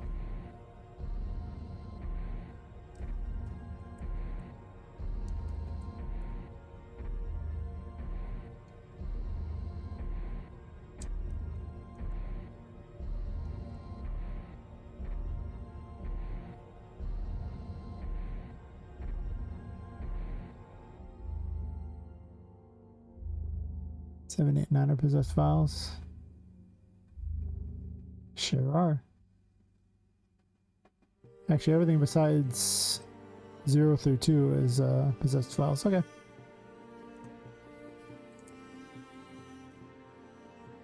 The Charlotte thingy is over there.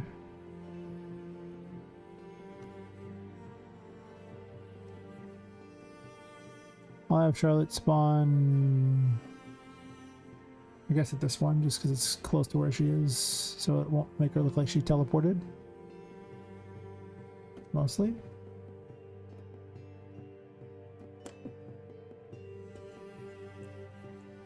Okay.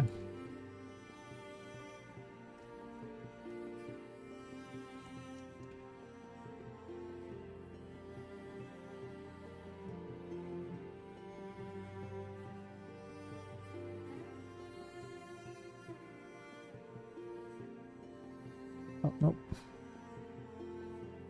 That should be over here.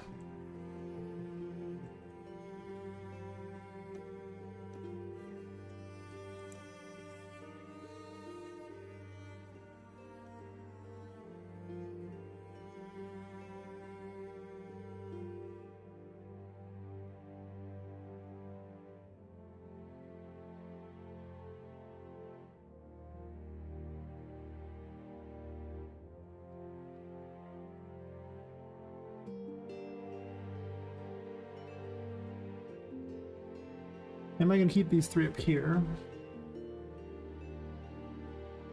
4. Or am I going to let you use them as a way to get past Charlotte? Let me get rid of this. And use a magician bookshelf over there. I want you to have to be on the ground more. I don't want you to be able to be above her all the time. That's not fun.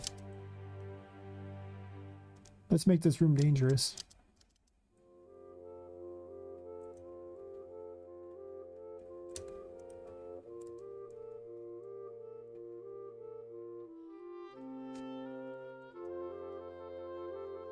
Oh wait.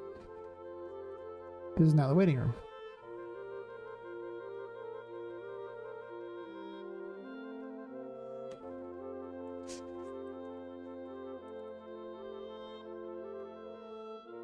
Don't want it loading in there. That would be obnoxious.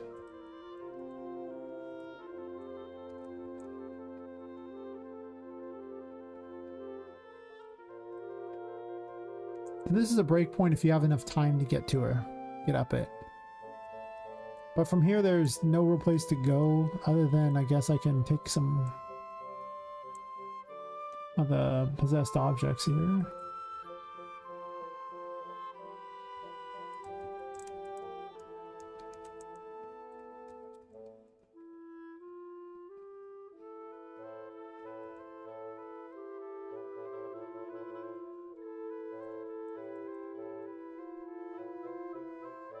Not 100% certain able to make these jumps. These are kind of far. That's why the testing exists.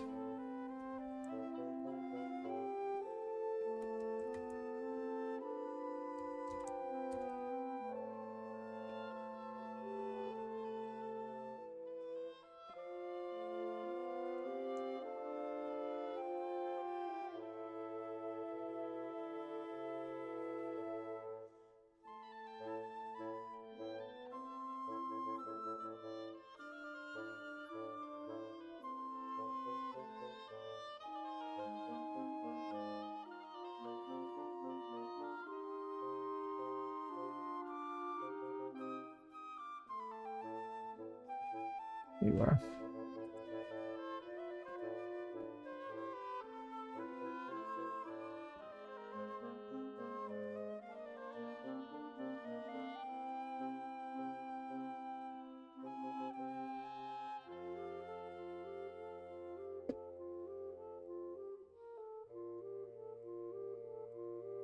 I'll wait to put down a nav mesh. Dodging Charlotte while trying to position things doesn't sound very fun. Just might take a quick bio break here for a second. We'll see. Oh, it's like Twitch, you have 5 viewers. That's because the ad's running. As soon as the ad's not running, right? Oh, this table is loaded, wouldn't it?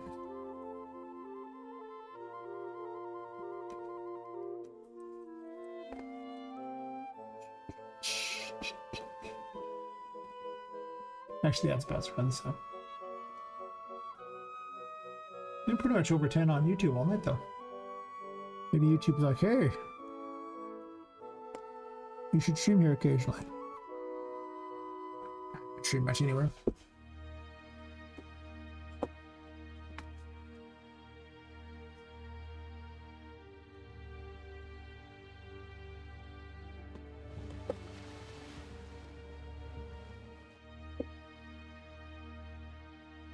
I confuse it with the Holo Records again, don't mind me.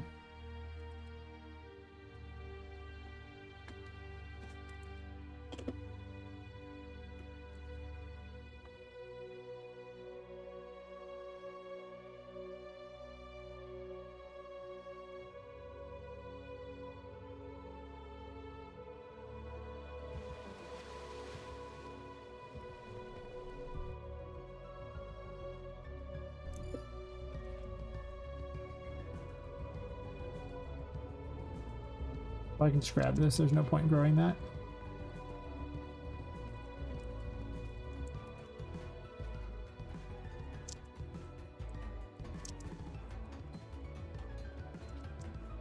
Let's get you over to this if you want. Boing! Yay! And then you can easily get that key, no probs.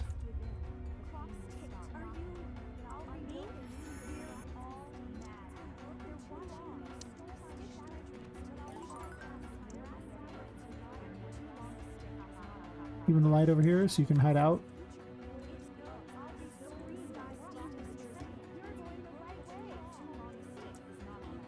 Boing!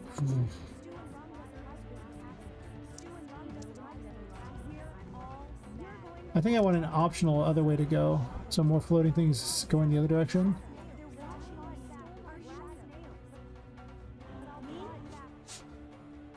None of the lights are set to work.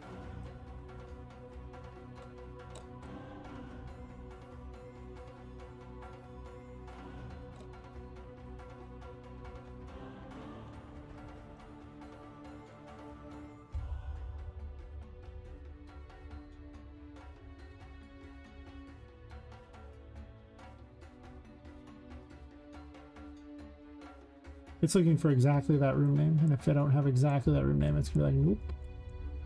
No, sir.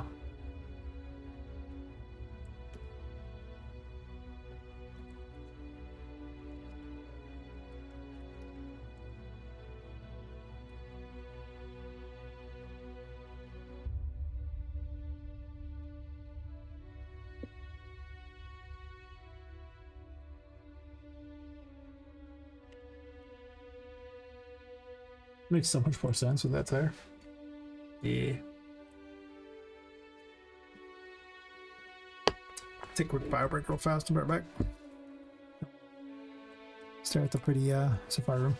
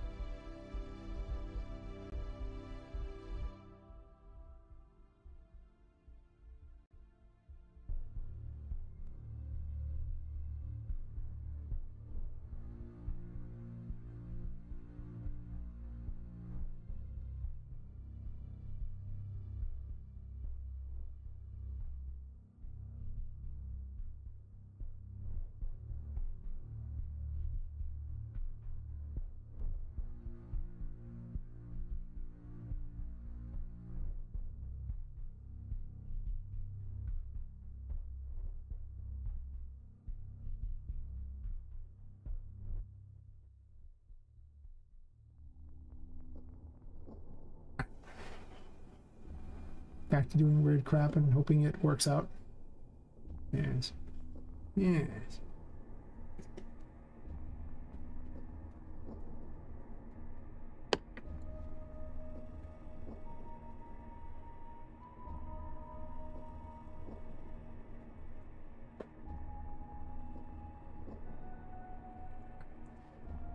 So you can bounce your way up to here. That's kind of cool. It works out. Why does Kick keep unmuting itself? Really, Kick? Really? Really? One job. One job.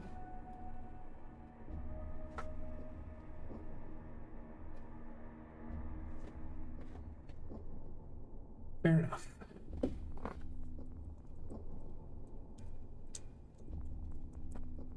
So you can bounce your way to there.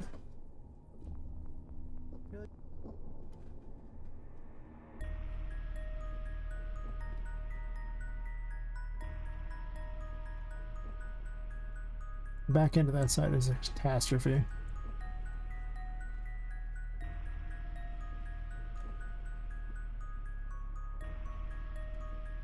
Oh, I don't want that.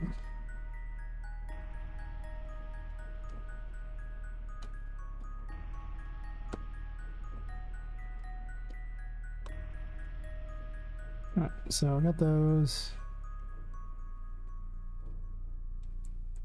With that. Alright, so guess we'll use this as kind of like a landing point to go from here to here. You can jump to the ground, but I also want you to be able to not have to jump to the ground. Necessarily. Like, it should be like a punishment for falling. Also, you just got the Hierophant like one room before this, so I want you to use it. Oh, well, you don't actually be able to have to get the full height either, because you can open drawers. So I'd actually like that, as long as you're down low enough. It's like that. Right.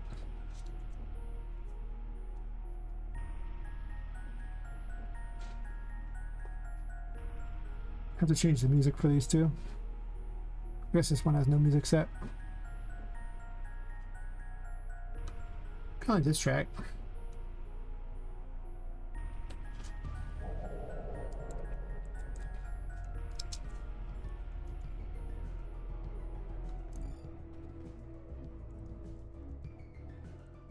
Oh.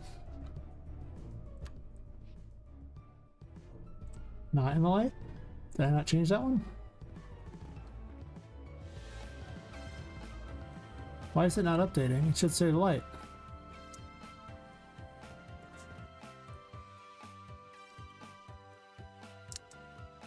Also, it should be kind of turned out because anyone turning it on and off would be facing that direction.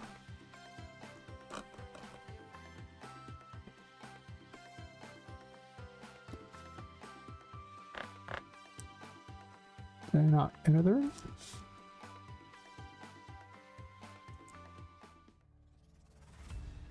Same statement.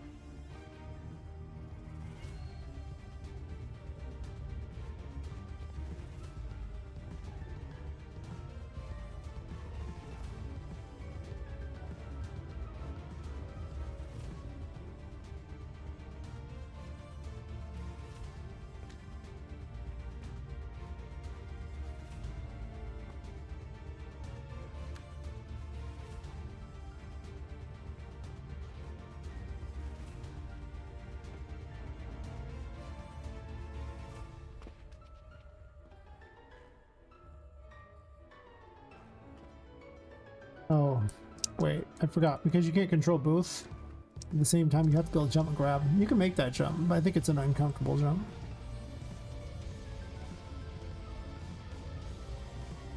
What sucks is I want you to be able to open those up, but you really can't use two things there at the same time. Oh. Unfortunate. Slightly higher, probably.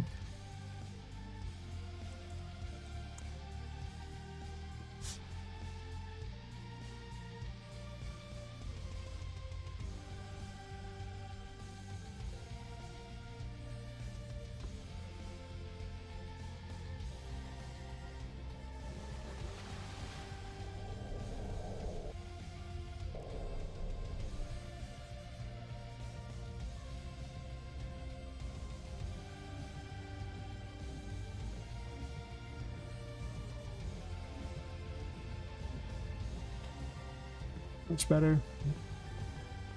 Seems more like an actual doable jump instead of one where you're just hoping and praying you make it.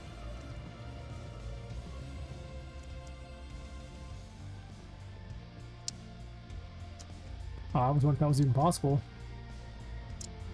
I botched an easy thing there. Oh well, we already know that part's possible.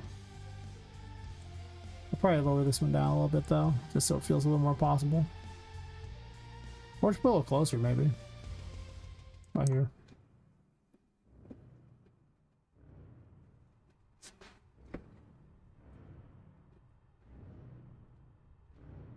Might go until 10 o'clock or something and then just call it or something.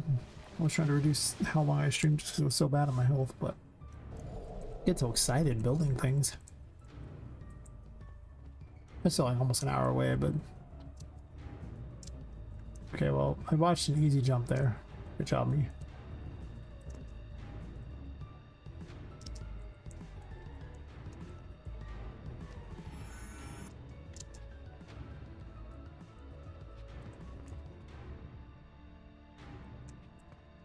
Nobody could ever love me. The steam whispers I'm a queen. I stitched my dreams, but the dynamo It works.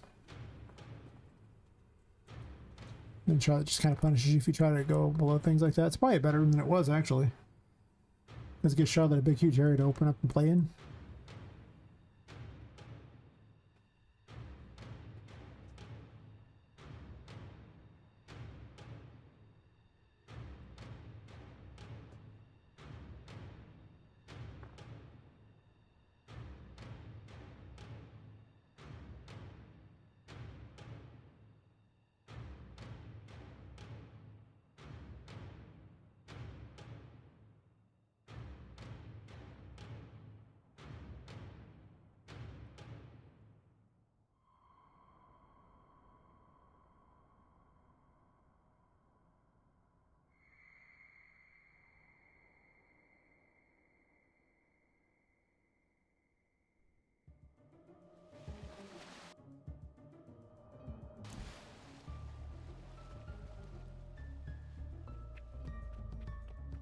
It gives you easily enough time to get away.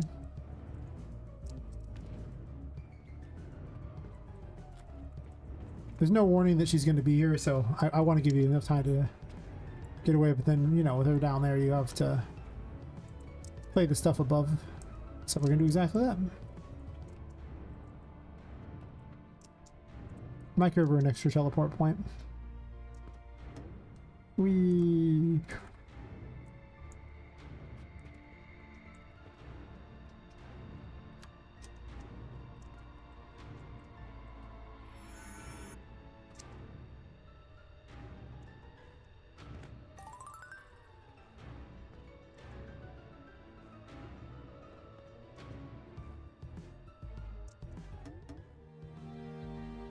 Watch that now. Uh-oh. To the chair, quick.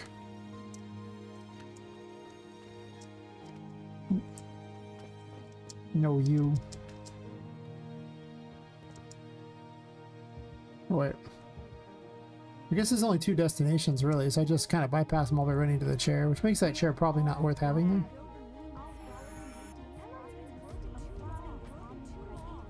Oops.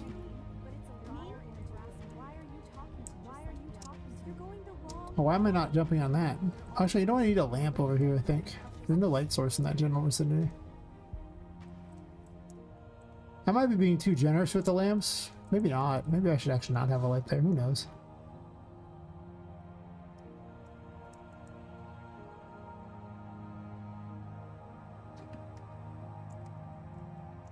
The game gets a lot harder depending upon where those lamps are at, or where the lights are.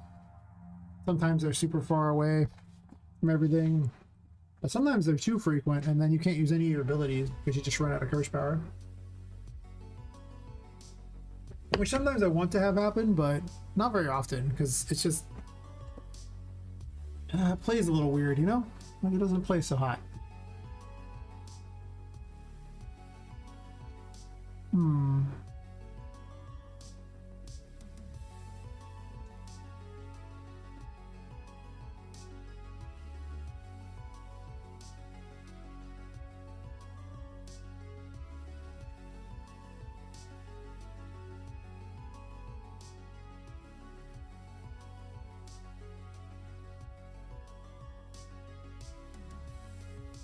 I could put one over here and then force you to have to get up there if you want your light.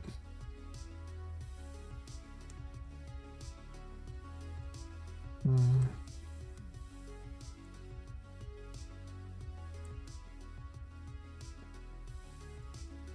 about that. I'm gonna go rescue the other room while I think about it.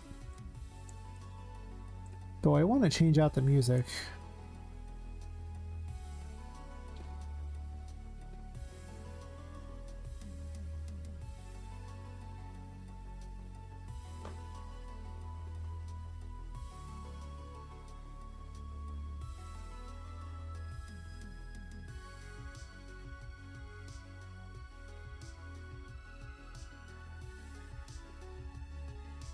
Funny horror cue, okay.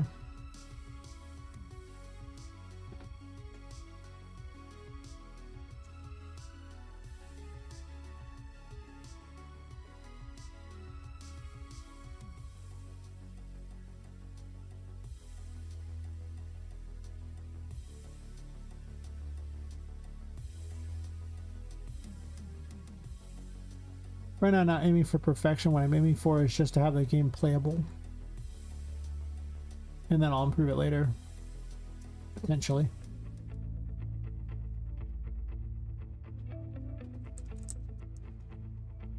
Might need to hide something inside these. Like, it's not currently set up to really make that possible, but that doesn't mean I can't do so. I think I get rid of these end ones.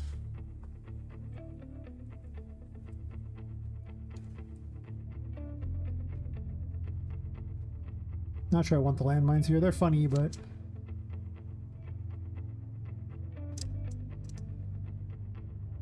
I haven't used them in a lot of places, so I should probably restrict where they're at. Try not to introduce too many mechanics in one spot, which I have a bad habit of doing.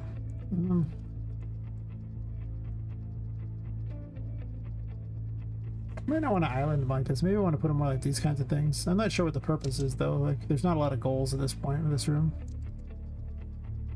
Really, there's a key that's hidden in here up on top of this shelf, which is not hard to reach. And a crystal ball that can go on top of somewhere.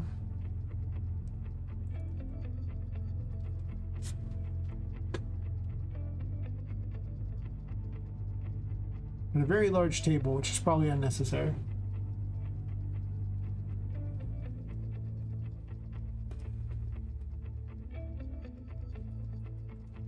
These windows make me now want to put a bookshelf in front of them, unfortunately.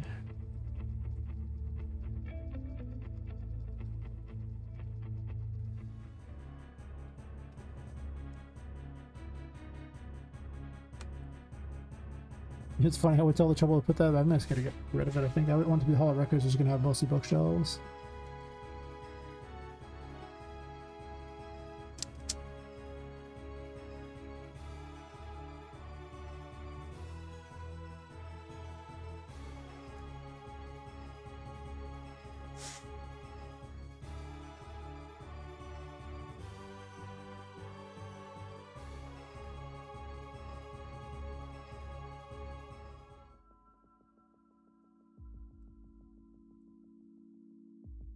Maybe the landmines are the fun. Oh.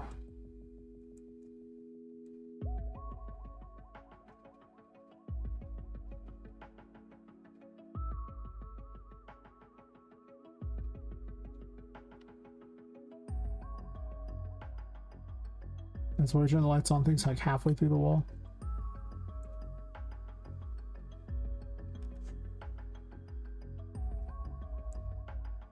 Well, because it's open up here, I can't duplicate that setup.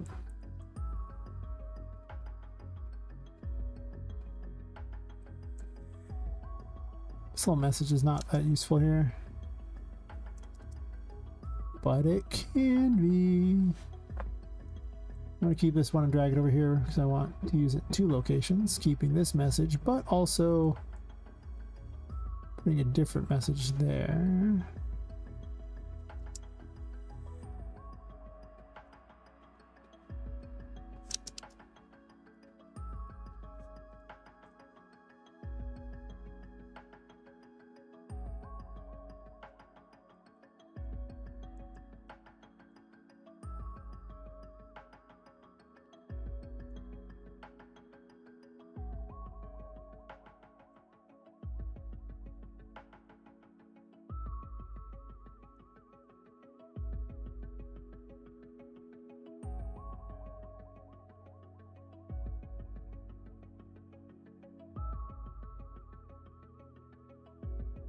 Yeah, sign there, it's almost impossible to read. This is like the right height for, you know, Poppet to read, so that's why it's getting the change. I need to intentionally make this hard.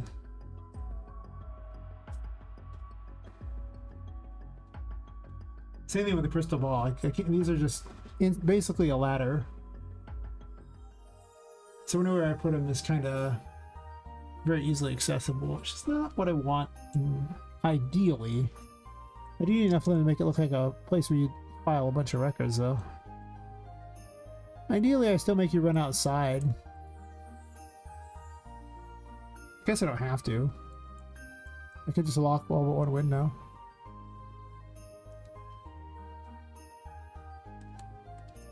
I think this crystal ball is kind of in the way up, floating up here. It's super easy to reach now.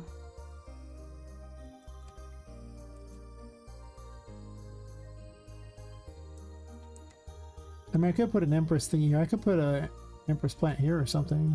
Or move this table over.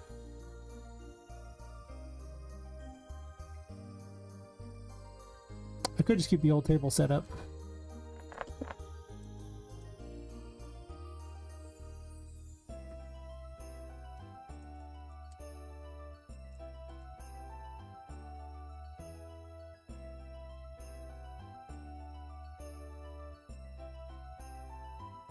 No.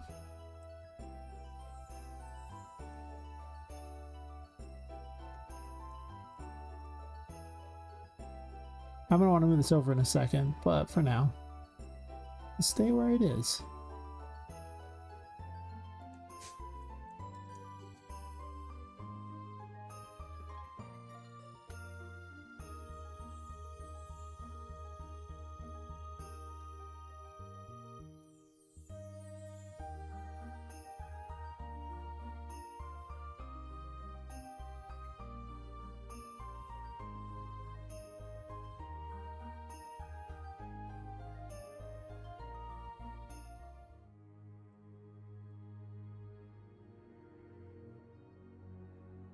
Yeah, I'll probably cap this stream at 5 hours whenever that happens.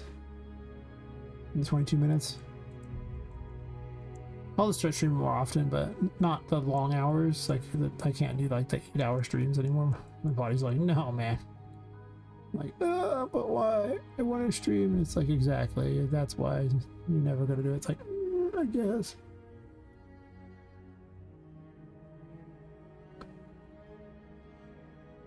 I like these little landmines. I want to put them somewhere. I don't know where yet. Ooh. I'm not sure what I assume it is. Just going somewhere, I guess.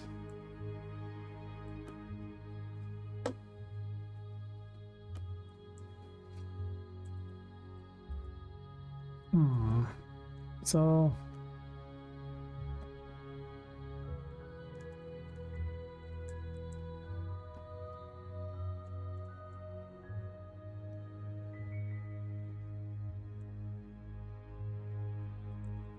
I kind of like that location for that.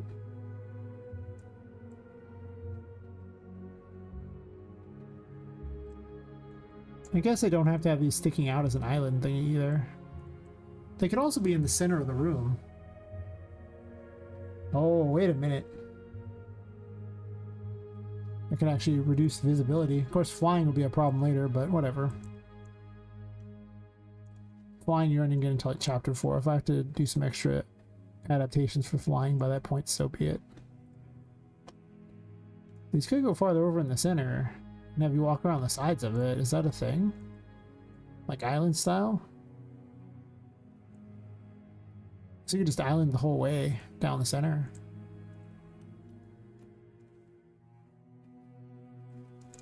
That's interesting. I don't know if I want to do that, but...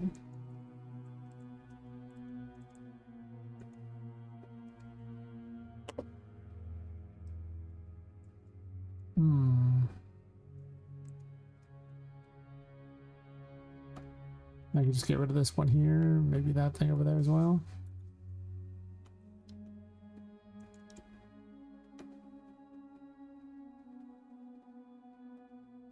I'm gonna use you, but you never know, I suppose.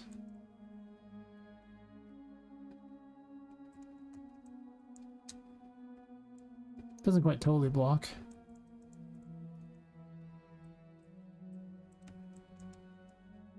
I don't think you'd do this. It doesn't make a lot of sense.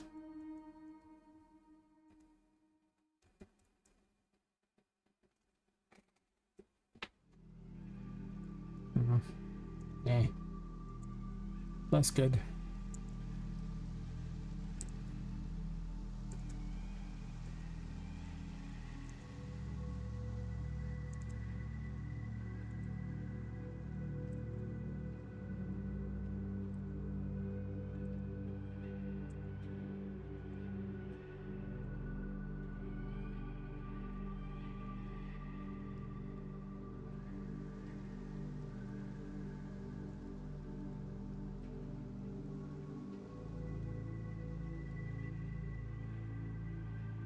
Maybe you can reach out from up there.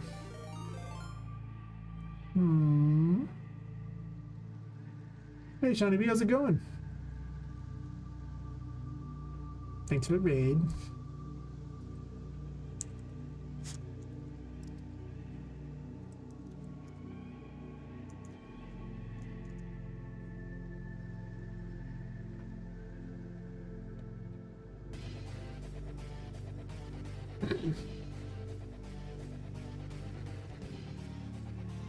Yeah, Oblivion.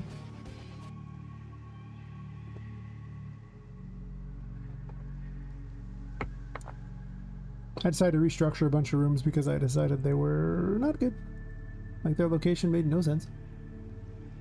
And so they make more sense now, but now I have to redesign them all because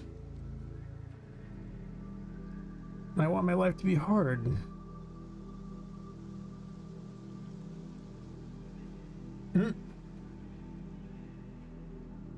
Oh man, I like the Love Boom Popcorn one. That's awesome.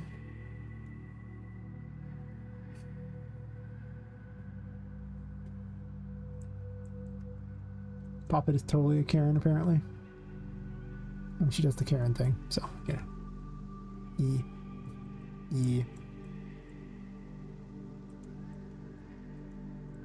I moved the Holo Records to in front of Patrick's room. And put the waiting room over by, the playroom, because it made sense that you would wait in the waiting room for your kids in the playroom or whatever, or in the chapel area, wait there or something like that, or wait by the library area. And I just decided this would be entirely an area for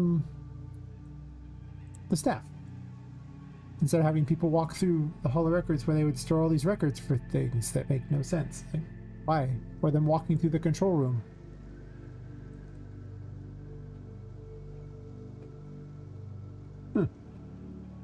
Yeah. Yeah, these were dumb. These were dumb plans that I had. Yes. Kind of like this track. Whatever the hell this track is not great.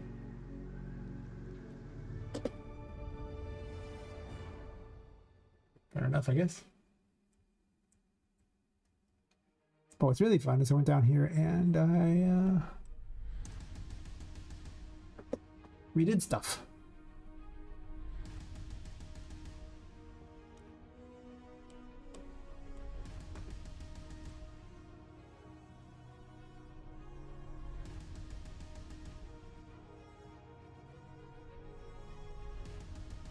I don't know why I'm loading all of them. I don't think I need to do that, but whatever.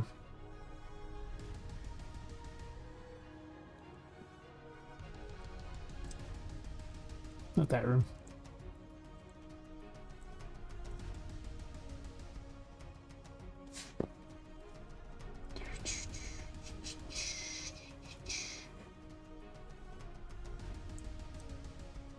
So recently this room got a bunch of changes. There's now a hallway dividing them so you can actually look through like it's an aquarium.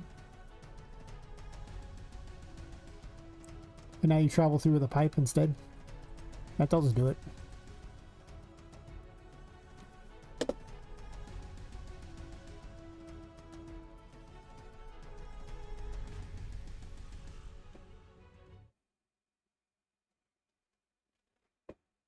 I wanted to go inside of the machines more often, so I've been adding more ways you go into the machines in the second chapter area. Dev menu. Dev outfit. Never question the dev outfit.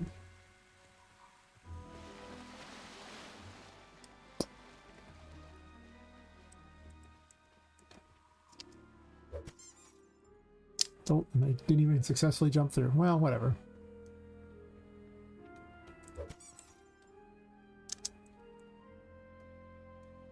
Normally wouldn't be immune to water, but I'm a cheater, so you know.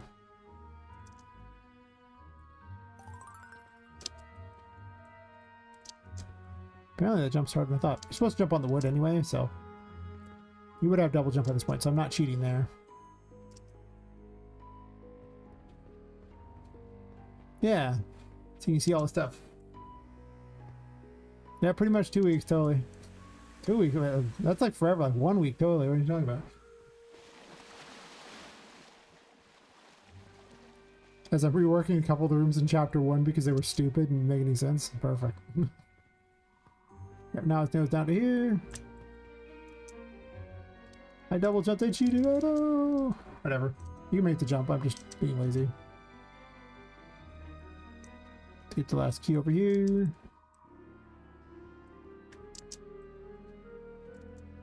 More places to wander. Yeah, being able to see what's going on in those rooms seems like it'd be pretty cool. I'll have to set them once they all load their data layers into. So you can see it all. Yeah, you can totally make this jump.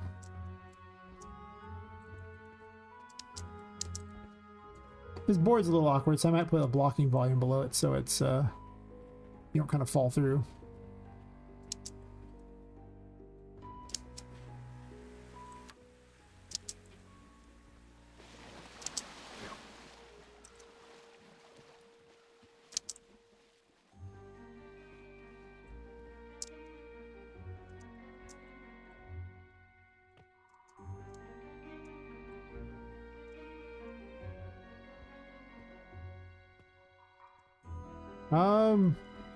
Well, when you switch from 5.5 to 5.6, you have to redo all of your 3D text because they changed some stuff in it, and using the old way of setting text will crash the engine. You have to use the new set text thingy and completely remove the previous ones and put them back in with the new component. Like it doesn't replace the way you want it to. It just, you have to do it from scratch.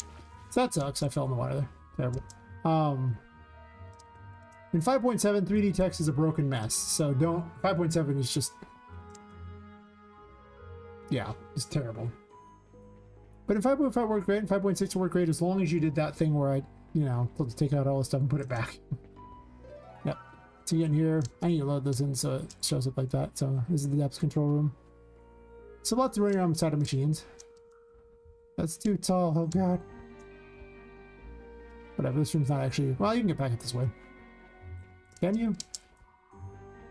Probably? Yeah.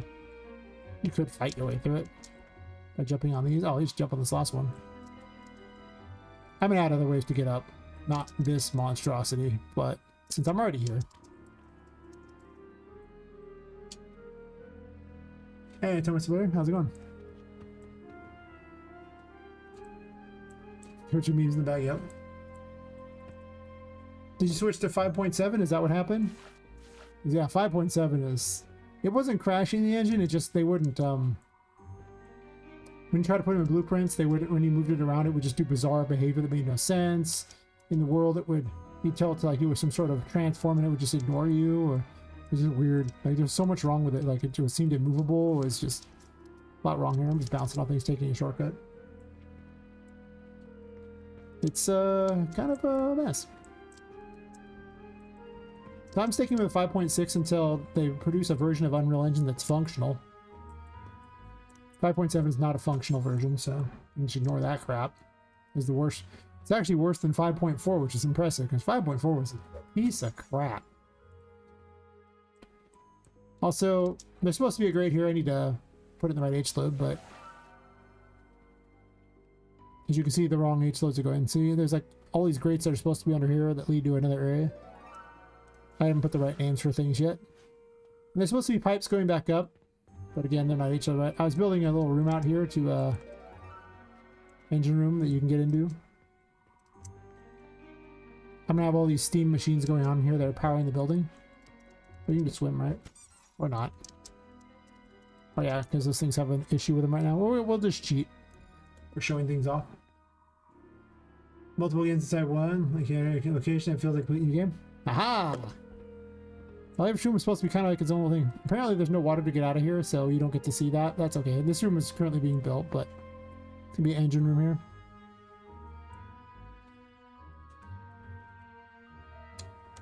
To be fair to us, it's been a while since I've been last year.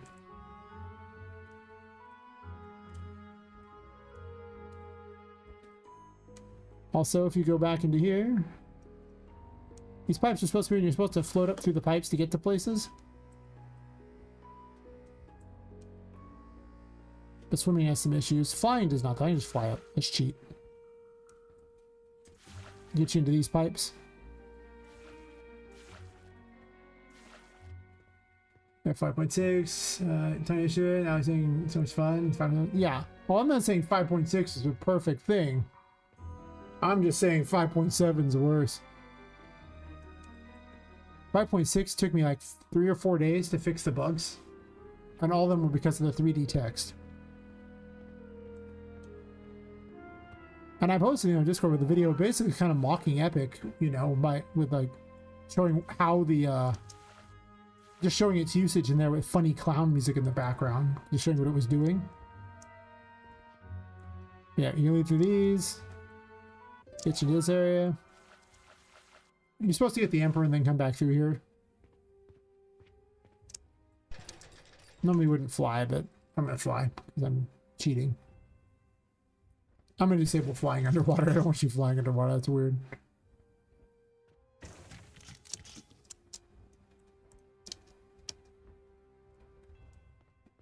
And this is where you fight the boss. Who is not really in the game yet, but you know. It'll be an interesting room for sure. So working on that, yeah. There were so many errors with that, like so much didn't work right. I got sidetracked rebuilding the other area. But yeah, I decided I wanted no vents down into here, which led to I wanted to pay off for the Emperor. And now I kind of have one. And I'm gonna have these go up into its own separate other little area. I don't know where it's supposed to go yet. I gotta drill a hole through this wall. Apparently there's a pipe out here somewhere. The pipe could go somewhere else. It doesn't have to go all the way through. It could go like, you know, out here somewhere bizarre. So it might be a secret way down to a room.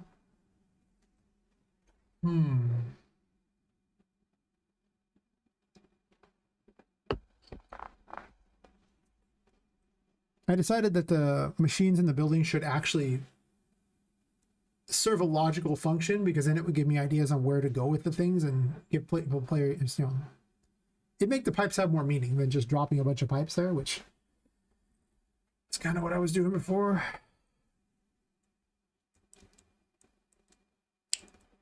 Of course, now I still have rooms like this where I have no idea what to do with it. Now, and I don't even know what to name this viewing room yet. I could call it viewing room, I suppose, as a placeholder for something better.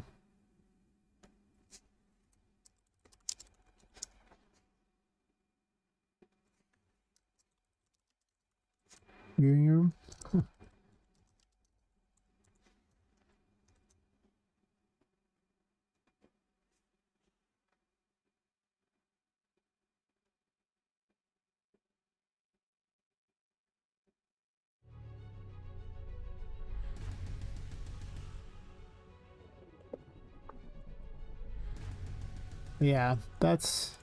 I'm not sure I'm going to gamify this room yet. I might not even gamify. I might not need to. It just depends. I'm debating on how this is all going to go. But yeah.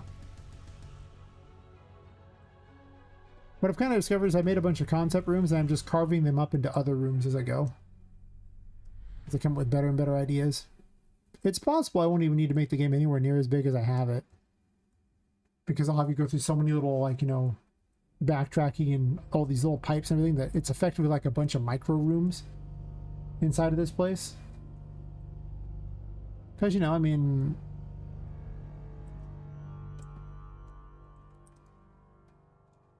I've got like a whole micro room up here going on. Where not only do you travel through it to get to this room over here, all that, but there's also another secret up here where I'm going to put like a little like tough enemy to fight. Wherever this is at. Yeah, this room up here. That you can work here with you. You have to come back with double jump to get there though. But just micro rooms everywhere. Just to pop it, I mean, you don't need a very big space. This place is effectively around 6 times bigger than Poppet, 7 times, 8 maybe, depending upon some of the assets. That's like a whole army of floors if you think about it, if you were a regular sized character. So, yeah. I also need to add in the stuff for temperance too. I can change a whole bunch of stuff on chapter 1 that I'm just haven't done yet. I think I need...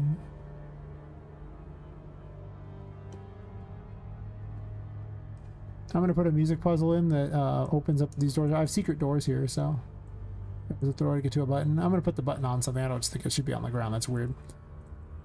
But also a music puzzle tied to it. I got to make these keys bigger. I might make this just take up the whole floor, like just a huge piano thing there, and just get rid of these things and just make it like a pure steampunk thing. Kind of like, you know, those old big giant keyboards on the ground where you could jump up and down on them. In which case I'll change the keys back because I changed them to try to make the black keys fatter so they could actually, you know, be jumped on. But in reality, all I did was create certain keys that were near impossible to jump on, like this one. I'm not sure if I still have the original one or not. I hope I do. Right. Or I'll just make them again. I don't know, whatever. But yeah, if this were like a giant version of it,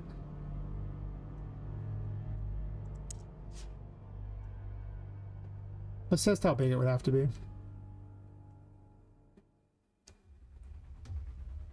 Besides, it's way more fun to jump on top of. Tell me it's not more fun to jump on top of. Tell me it's not more fun. You know it's more fun.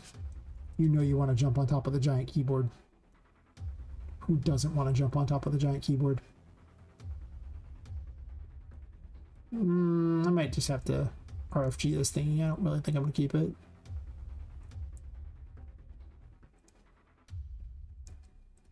That's just going to get moved out of the way for a second. I'll deal with you in a moment. I don't care.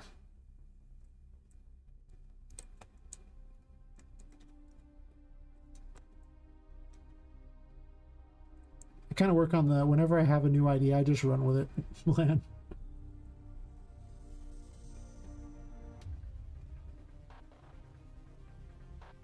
Okay, tell me the room didn't just get way more exciting with this giant monstrosity here. I won't put it on top of things. I'll just leave it over here for the moment. Kinda.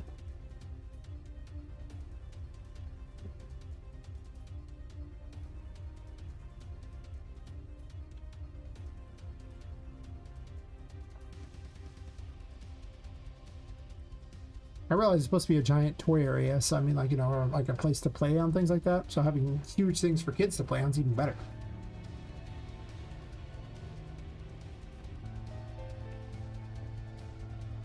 Aha!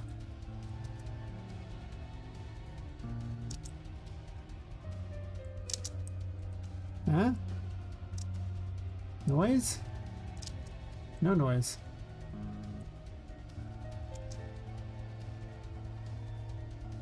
Why are the white keys not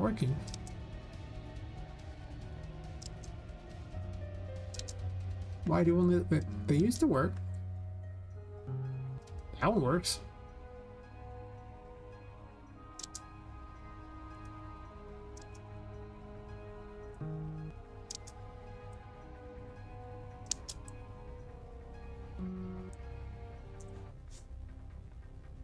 Oh. It's because their little hitboxes are tiny. Who thought that was a good idea?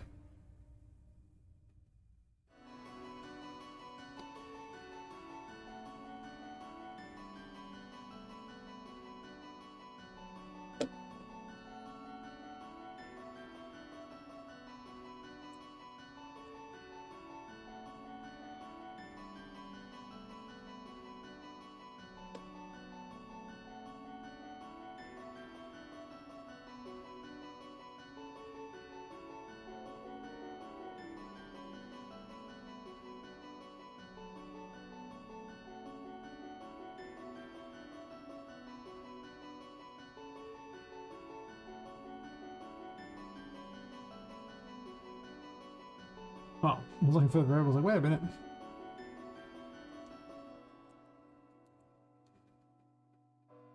These are backwards. Right? These totally seem backwards to me.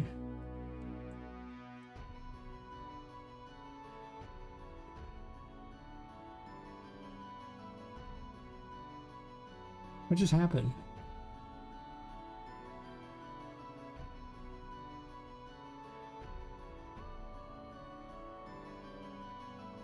Let's use default in there, fair, I guess.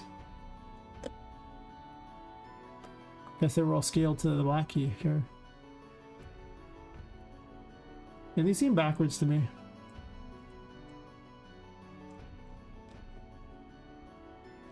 Should have left alone, huh? I did not.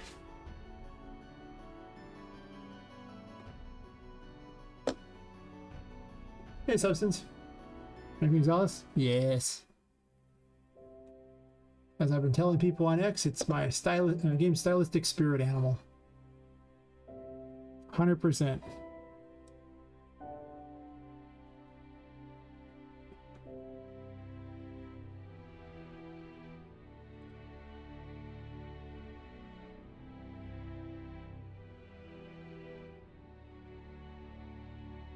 Yeah, this really seems like these are the wrong way, I assume. Should probably make all the notes backwards, by the way. But hear me out. At least it looks like a normal keyboard now. What was I thinking the other way?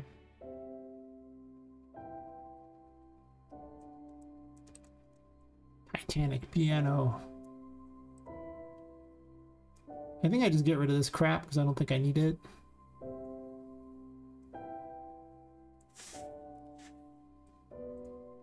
I just build pipes out or something.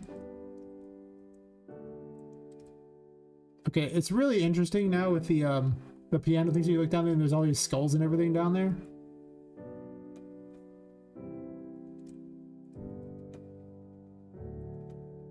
Why can't I click these?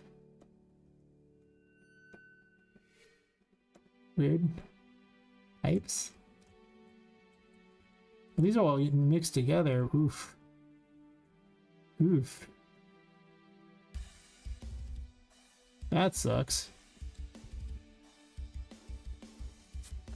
I was like, I'm gonna optimize this. You got optimized, all right, buddy. Waste not, want not.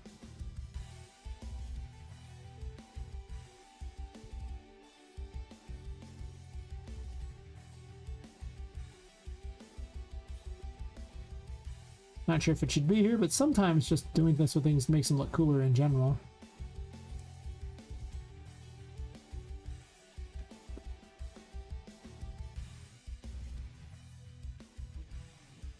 Whatever, I'll build more things on it later. I just want to jump on it, okay? Hear me out. I want to jump on it.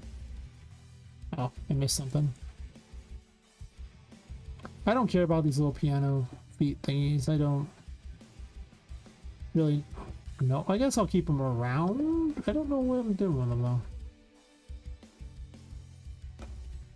But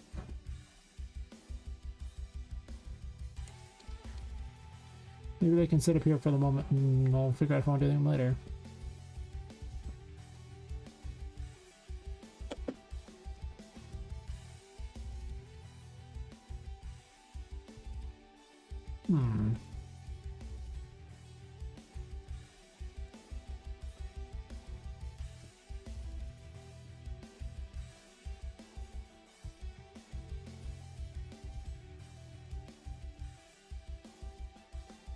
Yeah, this will be kind of miserable. Oh god, terrible.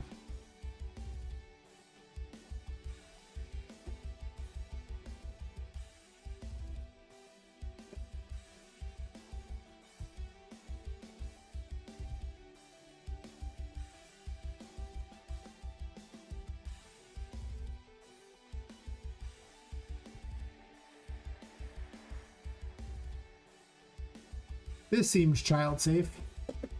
Yeah, it's going pretty good. Do your haircut? Yeah, pretty recently. Just a regular guy's haircut. From a barber, so whatever the barber thought was good enough to get me out the door with money in hand, with their my money in their hands. Anyway, as far as the game's doing, it's going pretty good. I have the entire game, a concept laid out for pretty much everything at this point. It's not a lot left to lay out. It's not like finalized or anything, but you know, it's not that bad. Yeah, top half, I guess. Sure. So my plan is to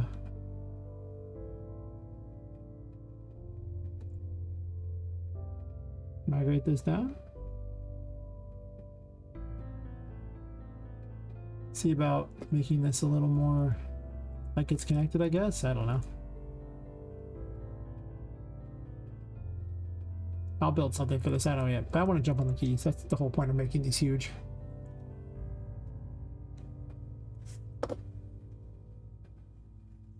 Yeah, I decided I wanted to make a giant music puzzle in here, but it was really hard to jump on the keys, so I'm turning it into a very, very big thing, and I'm probably going to put some sort of thing under it so there's more for it to go down and not just into the ground.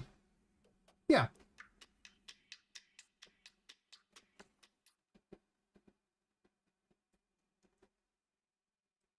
Keys might be in reverse order though. I had to rotate everything, so there might be.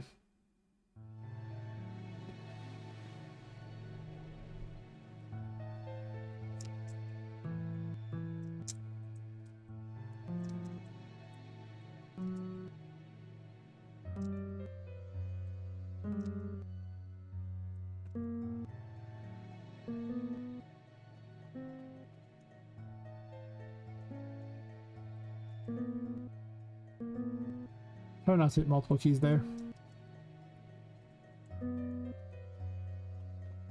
Yeah, it's one of the floor pianos.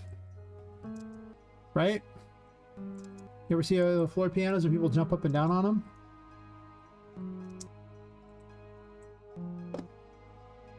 I figured kids would be able to jump up and down on the keys. And then I'm going to put something underneath it, make like a little thing for it. It had originally a thing like that. It's weird that you can hit the sides of them. No. I have like no musical talent at all. I'm like the most tone deaf person around.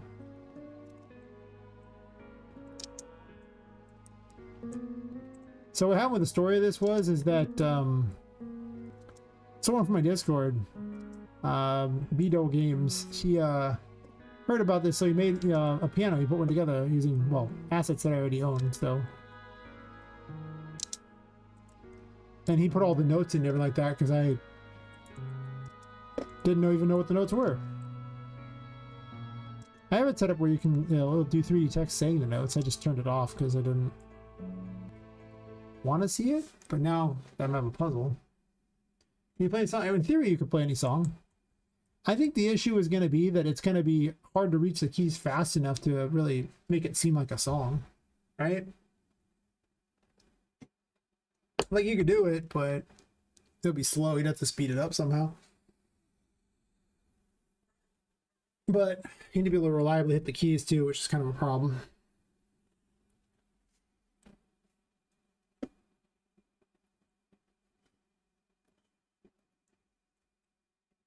I think I just set this to not visible, right?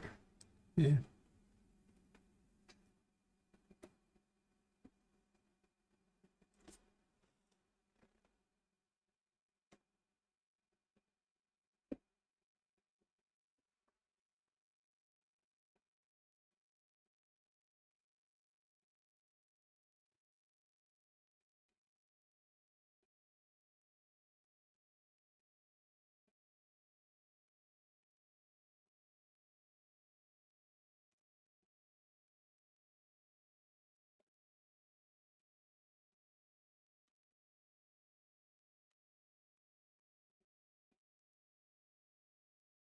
Okay.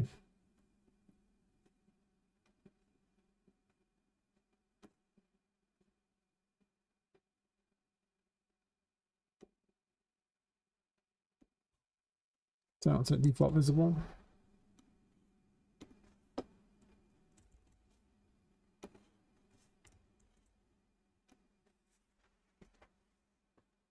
I feel like I've been sitting too long. I don't quite have the streaming stamina I previously did. My health doesn't seem to like it very much. I've been there for about 5 hours? 5.5 hours today? 5 hours and 11 minutes. Not amazing, but better than previous.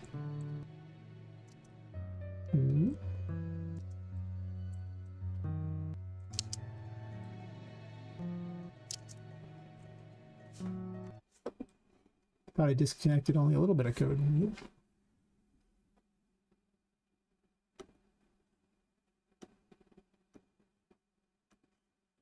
Are you the real one and not the crap one? That could be a problem if you're the crap one. Yeah, this is the new one.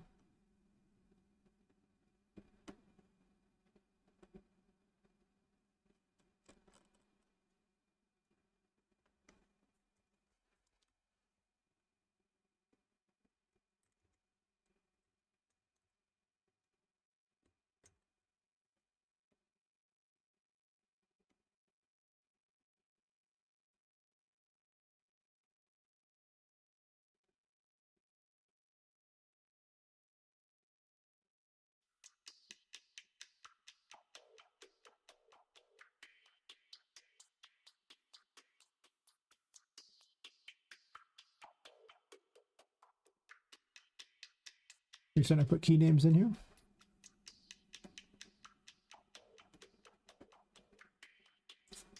Yeah.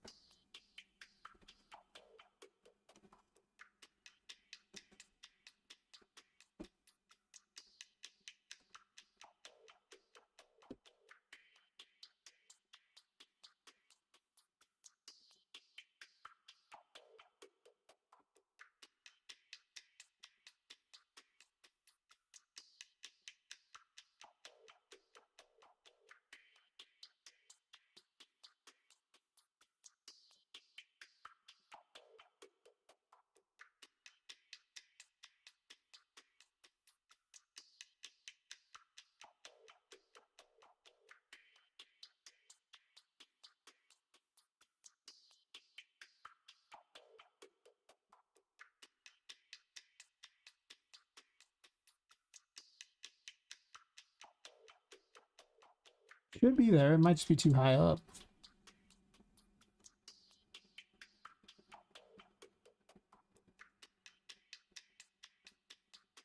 Not too high now.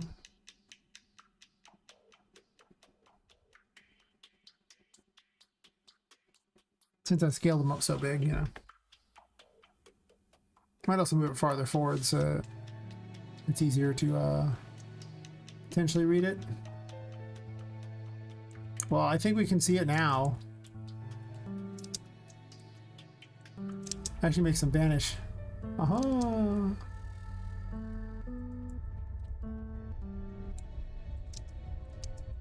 Oops, apparently going between those is hard.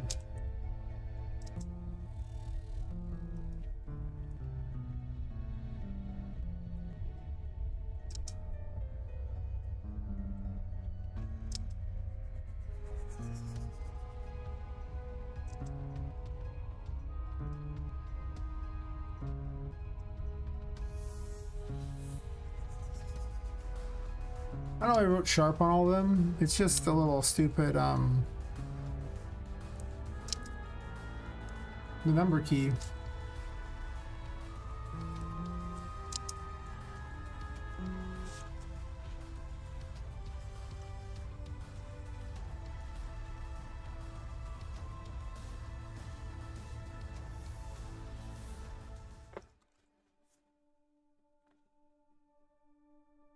I also think they're backwards because I had to rotate the whole thing. Let me double check.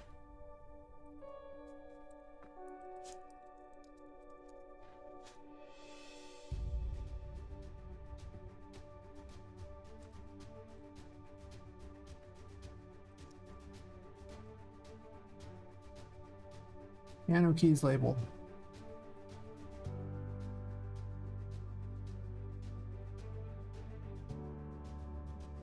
Just want a picture, jerks.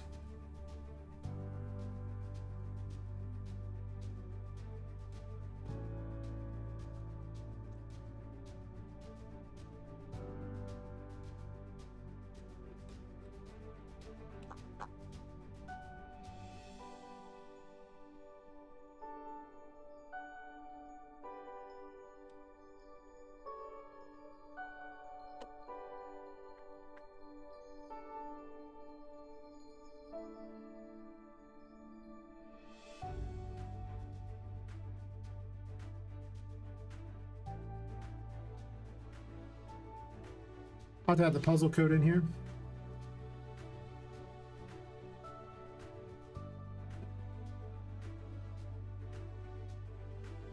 We could. And what I was considering doing basically is that it just tells him the key like that. Maybe it plays a noise or something like that, but maybe it just only plays the noise when you get it correct. But I was just going to add each one to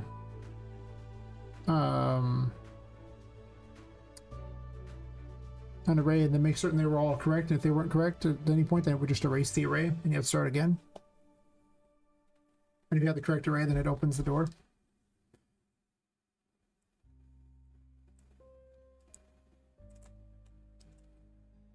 So it might be like every fifth one or something it does it, or however many things it is. And these doors over here are already rigged to check for an array of a particular item. So if I just award an item essentially, which is just a string anyway, same way the puzzles work, it's the same system.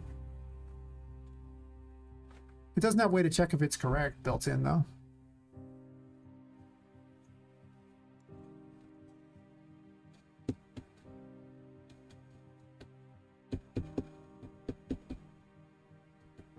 I'll have to try to spell something with the right keys or something. I don't know. I don't. Like I said, when it comes to music, I'm such an idiot. I don't know anything about them. So I'm not sure how the puzzle will play out. I'm not even sure which keys are which. I'm trying to see if I have the keys reversed though, because I did have to rotate everything, but maybe it got rotated by accident.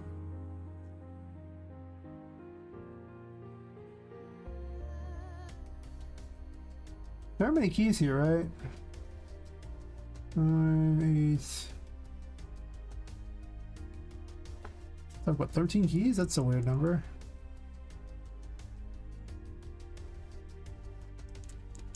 $14 keys.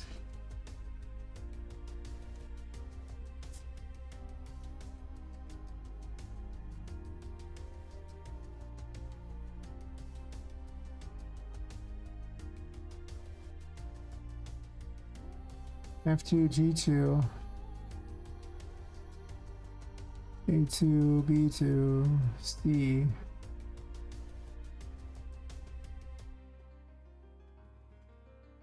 What I'm looking at is this here, right?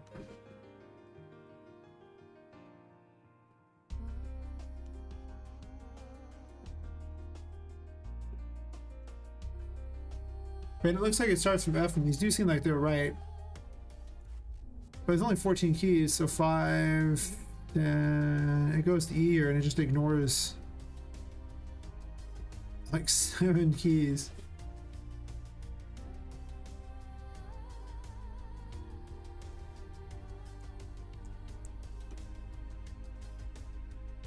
And E4, it just ignores 7 keys.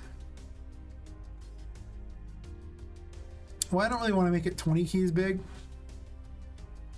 I could, it would take up the entire wall. I don't even have the notes for that.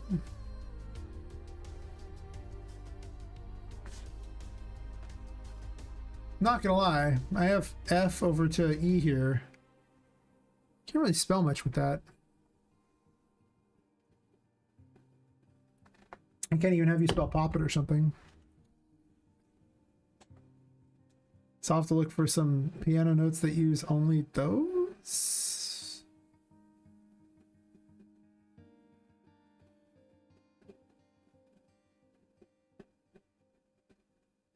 Huh.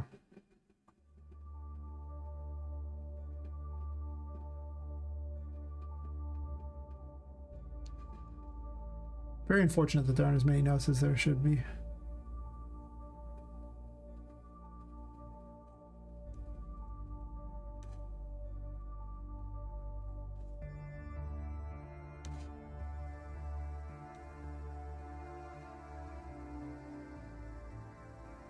There are 24 notes.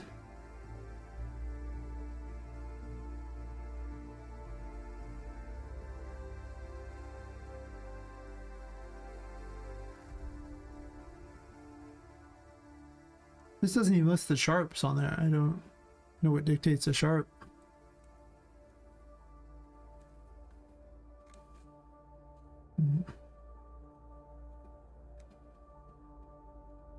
I'm just trying to learn these things and they're like, nope.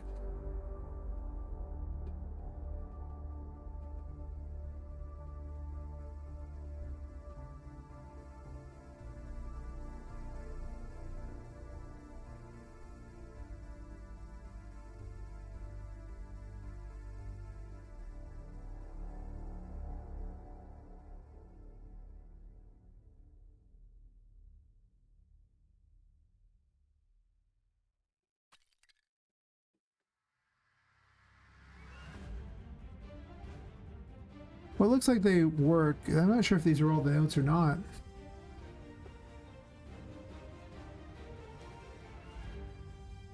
I'm just looking at pictures of piano things here, but nobody lists them like that.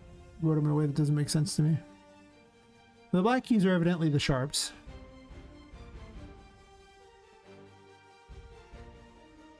And something like this.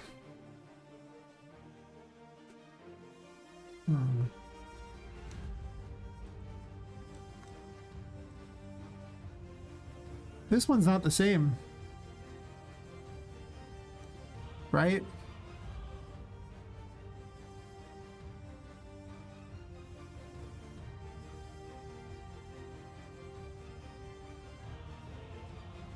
says 21 keys on the bottom. I'm so confused about pianos, okay? This too has 21 keys, but the letters are different.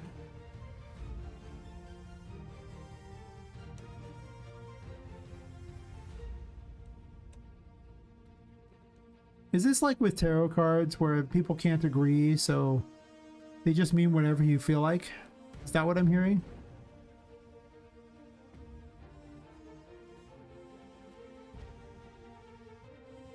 Sure. Whatever the case.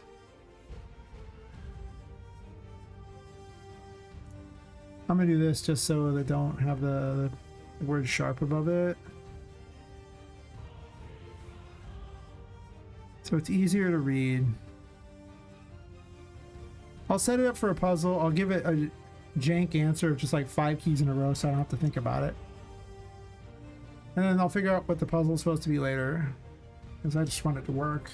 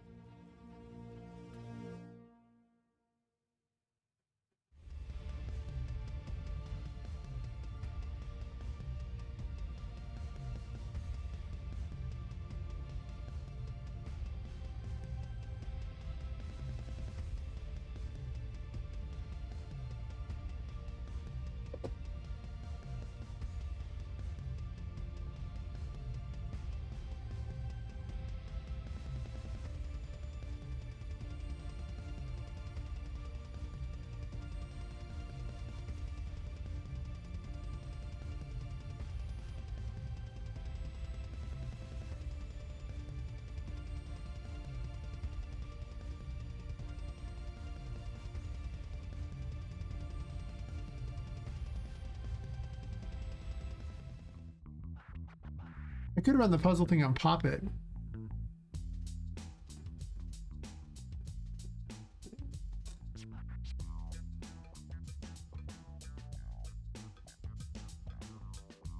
Sure.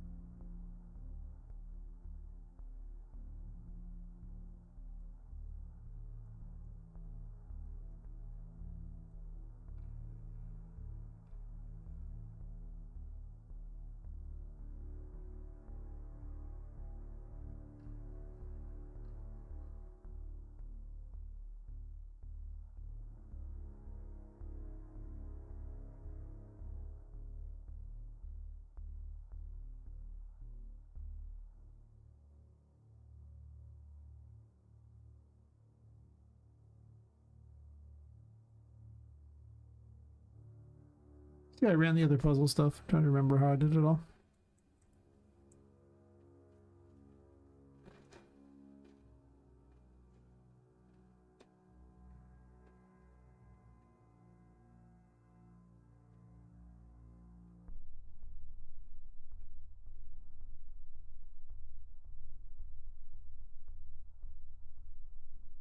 No.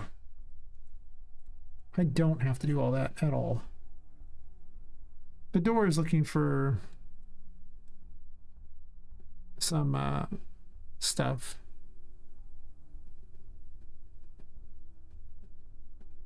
Oh, it's not looking for specifics on the door, though.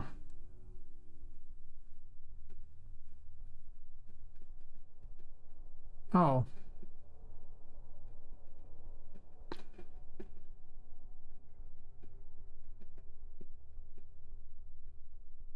Sure. That's another way I can go about it. You can just award her an item if she gets it correct.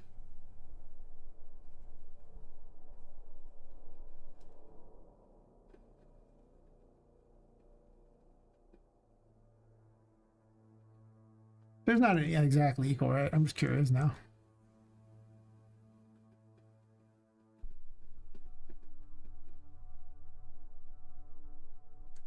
I don't think so.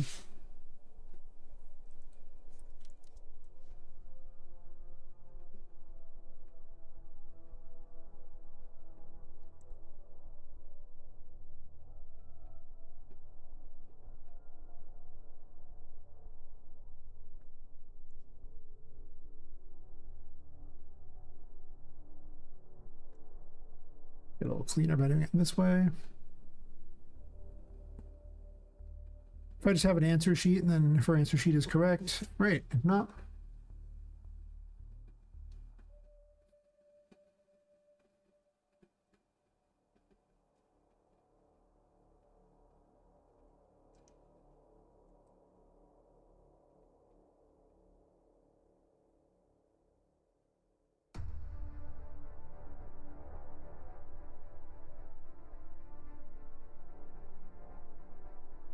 Could increment a variable. Kind of like a better system for that than having a specific thing for this.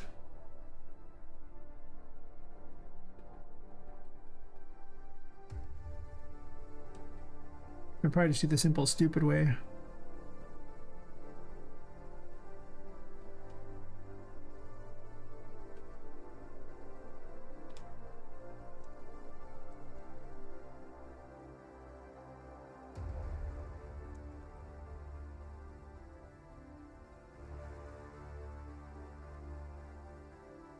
I don't like this method much. But trying to find a perfect thing is never the best.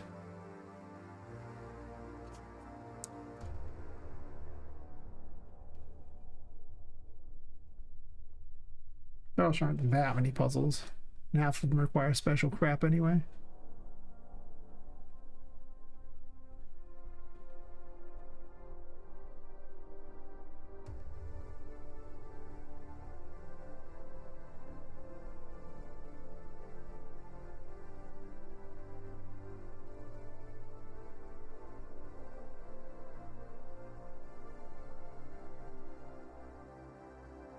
Let's say greater than or equal just to cover the bases in case you somehow are better than you should be.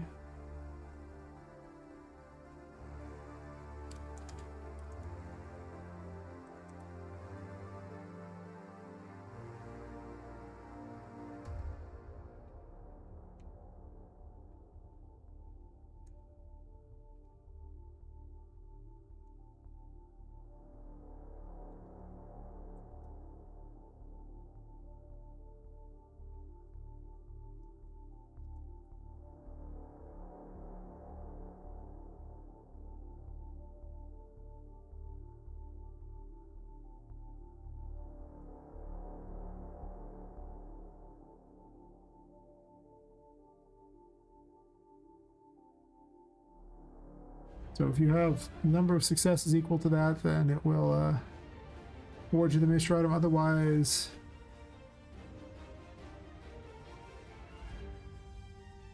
if the link to this.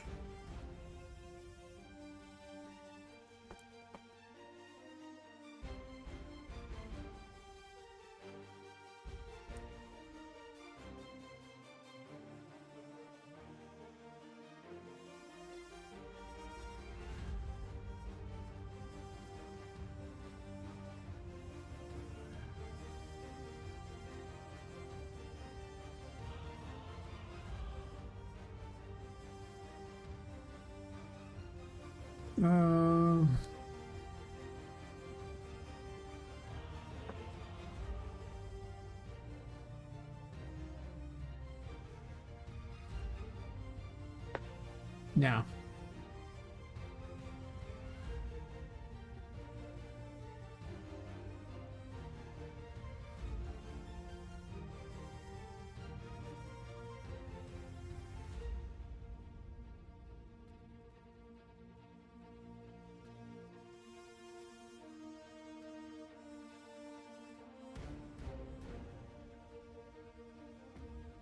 Yeah, if this is greater than the length of this, then I'm going to reset it.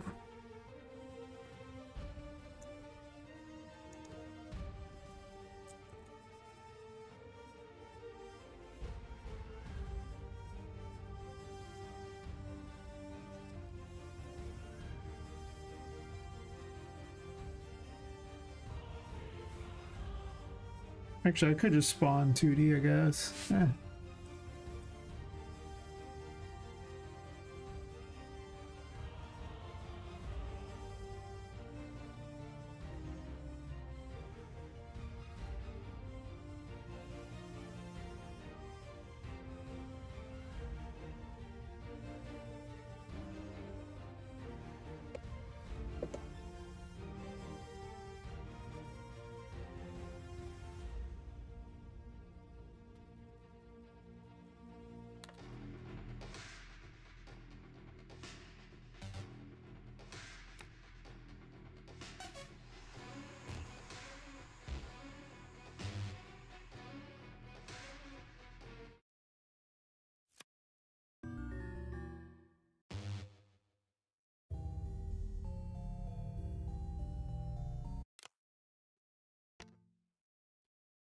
I don't like half these things.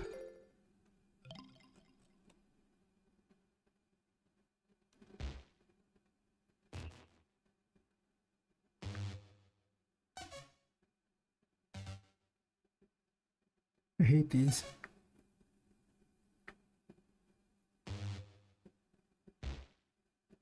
Whatever.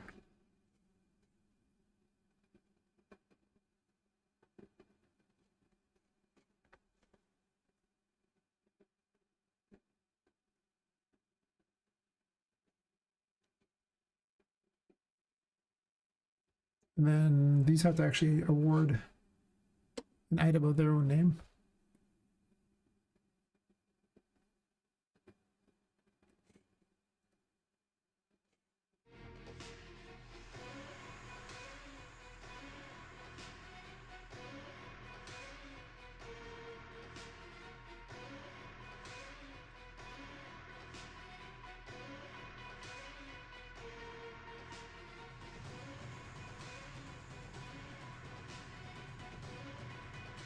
Hmm.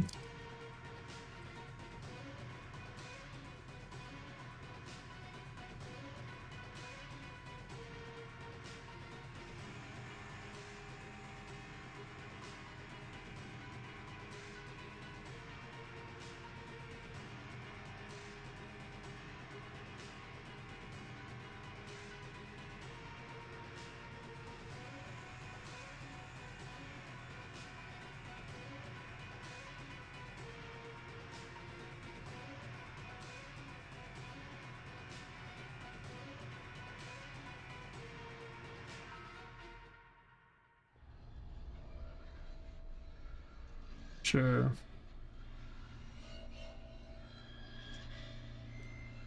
Write all these on here.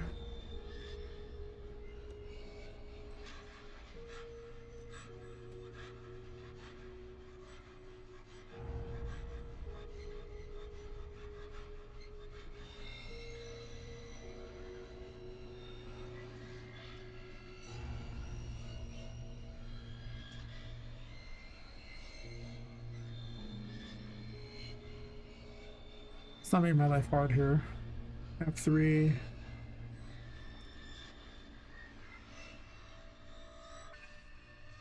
G3.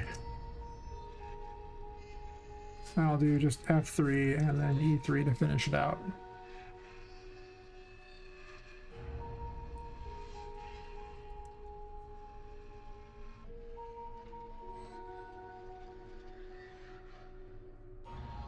It's like this.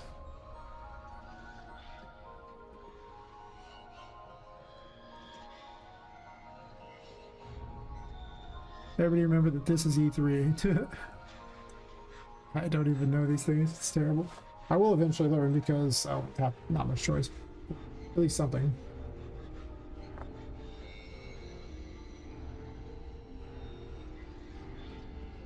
Oh.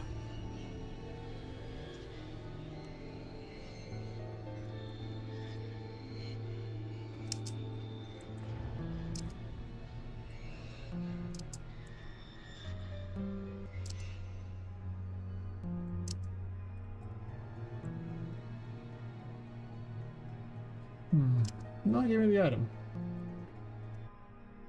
That's something up.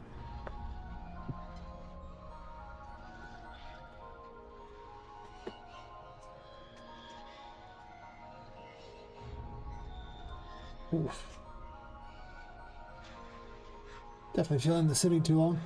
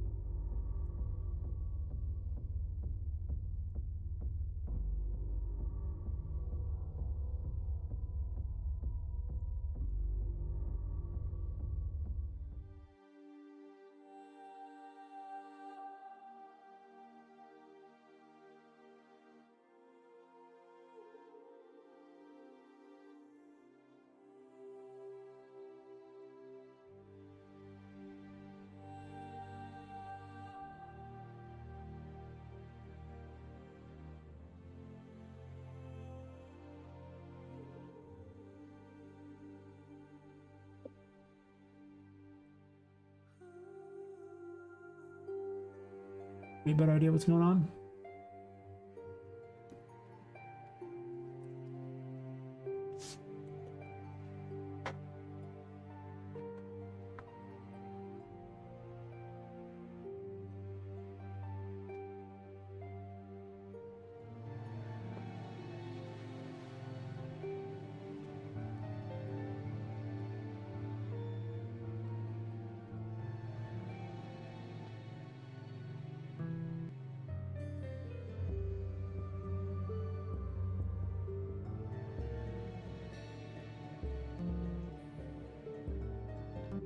Let's end down to Poppet.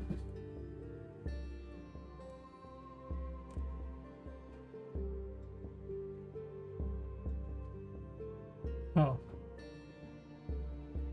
No, it's like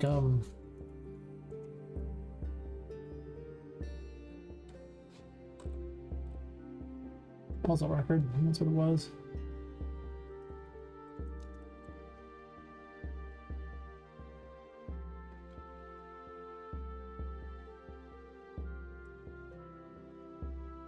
Oops.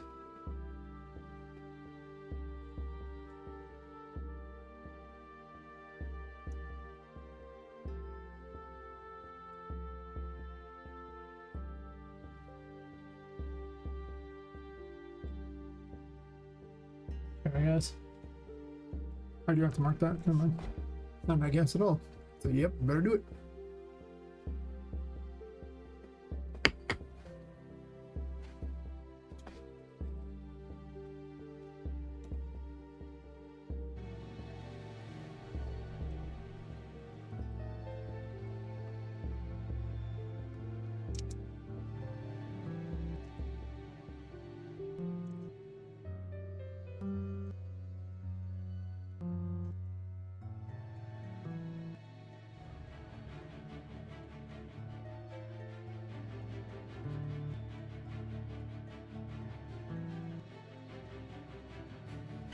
It said lots of stuff, but what did it mean?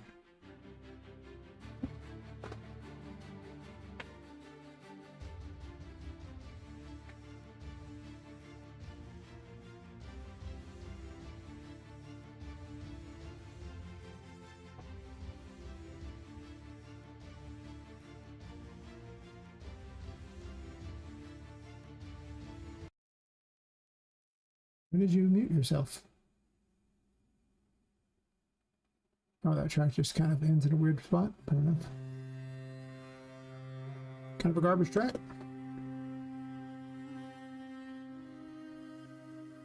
Okay. E3.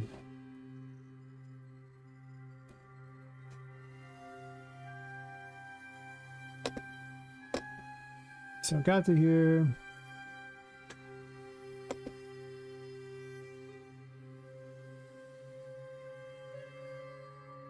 Sure. And then you say it matches.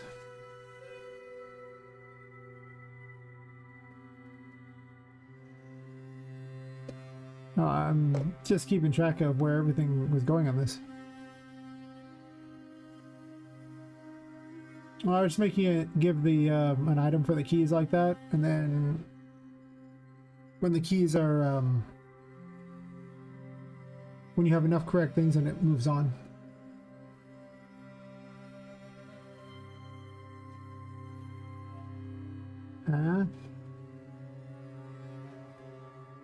Just trying to make this thing work here. But I haven't got that far in a minute. It's not like it's gonna be hard to solve. I just misdid something somewhere in this, which is not that hard to get to. And I'm just double checking against some test runs here. See where it got to. And it keeps hitting false over and over. So it keeps going here. I don't think it ever actually ran the clear.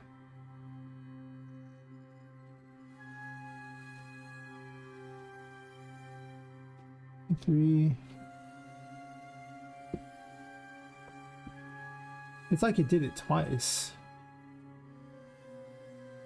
Is that what happened? E3, E3, F3.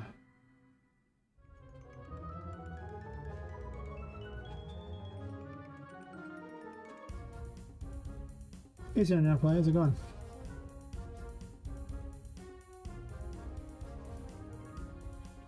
Yeah. I'm just comparing it to a map of the things.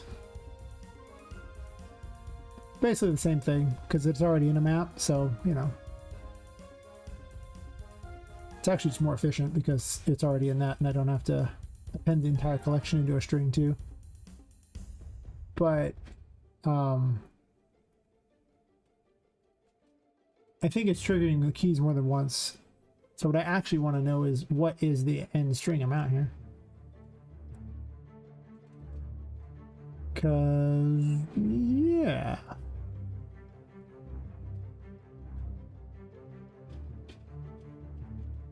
Maybe it would be easier to append it all together for that. Yeah, everything's stored in maps, so. I think I jumped on the keys. That one there, I did E3 twice. Then piano 1.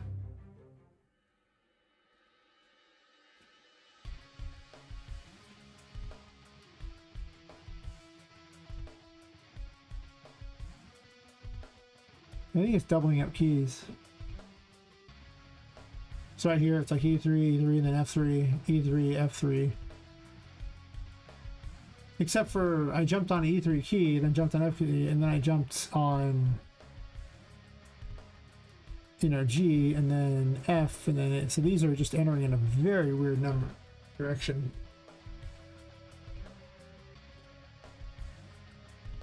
I don't think the code is wrong on Poppet. I think the code is wrong here.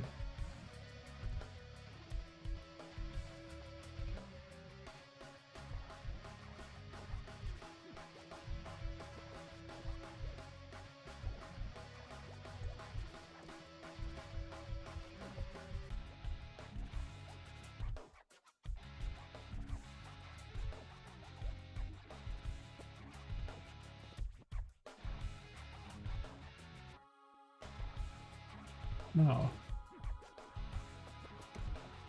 Don't want to comment there.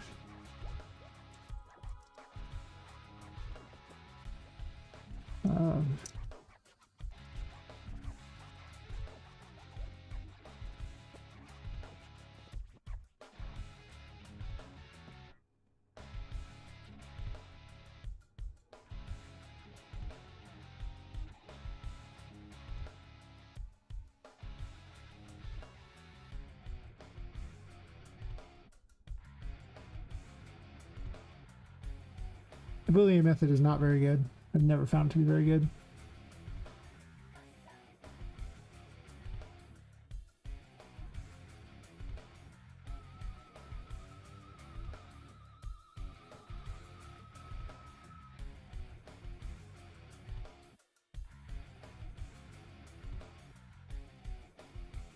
I guess it's already got that. Never mind, I'll see right there.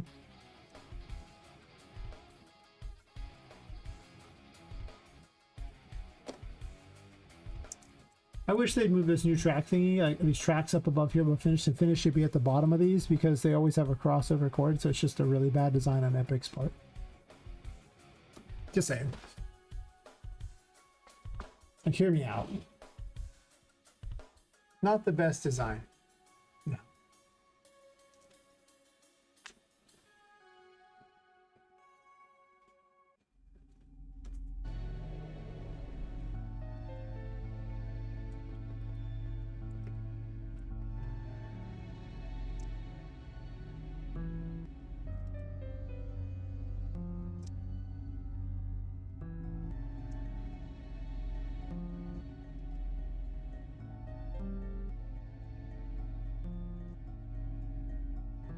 Never plays an error noise.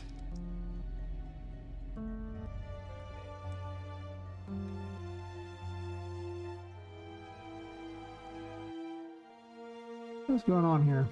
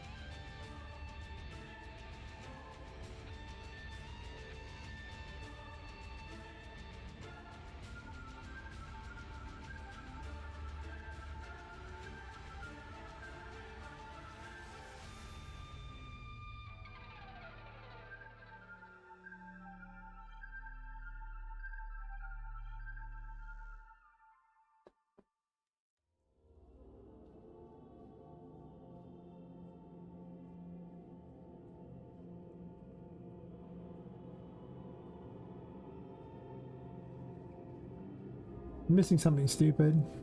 Know it.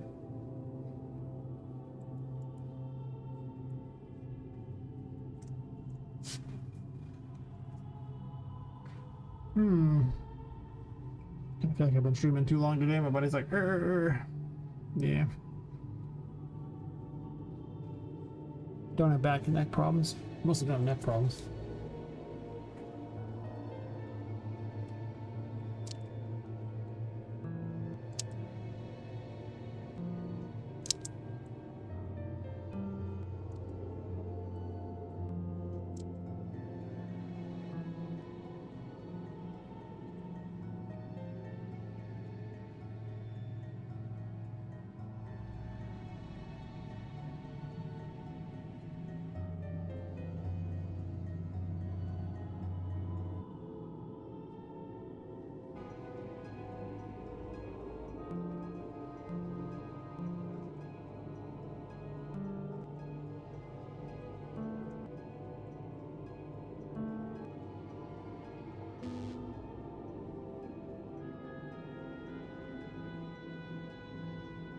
Okay.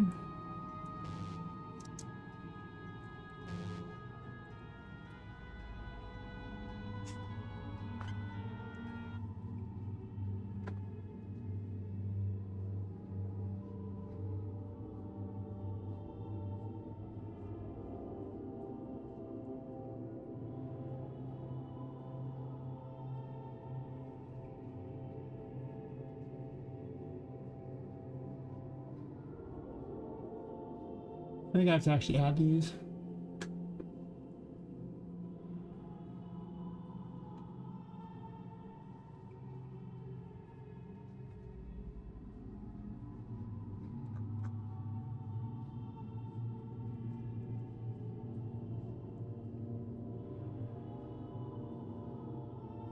This system doesn't account for the other option.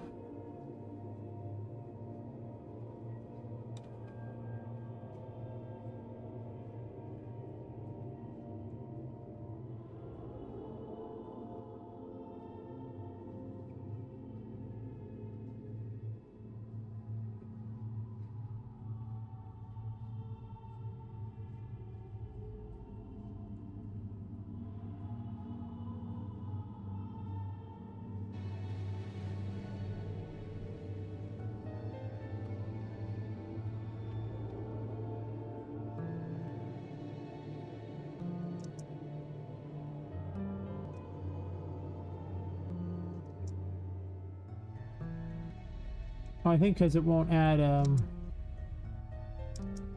it to an array twice, huh? Is that how it works?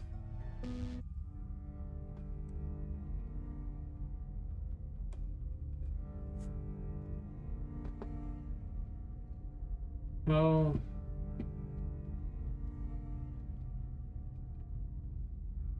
They can't have identical names. Because it's a puzzle map. Sorry, it's a map variable. Unfortunately, all the collectibles in the game are map variables, so the obvious solution is just to make it where you don't duplicate a key, isn't it?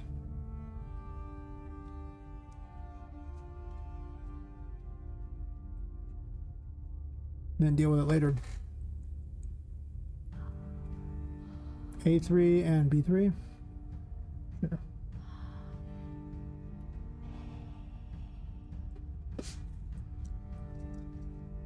Oops.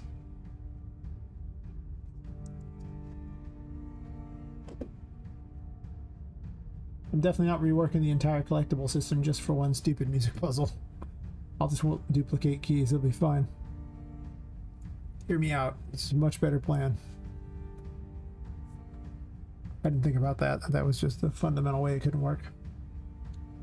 Because duplicate items have never been a thing that mattered.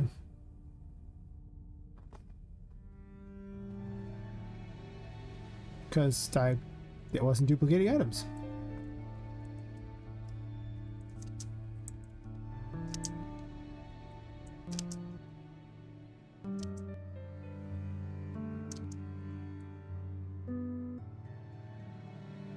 Told me I got puzzle. quite what I was looking for, but thank you for that, I guess.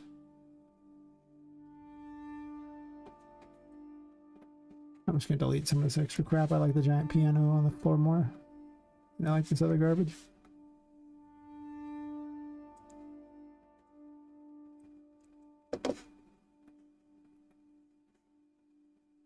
Because I put them in the wrong order.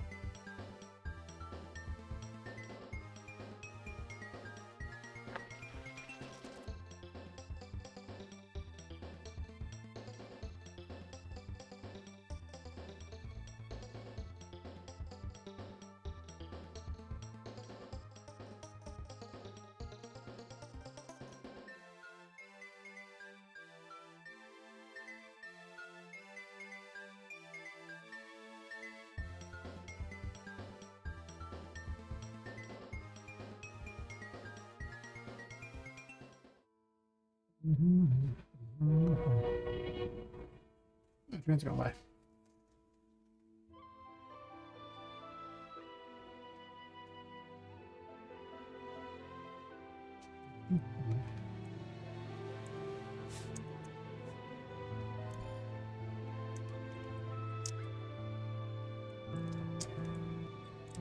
I hit it twice. Ugh.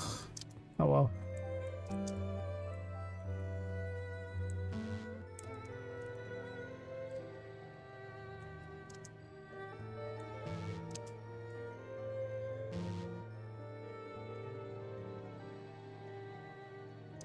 It's linked to 0.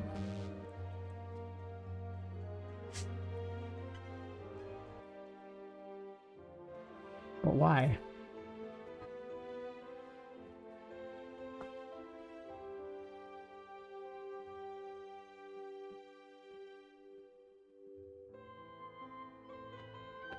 Oh, I see. Do I see?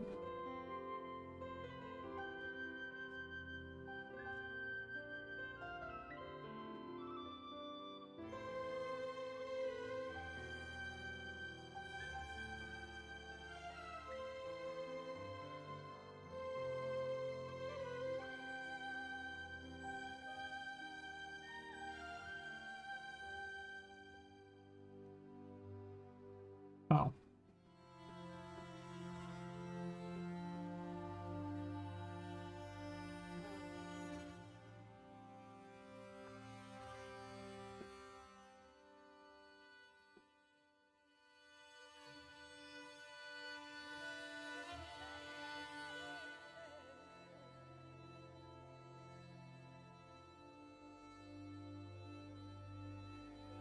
Why are you not clearing it? Although when clearing it, it now had a length of 0.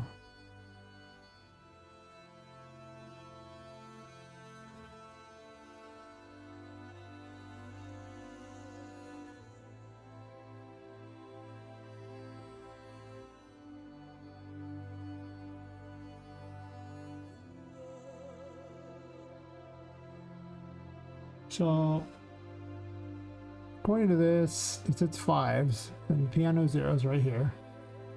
So this collectible collection now has got a length of 0.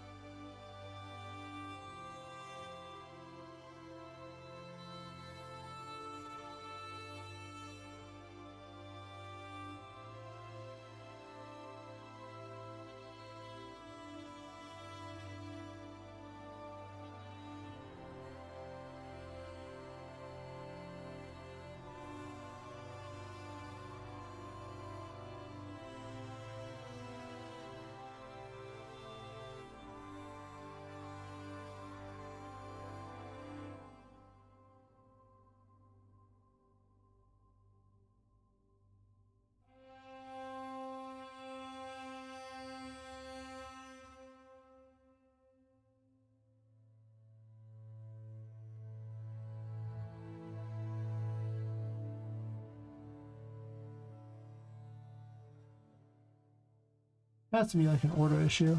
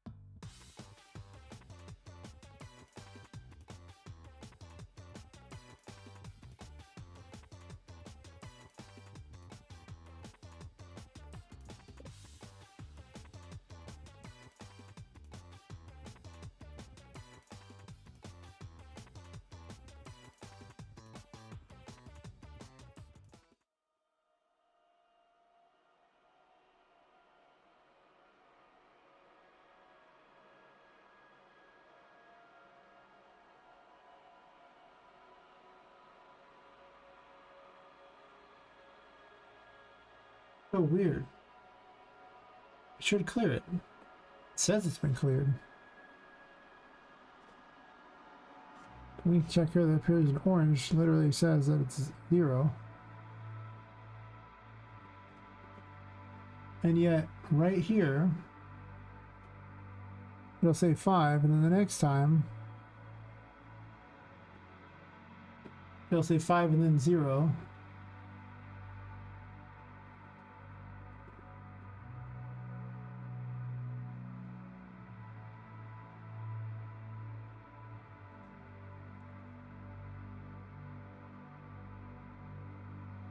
Hit 0 and print it for me.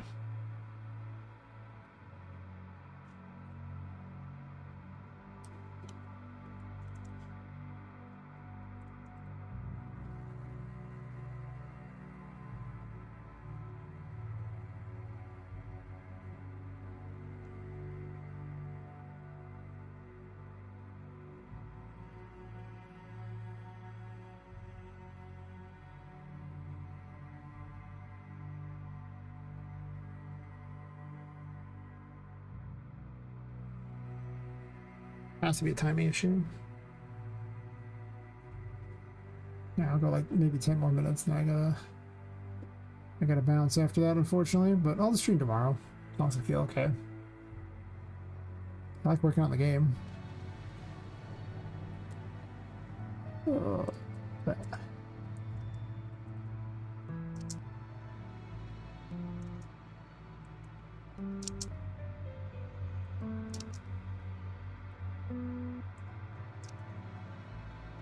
so just to double check that actually it gives me the item I need.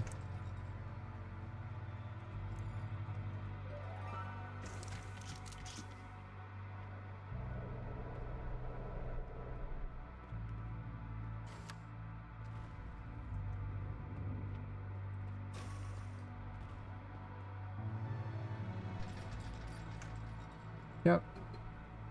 The card doesn't load in because the card is set to the wrong thing, but okay.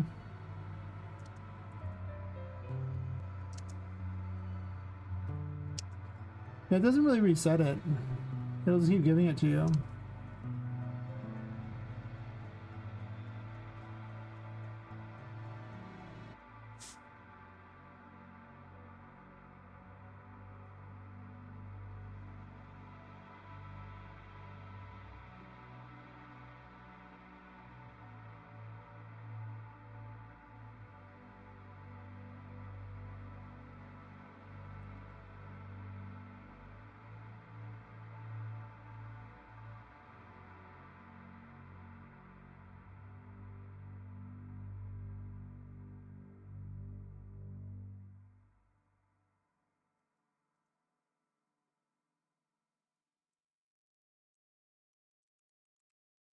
Get that check.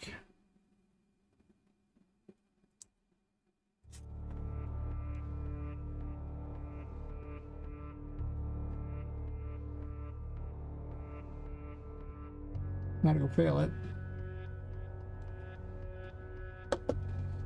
Works if you enter it correctly. That's true. That's nice.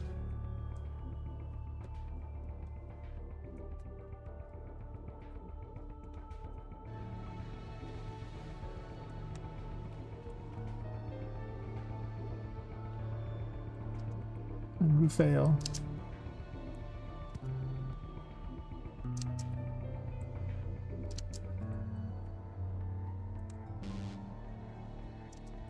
Piano 0.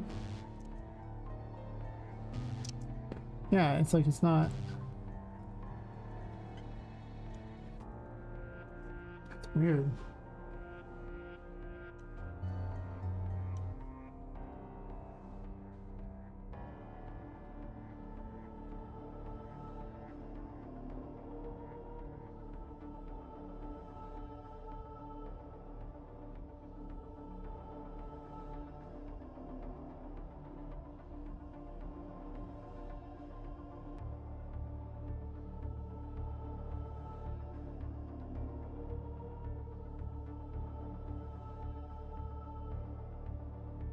It just shows a null value there. No length.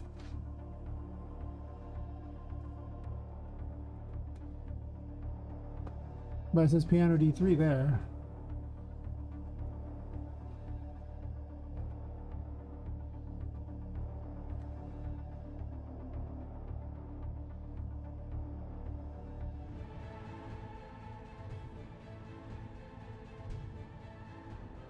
I know what's happening.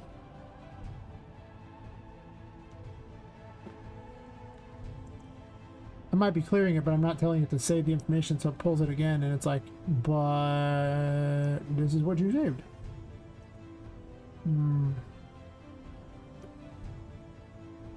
It's just this. I'm just a goofball, don't mind me.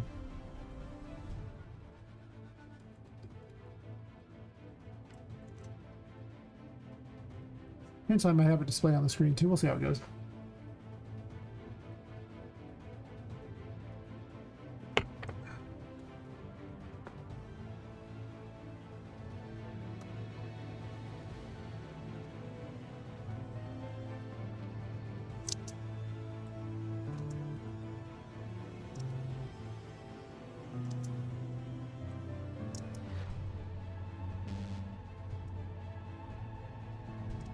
There we go.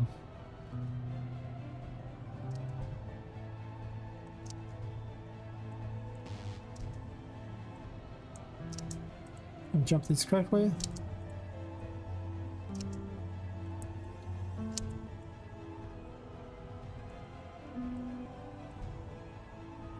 And if I click it again, it's not a worthy item again. Ah.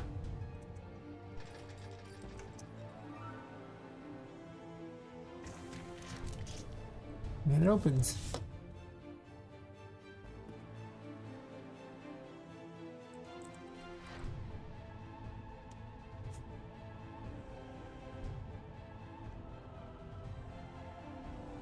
Oh. It vanished because I already had it, because I used the thing to give myself all the stuff until the library, which temperance used to be something you got before the library, so I just... My code was right. I just asked for something that I didn't need. Because I'm so used to enabling all that crap. Whatever, I'll potentially screw it up. The only problem now is the same key issue. And I'll have to think about a good way to solve that, because like I say, I have an entire collection system based on map variables, and it doesn't really account for this. But the map variables are better than arrays because it's easier to find the values I need if you've actually got them. So for my purpose, they're very good for acting as essentially a save and collectible to keep track of everything you picked up. But for puzzles, it's less good. But to be fair, usually puzzles have unique things, and there isn't multiple copies of them, so this piano presents a very weird alternate thing. Yeah, there you go, now I can get temperance again. Yay! I'll move the statue somewhere, I don't care where. I might put all the keys in here and do it, but I think tomorrow will be the day that I figure out all the other stuff.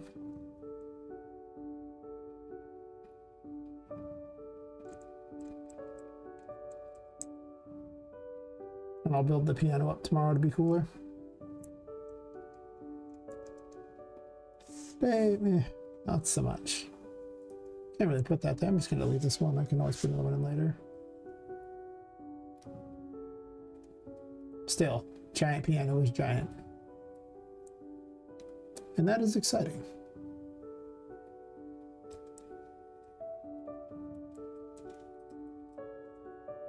Way better than the other little crappy piano you couldn't do anything with. Something to put like a border around the front so it looks like a piano thing, and then something down here so it looks like it's going into something. Potentially raising it up some. Because if it doesn't look dangerous, then it's not perfect for my world. Because everything is... all the toys of, like, you know, the 20s and everything, and all the playgrounds, they were really dangerous looking.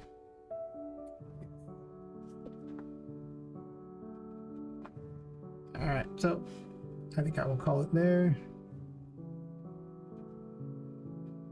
So I'll probably shoot more. Like I said, as long as I feel good and I don't have any better to do. I have a lot of free time lately when I'm feeling good, and not so much when I don't. So I'll get by the people on YouTube and Kick, and then I'll see if the Twitch people want to raid somewhere or something. One day I will have 1,000 subs and I'll be able to raid out on YouTube as well. Yeah, so. Like the game. Game's called Poppet Quest. And, you know, thanks for watching. If not, if you didn't like the game, well, thanks for watching either way. Here. I'll catch up on later.